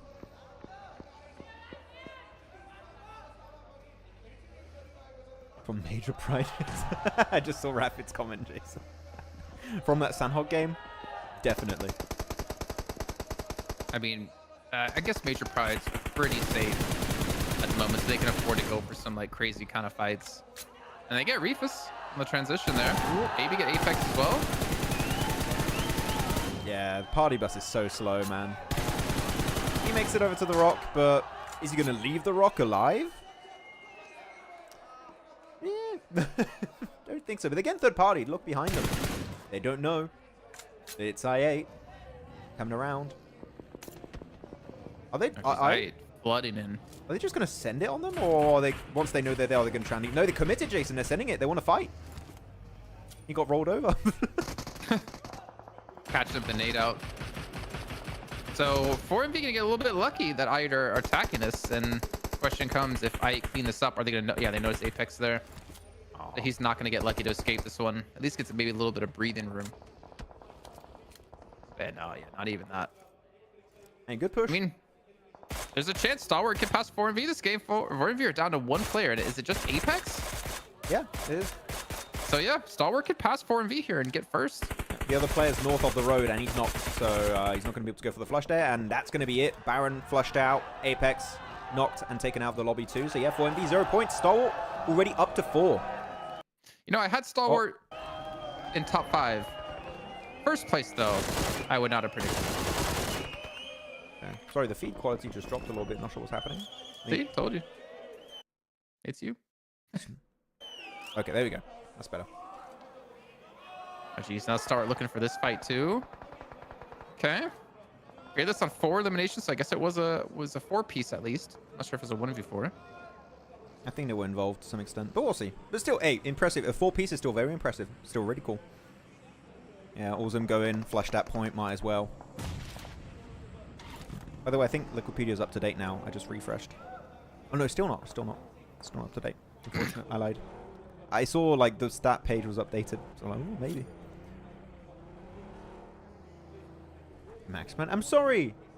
I swear my connection's good. It's just doing a lot right now.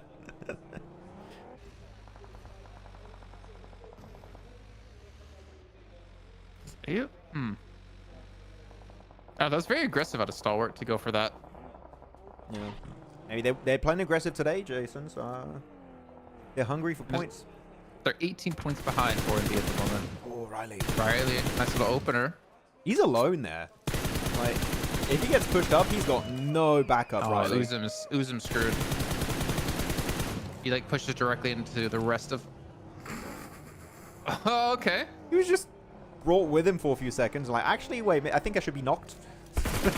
There you go. He's flushed Sir, out. can you please stop dragging me? Let me be knocked. Please.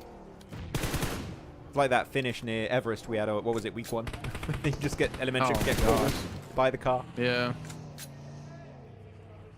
Yeah. Riley, I don't think Riley's definitely not going to be allowed to regroup there.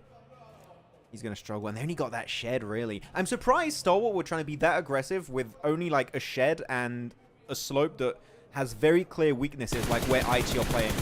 It was risky, and I think we're going to lose Riley there. What is going on? I don't know what's happening, guys. I swear it's not me. I don't know what's going on. Oh, okay, it's back.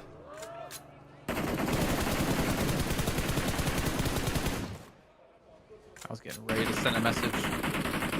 We were about to just watch the map stream only there. Yeah, because I have no drop frames. Like my internet is looking great, so I think is how it's being received. It's a bit weird. Riley gets knocked. Stalwart's going to have to fight IHC here if they want to get the res. Or do they just ditch him? Sentry's up close and personal demo. Getting shot up from the off angle. Nade's going to come in. Eventually. And it's not going to connect. This is actually a decent ridge to play for IHC. You just need to make sure you don't allow Stalwart to get too close. But Sanchez is just in such a close vicinity. If you're Sanchez, I wouldn't even take the fight. I would try to leave. But now it seems like he's committed to this angle. He wants to stay there. Oh. I mean, if I was Stalwart, I don't know. I'd be paying definitely a little bit more careful, considering like how close, how realistic it is for you to potentially be the champions of CSA here. And now they have like still Falcon alive, who's looking to punish them. He gets Sancho. Yeah, it was a bit aggressive from Sancho. I think it was definitely too big a split to try and hold. But now, Alright, it's just chilling, middle of the zone. Having a fun time. They're chilling. That's 3 players, as you should. You don't want to play aggressive when you only have 3. Anyways, but yeah, Muerte red aside. Northeastern compound. This is going to be the warehouse fight. Not the easiest area to nade, though. It's very open. But it centers up on R8, man. This could be the redemption circle, maybe, for them. This could be the situation they've been asking for the entire time. Can R8 make it happen? What's worse, Max is driving or his internet connection is driving? Internet's good. I swear. Now you're hearing DRS from the audience. Okay, with that said, Jason, I think we have prediction. We have the fight happening. I don't want to cut away just yet. You can see on the minimap on the top right, guys, if you want to take a look. Get ready for your prediction.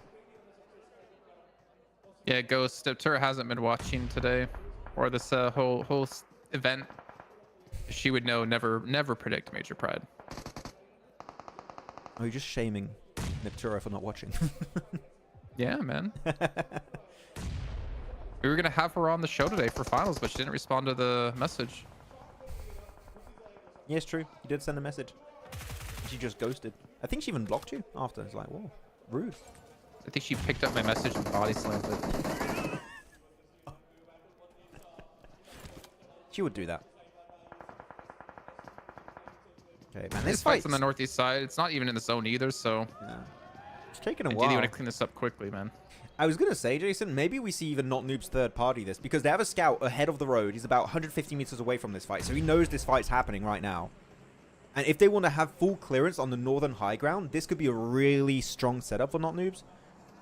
Again, even if they do win the game, for me, like, PMGC and happening for them. Yeah. It's tough. They want to wrap it up in style would be a good way. Here you go, Choto holding the corridor.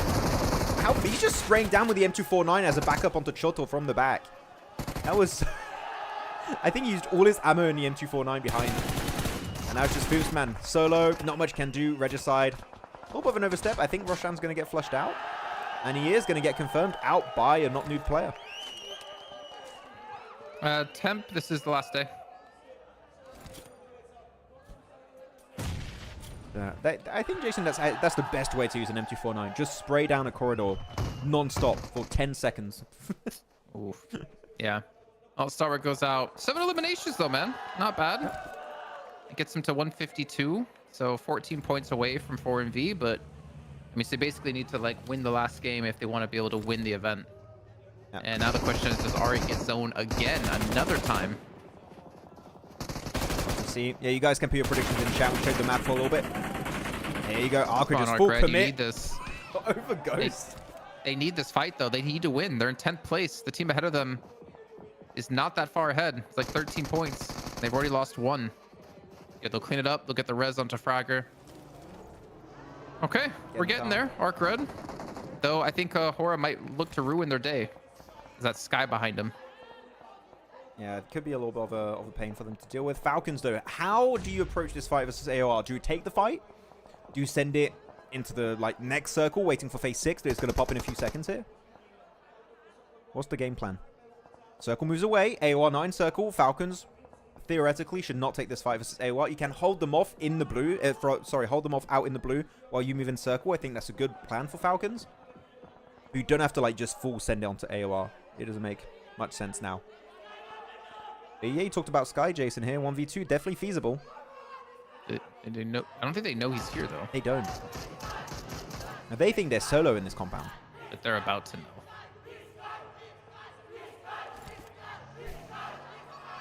I don't know what they're screaming in the audience. I don't know. I think I'm hearing Sky. Ooh, he's taking it passive. Does not want to fight. Just isn't sure that it's entirely clear around him. I kind of like what DRS are doing here. Looking on the minimap, they got 2 players out in the fields of Hacienda del Patron. Just keeping tabs on, I think, Falcons, AoR, maybe even not noobs going over the ridge, while having 2 players as a linchpin in the circle. They're going to have to send it soon because the blue's pushing in. Ooh. Which team are you looking at to win this game here, Jason? Do you have a team in mind or not yet? 52. 52. Sure. I don't know. I want to see R8 win because I want to see them potentially qualify. Like I want to see them at least have a chance instead of them going out not getting much more than what they have in this match, and it's pretty much been impossible.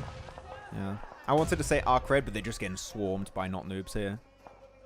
So I think this might be GG's. Like, yeah, you're in nade range. Fragger's going to go down. It's just down to Hardboy. 1v4. I mean, there's still Sky from HORAA in the back that currently has not been involved in this fight. But yeah, no way he wins this fight. Does get a knock for his troubles, but no extra point. But Sky is getting closer.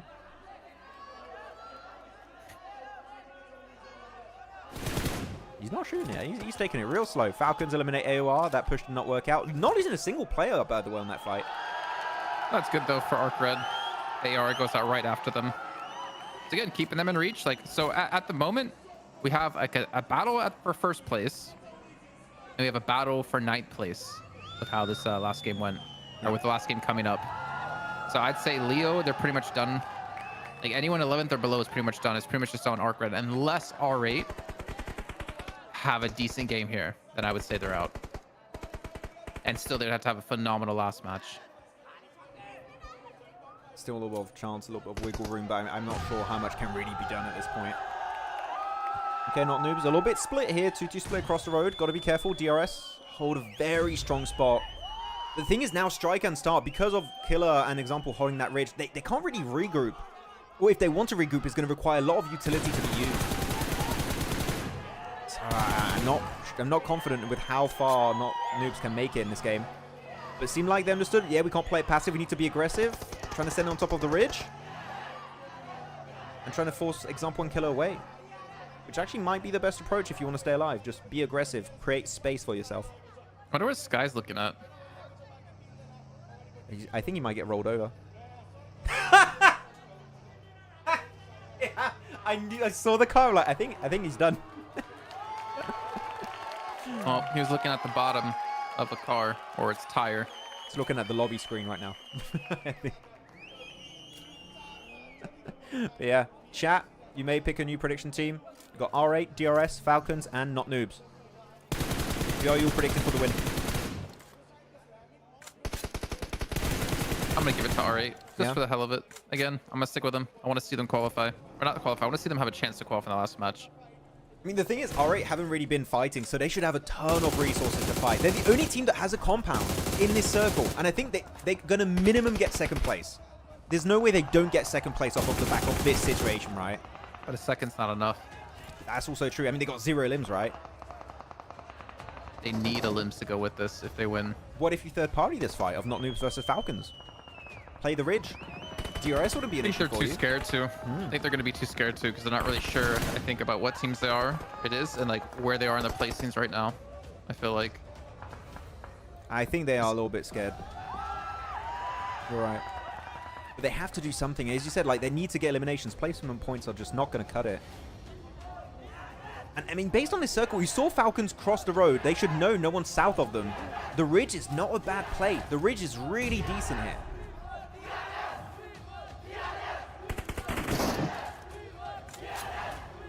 There goes not noobs.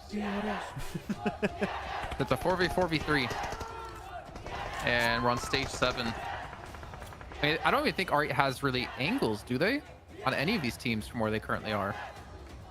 Yeah, they don't. So it's like you're not going to get any elims in this position, but they do send someone out as Flikke, who's actually pushed out behind Falcons. Gain some info. Oh, I think What? Falcons know, and he backs away. Okay, so he backs away smartly enough to make sure he doesn't get caught. I feel bad for Falcons. I mean, right now they're not in nadeable spot, but if we did see R8 push up, that would be such a nadeable dip, man. They would be in so much trouble. But they're kind of happy that R8 are playing it passive. Phase 8, about to come up. Good angle from Example here. Right onto Zerich. And that's going to be a tough res to go for, I think, in that garage. Unless you use like a bunch of smokes, it is going to be quite hard to get him back. Yeah, Falcons, DRS, R8. It is not looking like an R8 win now. It's looking real tough for them. It's going to be between Falcons and DRS. It has to be. I feel like the upside is that they're not going to get crashed, even if they go for the res, because if Falcons crash them, DRS are probably going to crash them in third party, or vice versa. They could give another smoke. That's it. Why not just wait for the smoke? Oh, man. Yeah, should have waited for the smoke, or just don't go for the res. It's so risky. That is like the worst building to get knocked in because you have two massive doors on opposite sides of the building. But yeah, he played and he lost. English is just hoping he can get second place. But yeah, Falcons aren't going to let that happen. They're going for the crash. They want to hold on to that position. It's just an annoying off angle to take care of. But IC going to get one-on-one there. Can he get the flush? Can't quite secure it. He was just a little bit too invincible in that fight. Yeah, DRS to push on the Falcons now to buying English some time here. He still could come out with a second place if he just plays safely enough. He's going to push around, gets caught from behind. That's it. Good clear. And this should be DRS winning, but they're actually taking their time to push in. They catch East outside, though. And now it's going to be a 4-on-2. DRS, man, I think they're going to do it here. Yeah. Like, what, 7 elims, 17 points this game? That was an instant response from DRS. The moment they saw Falcons send it onto our... Whoa, action, chill. That was an insanely good spray. But yeah, DRS, the moment they saw Falcons send in the compound, they just took that ridge for themselves.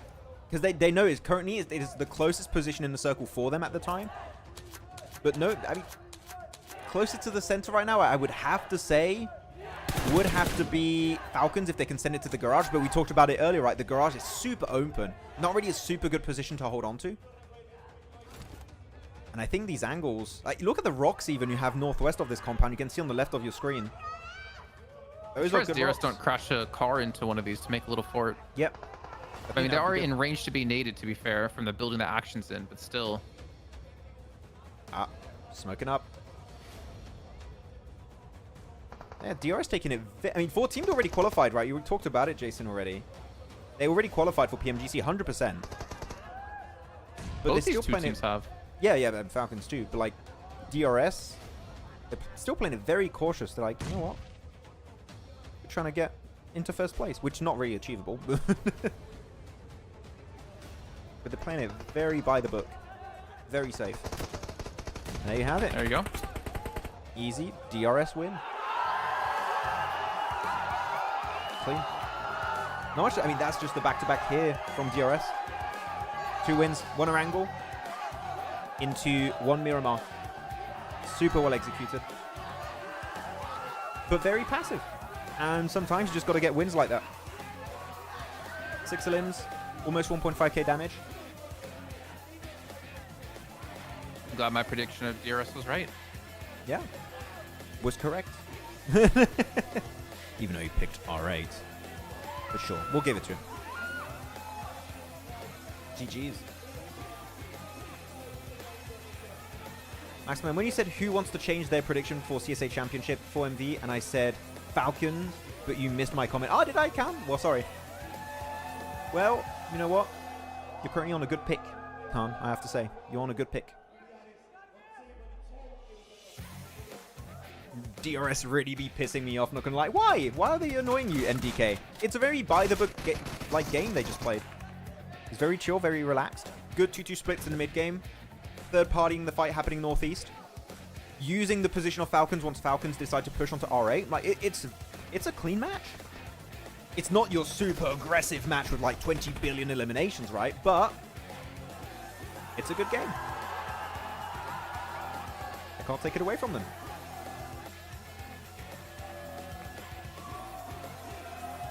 That was just well played and methodical out of DRS. Like, don't go for flashy plays there. You go for what gets you the win. Exactly.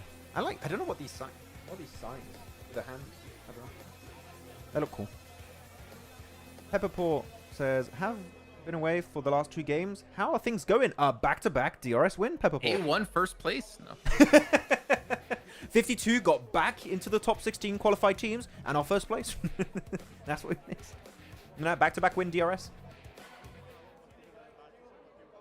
Jason prediction on point. Hey, he picked DRS. He didn't pick I8. R8. Sorry, he didn't pick R8. Pick DRS. I picked R8 for like the hopes and dreams, right? Yeah. So they have a chance. Because now going to the last match, I don't think they have a chance anymore. Yeah. I think it's donezo. Now, I really want to see the ranking. Are we even going to see the rankings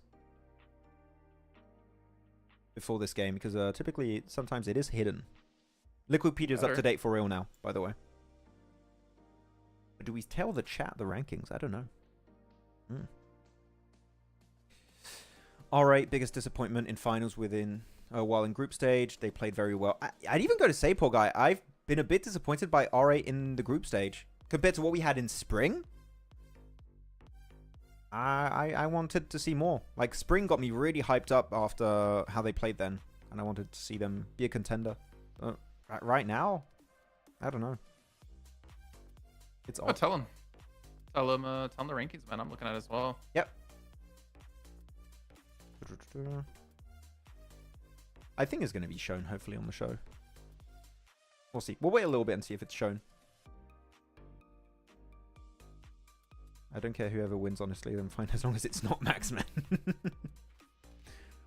I think Usama Max rates Demo as IHC's best player. Is that right? I like Demo. I like Demo. I'm not sure about the eye gelling, but as a fragger, I rate Demo as a fragger pretty well. I think he's good at fighting. I think the whole team has just not been looking good this tournament, right? Unfortunately, yeah. Yep. Even though I like Demo as a player, if the team ain't performing, the team ain't performing. That's how it is. If the team ain't performing, Max ain't supporting. Pretty much. Action MVP. Here you go. 4 eliminations. Just under 600 damage. And 50% elimination contribution. Very nice. Should be celebrated. Like me, Maxman, also angry on DRS because we want Falcon win and to see them... Wait, so the reason why you're angry on DRS is because you want to see another team win? That seems a bit unfair. I want to see 4MV win. Oh, screw you, Falcons. How dare you win? I want 4MV. That seems a bit unfair. Oh my god. But yeah, man, it's going to be close. We got quite a few contenders here for first place. It's down to the last match. Are we expecting, Jason, to see any weird stuff in the last game? Or not? Like we talked about... You mean like drops stuff, or... Nah. Holding off rotations, all that stuff, Nah. no? I don't think so. I don't think teams are going to do that. I think they're just going to play normal. Play what they know. Yep. I think some teams... We always see this in the finals, Jason, and it frustrates me a little bit, and I'd love to know what chat thinks. We see a lot of times where teams are theoretically in a position where they can catch up to first place. They really can do it. And they start to play very passive. And even if they get in top 3, they have so little eliminations, they don't have a chance to feasibly catch up. And that's why I don't want to see, Jason, his teams playing overly passive when they technically have a chance. I want to avoid that. Nobody? We don't know yet. We still have 1 match left to go. But they're still technically qualified right now. Yep. With ARCRED right behind them. We'll wait for the rankings. We'll show it if they show it. If they don't, we'll probably show it on Wikipedia. Because I really want to show it.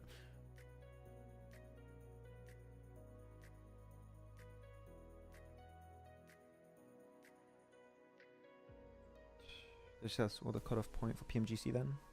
The cutoff point. Well, ninth place, but we don't know points yet.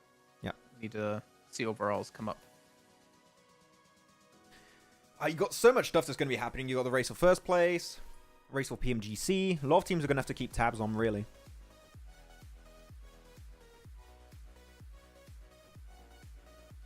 What's Baron doing? Oh, he's just stretching his neck. Oh, damn, that cracked. Oh, did you hear that? No. Oh, man. My neck cracked real bad. Salazar. I wish. Let's settle. Who's going to get grenade? Shenanigans, lol. Imagine. That would be funny if you have a... I mean, would that be against the rules, Jason, if a team did that? Because you have to know one of the rules is always you have to play to the best of your capabilities. It probably would be a rule breaker then. I think it would be, yeah. But would they make it count as a like them breaking the rule, or for the memes say, you know what? Fight it out. 4MV and I disqualified No. from PMPSL or They're PMSL. They're banned from PMGC. No. I don't think we're going to get the rankings here, Jason. I think it's not going to be Show shown. him. Just show him. Show him? Okay, let me set it up for a sec, guys. He's gonna set it up and then they're gonna end up showing it. Watch. Oh, no, There it is. I almost got Told you. baited. I almost got it, yeah. Here you go. Overall rankings. 166 for 4MV. Falcons in second. Very small point gap. 12 points, man. Could happen. I mean, currently they would need 13 because 4MV's got an extra win. And DRS catching up. Credit to Stalwart, by the way. Most of limbs. Yeah. I mean, after today. It's not gonna be enough to catch up to Doc being the gunslinger of the whole event, but still. That's crazy to see that 4MV had been dethroned as the most of limbs in the lobby. Yeah, Here we go. Still can't believe we had that 18 elimination win from them. That was insane from Stalwart. Yes, and then you got Major Pride, Muerte, HORAA, I8, and then the current cutoff, Jason, is going to be 119. AoR. Yep. So, what's happening with ARCRED, RA, Leo? Because below that, it's not possible. It's not feasible. IHC, not noobs, A1, Regicide, they're out completely. For me, Leo, RA, ARCRED are the only teams that have a chance here, Jason. Yep. Silver Horse, there's still one invite spot left for league stage. The unannounced one. Yep. So you said you think R8 has a chance? Yeah. Yeah. If they pop off, then yeah. They need a win. It's as simple as that. They need a win. ARCRED, a podium could be enough to push them up in top 9. R8 need a win. Leo need a win. End of story. We don't see a win. It's done. It's GG's. So yeah, what's chat thinking? I want to see a prediction from chat. Do we expect one of these 3 teams to push up in top 9? ARCRED, R8, Leo. What are we thinking? And you can just say no if you think no one's going to make it. But I want to see chat's predictions. I hope ARCRED qualifies, but I don't think it's going to change. I think AOR are going to qualify still. Yeah, I think it might happen. Did you check UK finals invite? They are announced. Yes, I have. I have seen it. Gone. The slot is not up to top 5. It's the top 5. It's the top 5 who aren't qualified, which means it goes to 9th. Yeah, like currently teams already qualified are 4MV, Falcons, DRS, and I8. So you can just forget about those teams when it comes to PMGC. But it's kind of cool that the 3 teams that are already qualified, Jason, are in the podium, right? Of 4MV, Falcons, DRS, because it shows they're, again, deserving for a PMGC slot. It's not like we had a great spring and a horrible fall, or like the opposite. Or they actually performed well. So They had a horrible PMWC. well, you know, yes, that is true. But when it comes to CSA. There we go. Last game's almost here, Jason.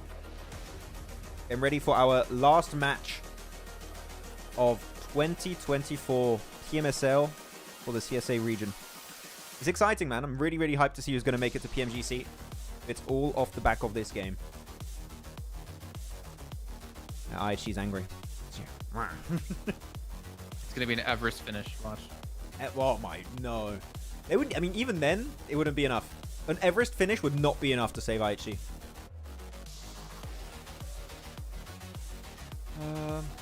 I think most people said, yeah. Most people, when I asked if they could qualify, no, not at all. No, they can't. No. So, okay. So, no one believes in ARCRED, RA, Leo to qualify. So, most people think our our 5 new teams are already locked in. Which I think is a fair prediction to make. Here we have it. Last game of the season, of the year for CSA. It's It's going down.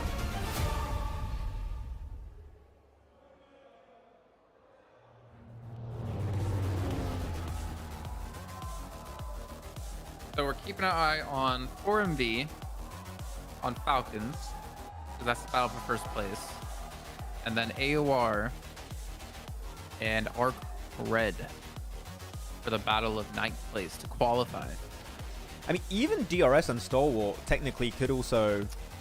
Like, they Yeah. need to win, and for MV to get almost 0 points this game. Same for Falcons.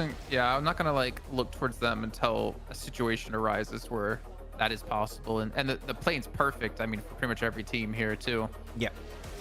It's fair. Look at it be like a Kameshki circle or something. Oh jeez. Just horrendous circle.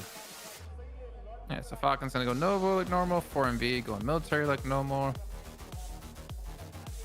I8, yeah, pretty normal so far. I don't see anything really different happening yet. Nothing out of the ordinary right now. Oh, AOR is going towards military. Wait, what? They've done it AOR, before. where are you going? Play in the northern Just gonna side. play military, okay. Yeah. But it did result sometimes in eliminations going between them and Falcons, so they just need to be careful when it comes down to that. But where's the circle going? Where's it heading? A lot of people say military, but it's not military. Ah, chat was wrong. Northeast.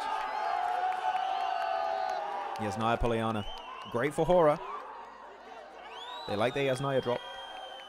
Great for Muerte. Yeah, A1-2 normally. As they like Yasnaya too. Why is no one talking about 8-1? Because there's no reason to talk about 8-1 right now. They don't have a chance to qualify. And they don't have a chance to win. That's what we're focusing on here.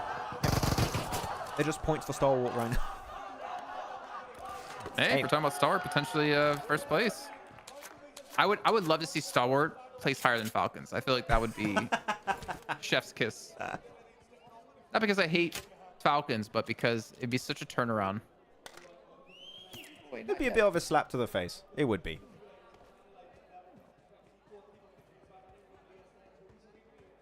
That's it. I mean, good on Stalwart. They just saw a solo player like, okay, that's a point.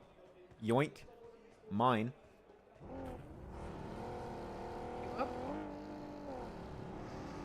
For Falcons in 50-50.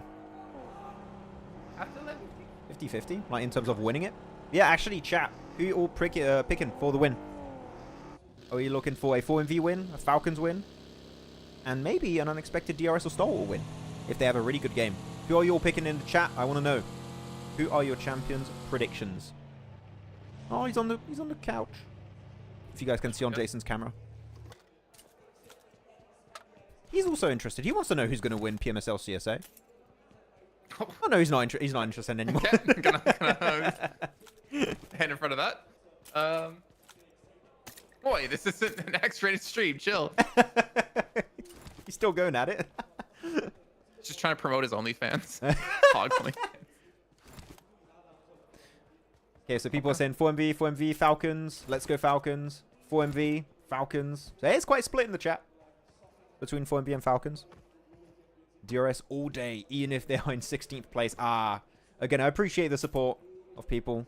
Even when their team is having a horrible time, they keep supporting them. Wait, so AOR went from North Military to South Military. What? Oh, they're going for a boat. Boatation. AOR just don't want to go out early, right? That's all they want, Jason. They just want to survive. Boatation is the safest way for you to make it in circle and avoid confrontation. This is not bad. Just for AOR, just sit. If the zone stays with water the whole time, and they just stay in the boat.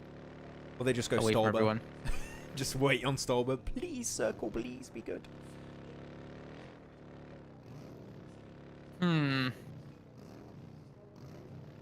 ARCRED's near Rozok right now. AOR South Military, okay. Leo Falcons Bridge fight on the east? What am I witnessing? Why is this happening? We're witnessing 4MV winning PMSL CSA right now. I mean, that might be the case. I think Leo just want to... But no, there's no way Leo just want to ruin it for Falcons because literally Leo still have a shot. In my eyes, Leo still have an opportunity. If they win this game with a bunch of elims, they can still make it. There's no way you would just want to ruin it for Falcons just for the memes. No. What do you think? I mean, look, they sent all of Leo. I don't think they really have a chance to qualify because they need way too many elims to make it possible. I mean, I respect them for trying right now. They're going for this fight. But yeah, I don't think it's going to work out for them. In fact, they haven't been able to knock IHC. Iron's about to be knocked. Yep. Say goodnight to Leo. That's it. Leo wanted a hot drop AOR, but AOR changed. I mean, it's smart from AOR to like try and make themselves a little bit unpredictable. Definitely well played. And Leo just got caught off completely. Maybe Leo even thought this was AOR. They're like, oh, maybe. But no, it is Falcons. And that ain't the fight you want to take. Look at Yasnaya, man. Oh my god, there's a lot of teams that are in Yasnaya right now. Let me show. Oh, wow. Wait, Major Pride already there? A1? I mean, A1 HORAA you expect because they always like to drop there or play there if they can. Wait, Action. Wait, what? You see Action is near South Yasnaya, right? What the hell is he doing over there? What is he doing? When did he go there? Wait, is Action and... Wait, is that East? Action and East up there? Wait. No, it can't be. Yes, it can be. It's two play. What is going... Falcons? Are you okay? They didn't drop with the rest of Falcons. They dropped... like Southeast Gatka. Or South Gatka. Yeah, they dropped South and Southeast Gatka. So wait. Rotate over there. So Leo just got 2v4'd. I thought they had other angles that were coming up, but no. Yeah, just zooming on by. Wait. This is such a risky thing to do for Falcons. When you have a shot at overtaking 4MV. Am I crazy? Or what? What? I'm happy you spotted that because I would not have seen it. There's too many colors in the center of that circle. That's even more sad for Leo that they couldn't win that 4v2. Yeah. Because that could have like stopped Falcons from winning potentially PMSL. It's top and icy. But that is it. To be honest, I think some people are not a fan of the 2-2 splits we've seen from Falcons, but the one time we've seen it in these finals, it worked out great. Like, amazingly so. It's a bit risky if teams know you're doing it, but if nobody knows you're doing it, it can pay off. Well, now Falcons might run into R8 here. They're going like right between them. On the right side of the road, following and left. The law. Oh. Yeah, just get out.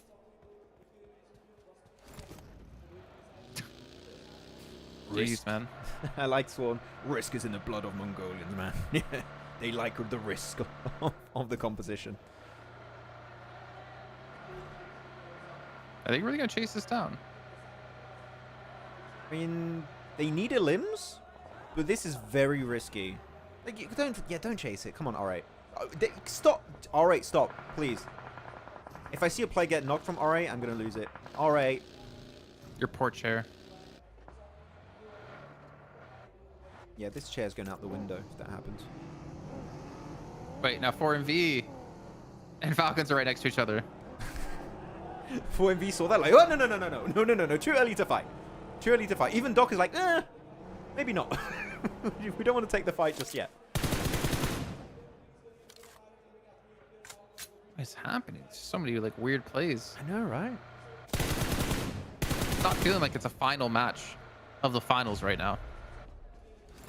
And now they're going to clash into, like, no, oh no, R8. First Leo, now R8. Maybe losing even English. Well, rip Max's chair, maybe. Oh, wait. There's hope out there. English keeping the hope alive for R8. Still, this is so weird, man. I don't know what's going on, but they live. Thanks to English. Wait, Stalwart got a knock onto Action from Falcons. Action's eliminated now. He's gone. Where's East? Did East regroup? I guess East regrouped with Top and Icy. What is this? And Action was left alone. I don't understand. What are we seeing these fights? It's phase 2. It just broke out. So R8 got one res. I think they're going to get the second very soon. So R8, the hope is there. With 3 limbs, it's not half bad.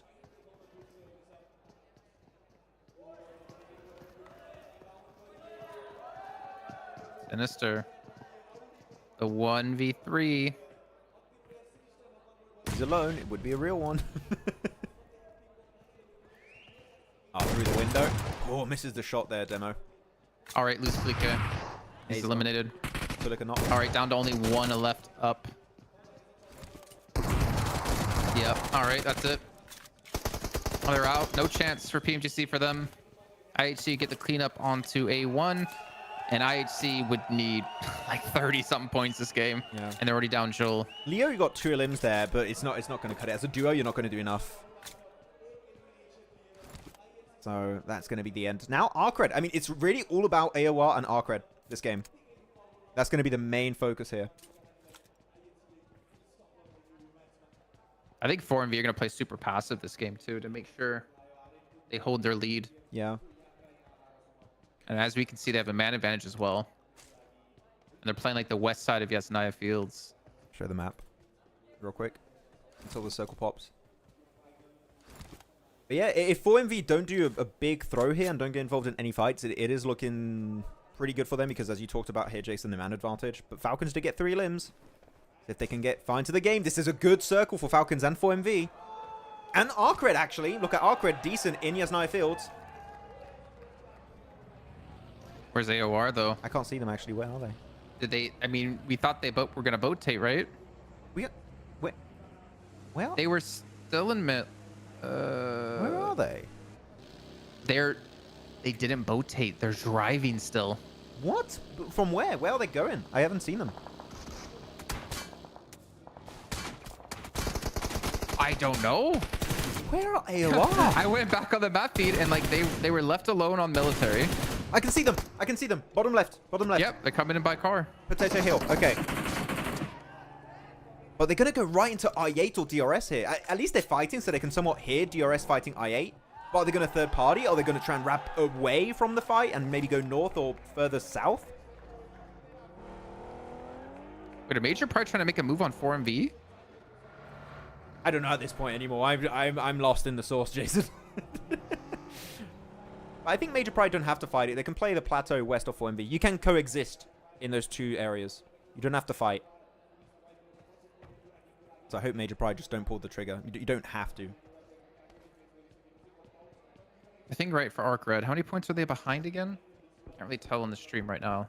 They're behind by 13 points. So yeah, I mean, you can technically just play super passive and just play for the win, because if you get the win, you're most likely to get a couple of eliminations.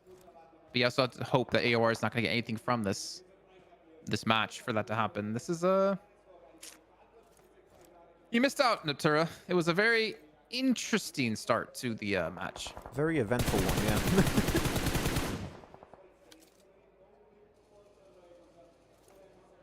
But the thing is, ARCRED, we saw in this position here, they're playing the compound in Yasnaya Field.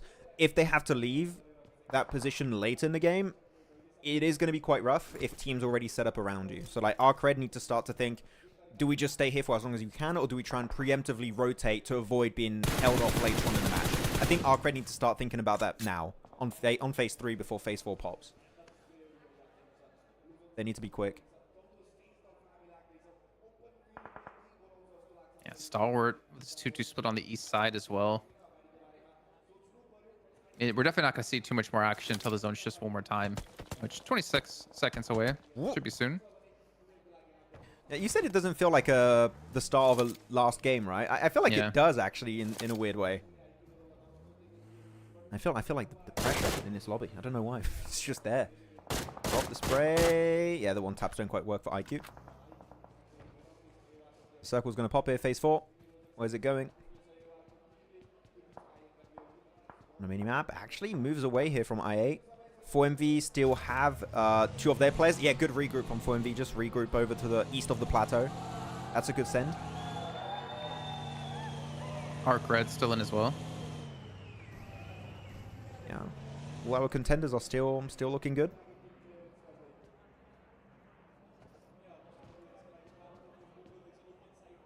show the map feed again real quick so you guys can see what's going on. Here's our current setup. Falcons going in the fields also.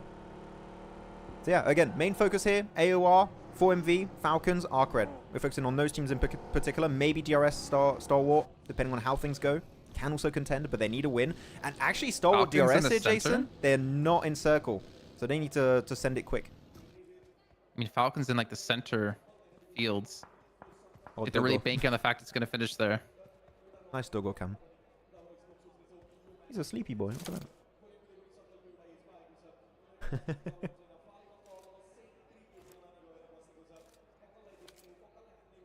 Yeah, but center for Falcons is risky. Was that the Harry Potter tower, Jason? I think it was. You're playing? I wasn't looking, to be honest. I think it is Harry Potter. So it's just like the position of ARCRED. It's not easy to leave because you're just leaving straight into fields. I guess the upside for ARCRED is there's no teams really on the east side, but yeah, major downside for them as well. And all the teams are being funneled to this west side because obviously you want to avoid the fields the best you can. I love some people are saying, Jason, fix your camera, but I think they've yet to realize it's a Doggo cam, guys. It's Oliver's camera time. There you go, DRS. Need points. They need elims if they want to make it up to first place. They've got currently 3 teams above them. Stalwart, they've got 4 elims, Falcons, and 4MV. See if Nepal can bring home a trophy here. Ah, they realize now. Easy run over. I mean, yeah, I don't know. DRS, I think, are too far out from taking home the trophy, to be honest. They need to Again, start now. Yeah. Insane match for them if they're going to. Here we go, AOR. Gonna be up against Regicide here. This is very important for AOR just to stay alive. They don't really need the elims necessarily. They just need to not be eliminated here because of the lead they have against ARCRED. And ARCRED's not looking for a fight anytime soon. And they seem to have a player. They have a player knocked. There. Big, what is this send happening over here? Regicide, yeah, it's not going to work out versus AOR. And AOR love this. They were the current cutoff team, right? And they just gave themselves 2 free eliminations from Regicide. Thank you so much. ARCRED's going to have their work cut out for them now. Try and make it back into PMGC. This is not going to be an easy one. And now DRS taking their very own fight versus I8 that already lost players early in the game. And seemed like Noki. Solo versus DRS here. And yeah, and just jump shot through the window. That's it. Easy cleanup for DRS. And they're already up to 4 eliminations now. Tied up again with Stalwart. They're just always on the same point barrier. And they're closing that gap between themselves and Falcon and 4MV at the same time. I'm getting worried for ARCRED, man. They need to do something now. I mean, as we can see, the points are quite drastic. Was like 122 to 106. They need to start picking up some eliminations. The zone shifts away as well, so they're going to have to move out of here. Ooh. Trying to get some smokes down so they get in their vehicles and drive off. But like, where do they go from here? I hate to say it, Max, but it's looking like ARCRED unfortunately is going to fall short. You know what I would do if I'm ARCRED here? Send it on to Falcons. I think at this point, you need to get to a position in the circle. You know you have to make it through the field. You're not in circle. Team's already set up in the circle. You got 2 options. Or you push onto Falcons, or you send it on the dip south where currently Stalwart are playing. Those are, in my eyes, the 2 only valid options. Otherwise, you're not going to get enough eliminations. You need to go for a position that can reward you with team fights later on. And right now, I would say those are the only 2 viable options. Playing it passive is not going to cut it for ARCRED. You need to do something big, something flashy. Well, it only becomes harder and harder, right? If AOR keep getting fed some eliminations here, DRS is pushing into them just slightly. 4MV, Major Pride in the vicinity as well. Muerte kind of in the vicinity with Roshan from Regicide. You can see right above them to the north. I don't know, man. Again, as long as AOR just doesn't die. If AOR eliminates DRS here, then that's it. Like, AOR is going to qualify 100,000%. I don't see ARCRED nearly coming close with eliminations. And they already have 2 down here. What? Oh. Yeah, this is a bit of a struggle for DRS. They still really want to try and get the res on their teammates, but those nays are just not making it easy. Just keeping them on their toes. I mean, they're still in the blue too, so they really, AOR can hold this high ground for as long as they really want. They got to be a bit careful because 4MV can get involved if they really want to. But again, there's a championship on the line here, Jason. I don't think 4MV are going to want to fight this. They don't need to. Then Circle. The Circle is gifting this over to 4MV. So they just can chill the rest of this match. They don't need to go heavy on the elimination side. You just need to reach the late game. Really good nade from DRS. Able to connect and get the flush onto Redlick. And now they're going to send it. What's drawn off to the side, playing around the blue, has a tree for protection. Got no HP though. And DRS is still down 2. No one's even third party this. Muerte actually might come into third party this. They're coming in heavy from the north, and this could be AOR being eliminated here if they're not careful about this. Yep, it's a big third party. Oh, I'm hearing a DBS too, so no, that's going to be a good setup. Muerte could jump up a little bit higher in the rankings, get some extra prize pool, so they definitely have something to fight for. But actually, this is a great setup for DRS, man. It gives them so much extra space now. They can chill. But wait. 4MV players sent it over onto DRS. Wait. Max, ARCRED's dead. ARCRED's gone. That's it. That's GG. We've got our PMGC teams. Yeah, unless IHC can eliminate everyone left in the lobby, that's pretty much going to be it. And ARCRED going to fall short, unfortunately. AOR just survived long enough. I8's already out. Stalwart going to be ahead of DRS when it comes to eliminations here, so they have a slight lead in third place. 7 eliminations. Stalwart actually going for the cleanup quite heavy here. I know we're focused on this fight, but I'm really curious to see what Stalwart's trying to do here in this last match, because they're really not that too far behind 4MV. Yeah, they can make the catch up. 7 elims is definitely a good starting point. That nade could be looking good if he gets the knock. It does work pretty well. Onto example now, Muerte, are they going to send it? Or they just want to hold the ridge? I mean, with this circle now, if you want to start thinking about leaving and pushing 4MV, you need to clear DRS. You eliminate DRS, you send into 4MV. That is the game plan. But Doc, look at this man. Doc just does not care. He wants a piece of this fight. He's by himself. Yeah, he's solo. He's like, hey, you know what? For the memes, let's just do it. No nades, though. Also third party. Stalwart, though. Oh, he does get knocked by Sleepy. They're not there to quite help protect, unfortunately, but like, what can you expect from where he was? I mean, if Stalwart, it does kind of open up the door for Stalwart to still kind of catch up, or even Falcons, to be fair. I mean, Falcons are happy that 4MV lost Doc. They love that. Absolutely love it. Good spray. No, it's not top 5. There's top 5 who are not already qualified, and 4MV Falcons already qualified. Sorry, 4MV Falcons DRS already qualified. I8's already qualified, so it's top 9. Falcons are going to have to pull off an insane move from Harry Potter Tower if they want to win this. But right now, the main focus is to clear Demo if you can. Demo going to be wrapping around those smokes further north. And here goes Muerte. You knew they were going to send it on to 4MV, but 4MV currently a very successful defense. But Major Pride may be looking for a third party up there. They could ruin it for 4MV, possibly. I mean, don't tell me 4MV might have thrown the game because Doc got so aggressive. He was way too aggressive, Jason. He did not need to be there. There was nowhere you could hide there. That's the biggest Molotov zone I've seen ever. That's so big. I like that third party from Major Pride. Good. Actually, Major Pride, could they jump up? No. Nah. They can't jump over DRS. No, not happening. They're locked in 5th. They're just going to hope that they don't get caught up by HORAA, solo player. Yeah. So you got Stalwart to the south. Falcon's still at the tower. IHC does have Demo there to keep Falcons back a little bit, but we're starting to run out of like enough eliminations left in the match for some of these teams to catch 4MV. Yeah, they're running out of points. Apex. Good position out of Becca though. Yeah, very nice rooftop position. Point blank nade connects for Apex onto AZ. The thing is, they don't have access to the window from that angle, so he needs to go for the fight. Another good nade. Might hear a bit of damage. Does do some work onto Major Pride. And Apex has been just so impactful today. This guy is just able to hold on so many good angles for his teammate. And Avio Station looking for the push on a one-on-one. UMP versus UMP. And it works out at the end. Yeah, that's it. 4MV eliminated. 5 elims, 6th place. This is the perfect setup for maybe Stalwart and Falcons. I'm not gonna lie though, the position Becca has, there's so much information. He gets Demo last second as well, making it really hard for Falcons and Stalwart to play. But look at this zone that's gonna come up here in a few seconds. Spoiler. Center of the fields. Actually, you can play a Actually, no. I was going to say there's a position you can play, but the angles are too good actually from teams in the fields currently. Like it's So going to be tough. Falcons Tower is still in the... No, it's just slightly out of the zone. It's not. Just slightly out. You do have a container to the west, which is where top and east are playing. You can play that container, so it's decent coverage. But how much do they know about No Fear, Jason? I don't think they're aware he's there, right? Even got rid of the pan.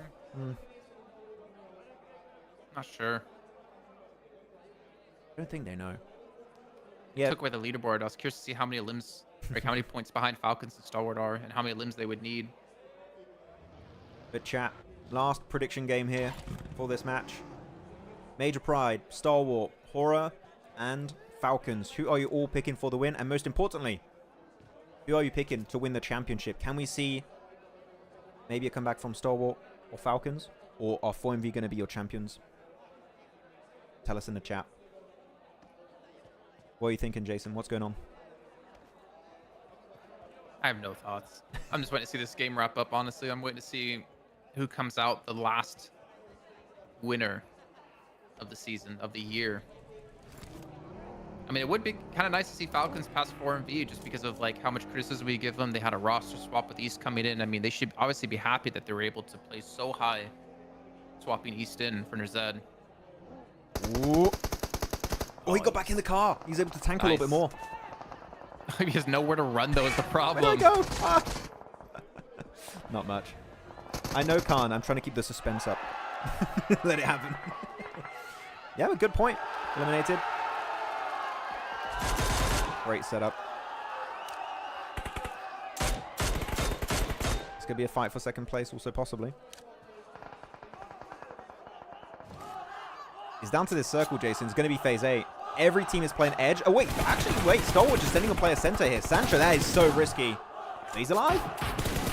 For how long, though? I'm not sure. And it goes to the side of Major Pride. Over to the west. He somehow wins this, actually. What, No Fear? Yeah. It's a field finish, man. Everything could happen. Everything could happen here.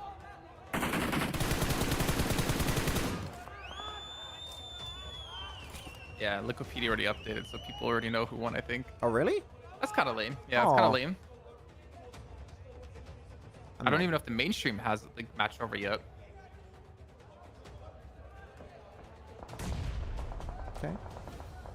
Sancho, he knows Nofa's there. If you can clear that ridge, you can really start to really flex out for Riley and Sancho. I mean, he's not in zone, so he's going to have to move. But Major Pride just doing some work here from this wall. Riley goes down, leaves with, what, one member of Stalwart? So it's a 3v, 1v, 1v2. It's a Haber for top to move to. Yep. Good little spot. Good little angle. I'm surprised we're not seeing actually Major Pride trying and flex out a little bit more here. Like, it's just one singular angle. I think they could go for a little bit of a bigger split if they want. I think they, with a circle, they just want to try and stay together as long as they can and wait for teams to be forced in bad angles. That could work out also. There you go, HORAA. Oh, we're in spotted out. TDM again. And he's gone. It's TDM. P90.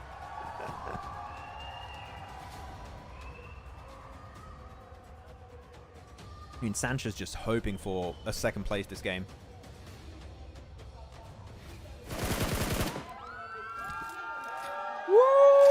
Yeah, a couple shots go off and you hear screaming. One bullet, yeah!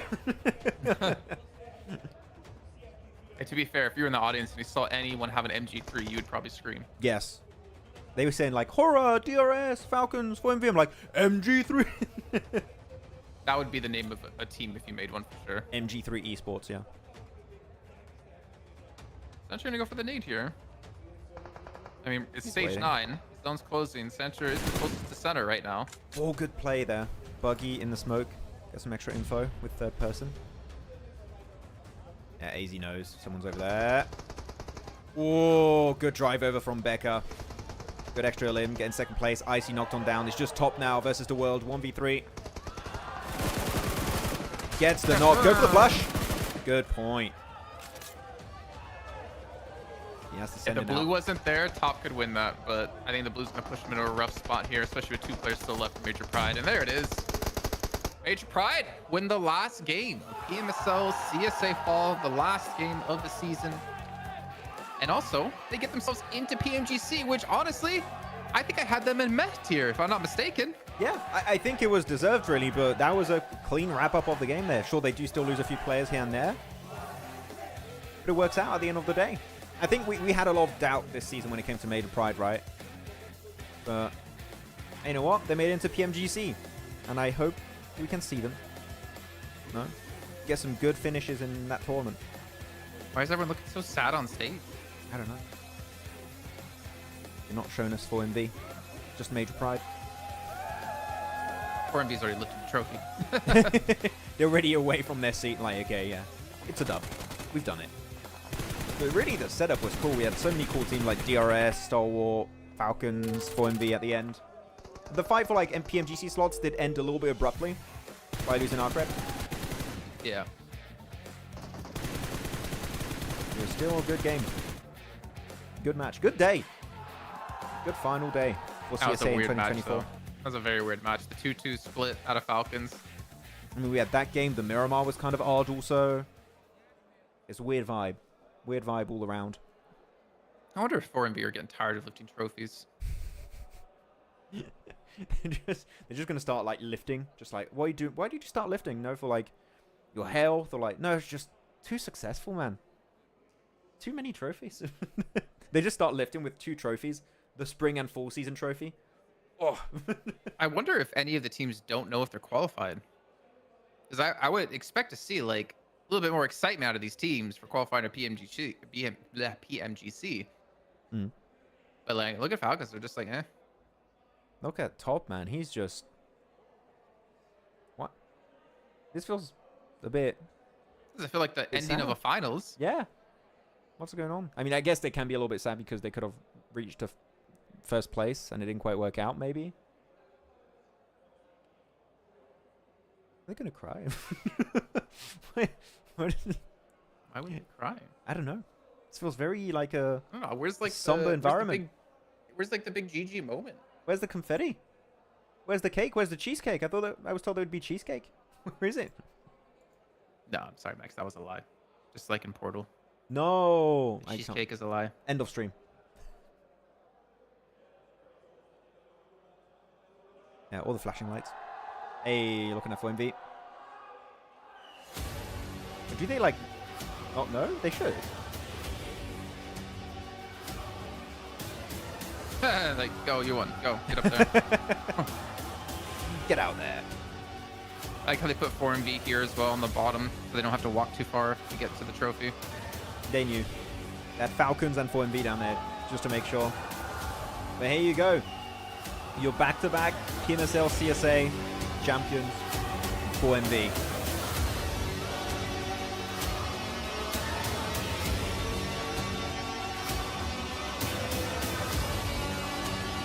Go ahead, Max. Back to the Goblin boys. Our precious trophy! Again! It has been claimed.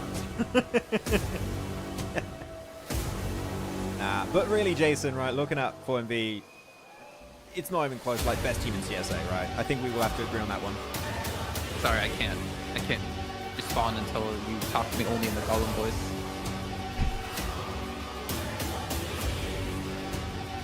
I'll ask it after this. Aww.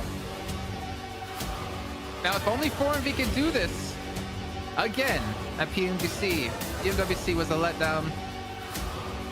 PMGC, though, they had 4th place finish last season or last year. Can they potentially improve? But also, IHC, the champions of last season, didn't qualify. With one invitational spot left, the question is, will they get it, or will it be another team? I don't know. I don't know if I want to see them currently, but there's a chance it could happen. Come at it. Yeah, I don't know, man. If they get invite back and we're working the show, you know I'm gonna go hard on IHC if they're in the group that I'm working on. So Jason, Maxman, what do you guys think about IHC? been kind of trash all year. Been kind of not great. But nah, they're like, who's taking the trophy home? You take it, I take it. You already have one, so I can have the other one. We just need to win like 3 more times next year, and then every player gets a trophy. All right, biggest letdown. of the season? Go. I find it's a bit rough. I'd have to say R8, man. I had way high expectations after spring. R8 going backwards. They were. I thought adding Naomi to the team. I mean, I didn't know what to think. I didn't think they. We discussed before. I don't think they needed to add anyone to the roster. They were already really good last season. They obviously didn't do too well when it came to PMWC. But then they added Naomi. They took a couple weeks to figure out what roster they wanted to go with, and then they go to finals and they switch it after day 1 because it didn't work out. Yeah. Then they switch it. No, they didn't switch it again for day 3. Wait, Jason. By the way, podium position here. Looking at Stalwart, jumped up just above DRS in that last game. Got on the podium. Very well done. And here, the break-off point to make into PMGC still is AOR 122, which means, unfortunately, ARCRED will not be able to do the big comeback at the end, and they will not be making it to PMGC. So yeah, ARCRED, R8, Leo, IHC, not Noobs, A1, and Regicide. This is the end of their 2024 competitive season. That's the end for them. So people saying, I think IHC was the biggest letdown. IHC didn't play well in spring, guys. R8 played, or R8 Notice Mad played really well in spring, like really well. And then they go into this and they don't qualify. I mean, obviously IHC not qualifying can be a little bit of a letdown, but we talk about like who played worse from spring to fall. It was definitely R8, unfortunately. But no, you know what kind of excites me, Max? What? I'm curious to see what's going to happen with any potential roster swaps, man. Like roster mania. Obviously, if your team qualified to PMGC, you're not allowed to do any roster changes going into the event. However, if you're not playing in PMGC, you can do roster swaps. So I'm curious to see what roster changes we might have now, what roster changes we might have after PMGC. I think we're going to have quite a few. We had already a few happening between spring and fall, but I think from 2024 to 2025, we've seen a lot of great individual players. And I think they're just going to get picked up by the bigger teams, by the bigger orgs. But here are your PMGC qualified teams. So well played to Stalwart, Major Pride, HORAA, Muerte, AoR. And then for your regional PMGC point winners, you're going to have 4MV, DRS, I8, and Falcons. Which So unfortunate. Looking at this, except for like maybe R8, Jason, I'm kind of happy with a majority of these teams. How do you feel? Yeah. I mean, the R8 thing of like, they were ahead of Falcons when it came to points. Yeah. But because they couldn't do much in the finals, they didn't do much in the finals, Falcons passed them in points, meaning that they got qualified through points ahead of qualifying through the actual standings. Yeah, there's not much I would change with that. Maybe ARCRED I would like to have seen qualify over who, I don't know. But look at this, Doc. Gunslinger. What's the damage? I have to move my camera. That's only Almost like 40K. 3,000. Yeah. Almost just like 3,000 more. He had more than that over top before. And we see Falcon as well. Like, look at Falcon top difference. It's 1 elimination, but it's 5,000 damage. Like, that's crazy. Yeah. And then the damage fall off there. Yeah, how much of that damage was grenades from Falcon? Like, he Yeah, was right. on point. Grenade Master, Falcon, as you would expect. He was absolutely on fire, utility-wise. It's still really cool. You have 2 players of 4MV, right, Jason, in 2nd and 3rd when it comes to top fraggers. But yeah, Falcon will be your Grenade Master of the fall season of 2024 for CSA. And Fearless, man, again, I feel like Fearless really... I feel like I've really talked up Critter when it came to Stalwart. But with these newer players, Fearless clearly stands out to me, Jason, now as like the top player of the team. Like, he's the guy. Yeah. Well, I mean, him... I don't know if it's just him, though. It's not, but like, he stands out to me like the MVP of the team. But Censure was, I think, up there for me still for some reason. Maybe it's just like one play that I'm holding on to in my head. that's fair. But hey, either way, the new roster of Stalwart, pretty good. Way better than Spring. Pretty decent. Maybe stop the hot drop and you would have had more bonus points. Just so we go to PMGC League and they continue hot dropping. Oh, They just no. hot drop a new team. A new opponent has risen. I hope not. Please don't do that. Sancha is the guy. No fear, Fearless, eh? Yeah, I think you can have different players like as your MVP of Stalwart and they would make sense still. We also have the question, who's the MVP of the finals? We don't know. I don't think we're going to see either because they hadn't shown it before. No, Doc is the gunslinger, which means they have the most eliminations. Yep. That's $700 for Doc and $500 for Grenade Master over to Falcon, by the way. And MVP is $800. And we'll see that very soon. Oh, they're going to do an interview. Oh, there we go. We do have MVP. Yeah. It is going to be the boy, the man, the myth, the legend. It's Doc himself. We knew it was going to happen. We need some sort of name for him. You know, we have like the Terminator, Darth Dante. No flop Doc. He never flops in his games. We'll keep R&D in that. We'll keep thinking where about we're going to go with it. Yeah, chat, This come also up with does an idea, mean- please. It also does mean, right, is that this was the last day of our watch party. And there won't be a watch party for EMEA. There won't be a watch party for Americas because those are done as proper broadcasts with like casters and stuff. PMGC won't have a watch party either in English because, well, they have an English broadcast. So that's pretty much it done for the year for watch parties, unless we're coming back next year. Maybe. Would be exciting. knows? Yeah. No, I've had a really good time with the watch parties. Thanks so much, guys, for checking out all the watch parties. If you were here in spring or just a fall season, doesn't matter. Thank you for watching. We appreciate it. Feel free to always, leave a like to make it known if you guys enjoyed the watch parties. Well, what a crazy finish to the thank you. tournament with the sweetness here. PUBG Mobile gonna be in Super League English. PMSL Central in South Asia. Yeah, I for can't understand that. just ended here. I was like trying to for a second, like, I don't understand. But yeah, Jason, with that said, I think it's pretty much it for us. Again, congratulations to 4MV on the Wait, trophy. Are they giving Doc a phone? Are they? Because I think he already got one for being on the Dream Team. Or was he on the Dream Team? No, he wasn't on the Dream Team.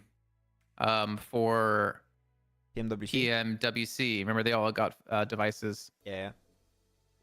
It's just, oh, he's getting, I got too many devices. Oh, what am I going to do? This device was great because I could throw a lot of nades and I like it. But anything you'd like to add, Jason, to wrap up the season No, here? just thanks to everyone for tuning in throughout the year. Thanks to all the returning viewers as well. It's always nice to have you guys come back. You get our jokes from spring. You get the new memes we have during the show. It should have been me, not him. It's not fair. And yeah, thanks for tuning in. Hopefully you guys come back for PMGC, man, because it's gonna be exciting. Actually, I think this is gonna be a really good year of I mean, last year was good as well, but this is gonna be a really sick final. I mean, with what happened in PMWC, Jason, I feel like anyone could really win it. Like, I think we're all looking at Alpha 7, but really, any region has contenders. CSA, I think that the teams that are qualified through CSA, especially your Falcons, your 4MVs, are going to learn a lot from how PMWC went down, right? So I have high expectations, hopefully getting into PMGC at the end of this year. But yeah, thank you very much, everyone, for checking out the entirety of this watch party for CSA. It's been an absolute pleasure to bring it to you guys. Sorry about the internet issues. It happens sometimes. But it was smooth overall, I'd say. It went okay. Max Giga Chad face for the last time. There you go. You got it. Okay, but that's going to be it. So, chat, everyone, thank you so much again for checking out the broadcast. And maybe see you at PMGC. Maybe. Wait. See you 2025. Yes. Oh. Follow us on the stuff. Do the thing. Did you post it? Do the thing. Yeah, go check out pandemonium_news over on Instagram, TikTok, YouTube. We're going to keep posting content even after these watch parties. So yeah, that's going to be it. Do you want to wrap it up, Jason? Or Aisha? He's done. No, you can do it. Okay. Do it. You've been hosting the whole time. You can do it. You do a better job at hosting than I do. Oh, yeah. It should have been me, not him. I mean, I think Jason's going to keep his button. Wait, I have to at least get in like one of these before we end. Go for it.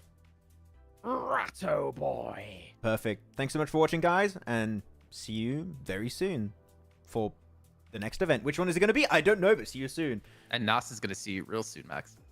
I'm in danger, so I better get running. Have a good rest of your weekend, guys. Goodbye.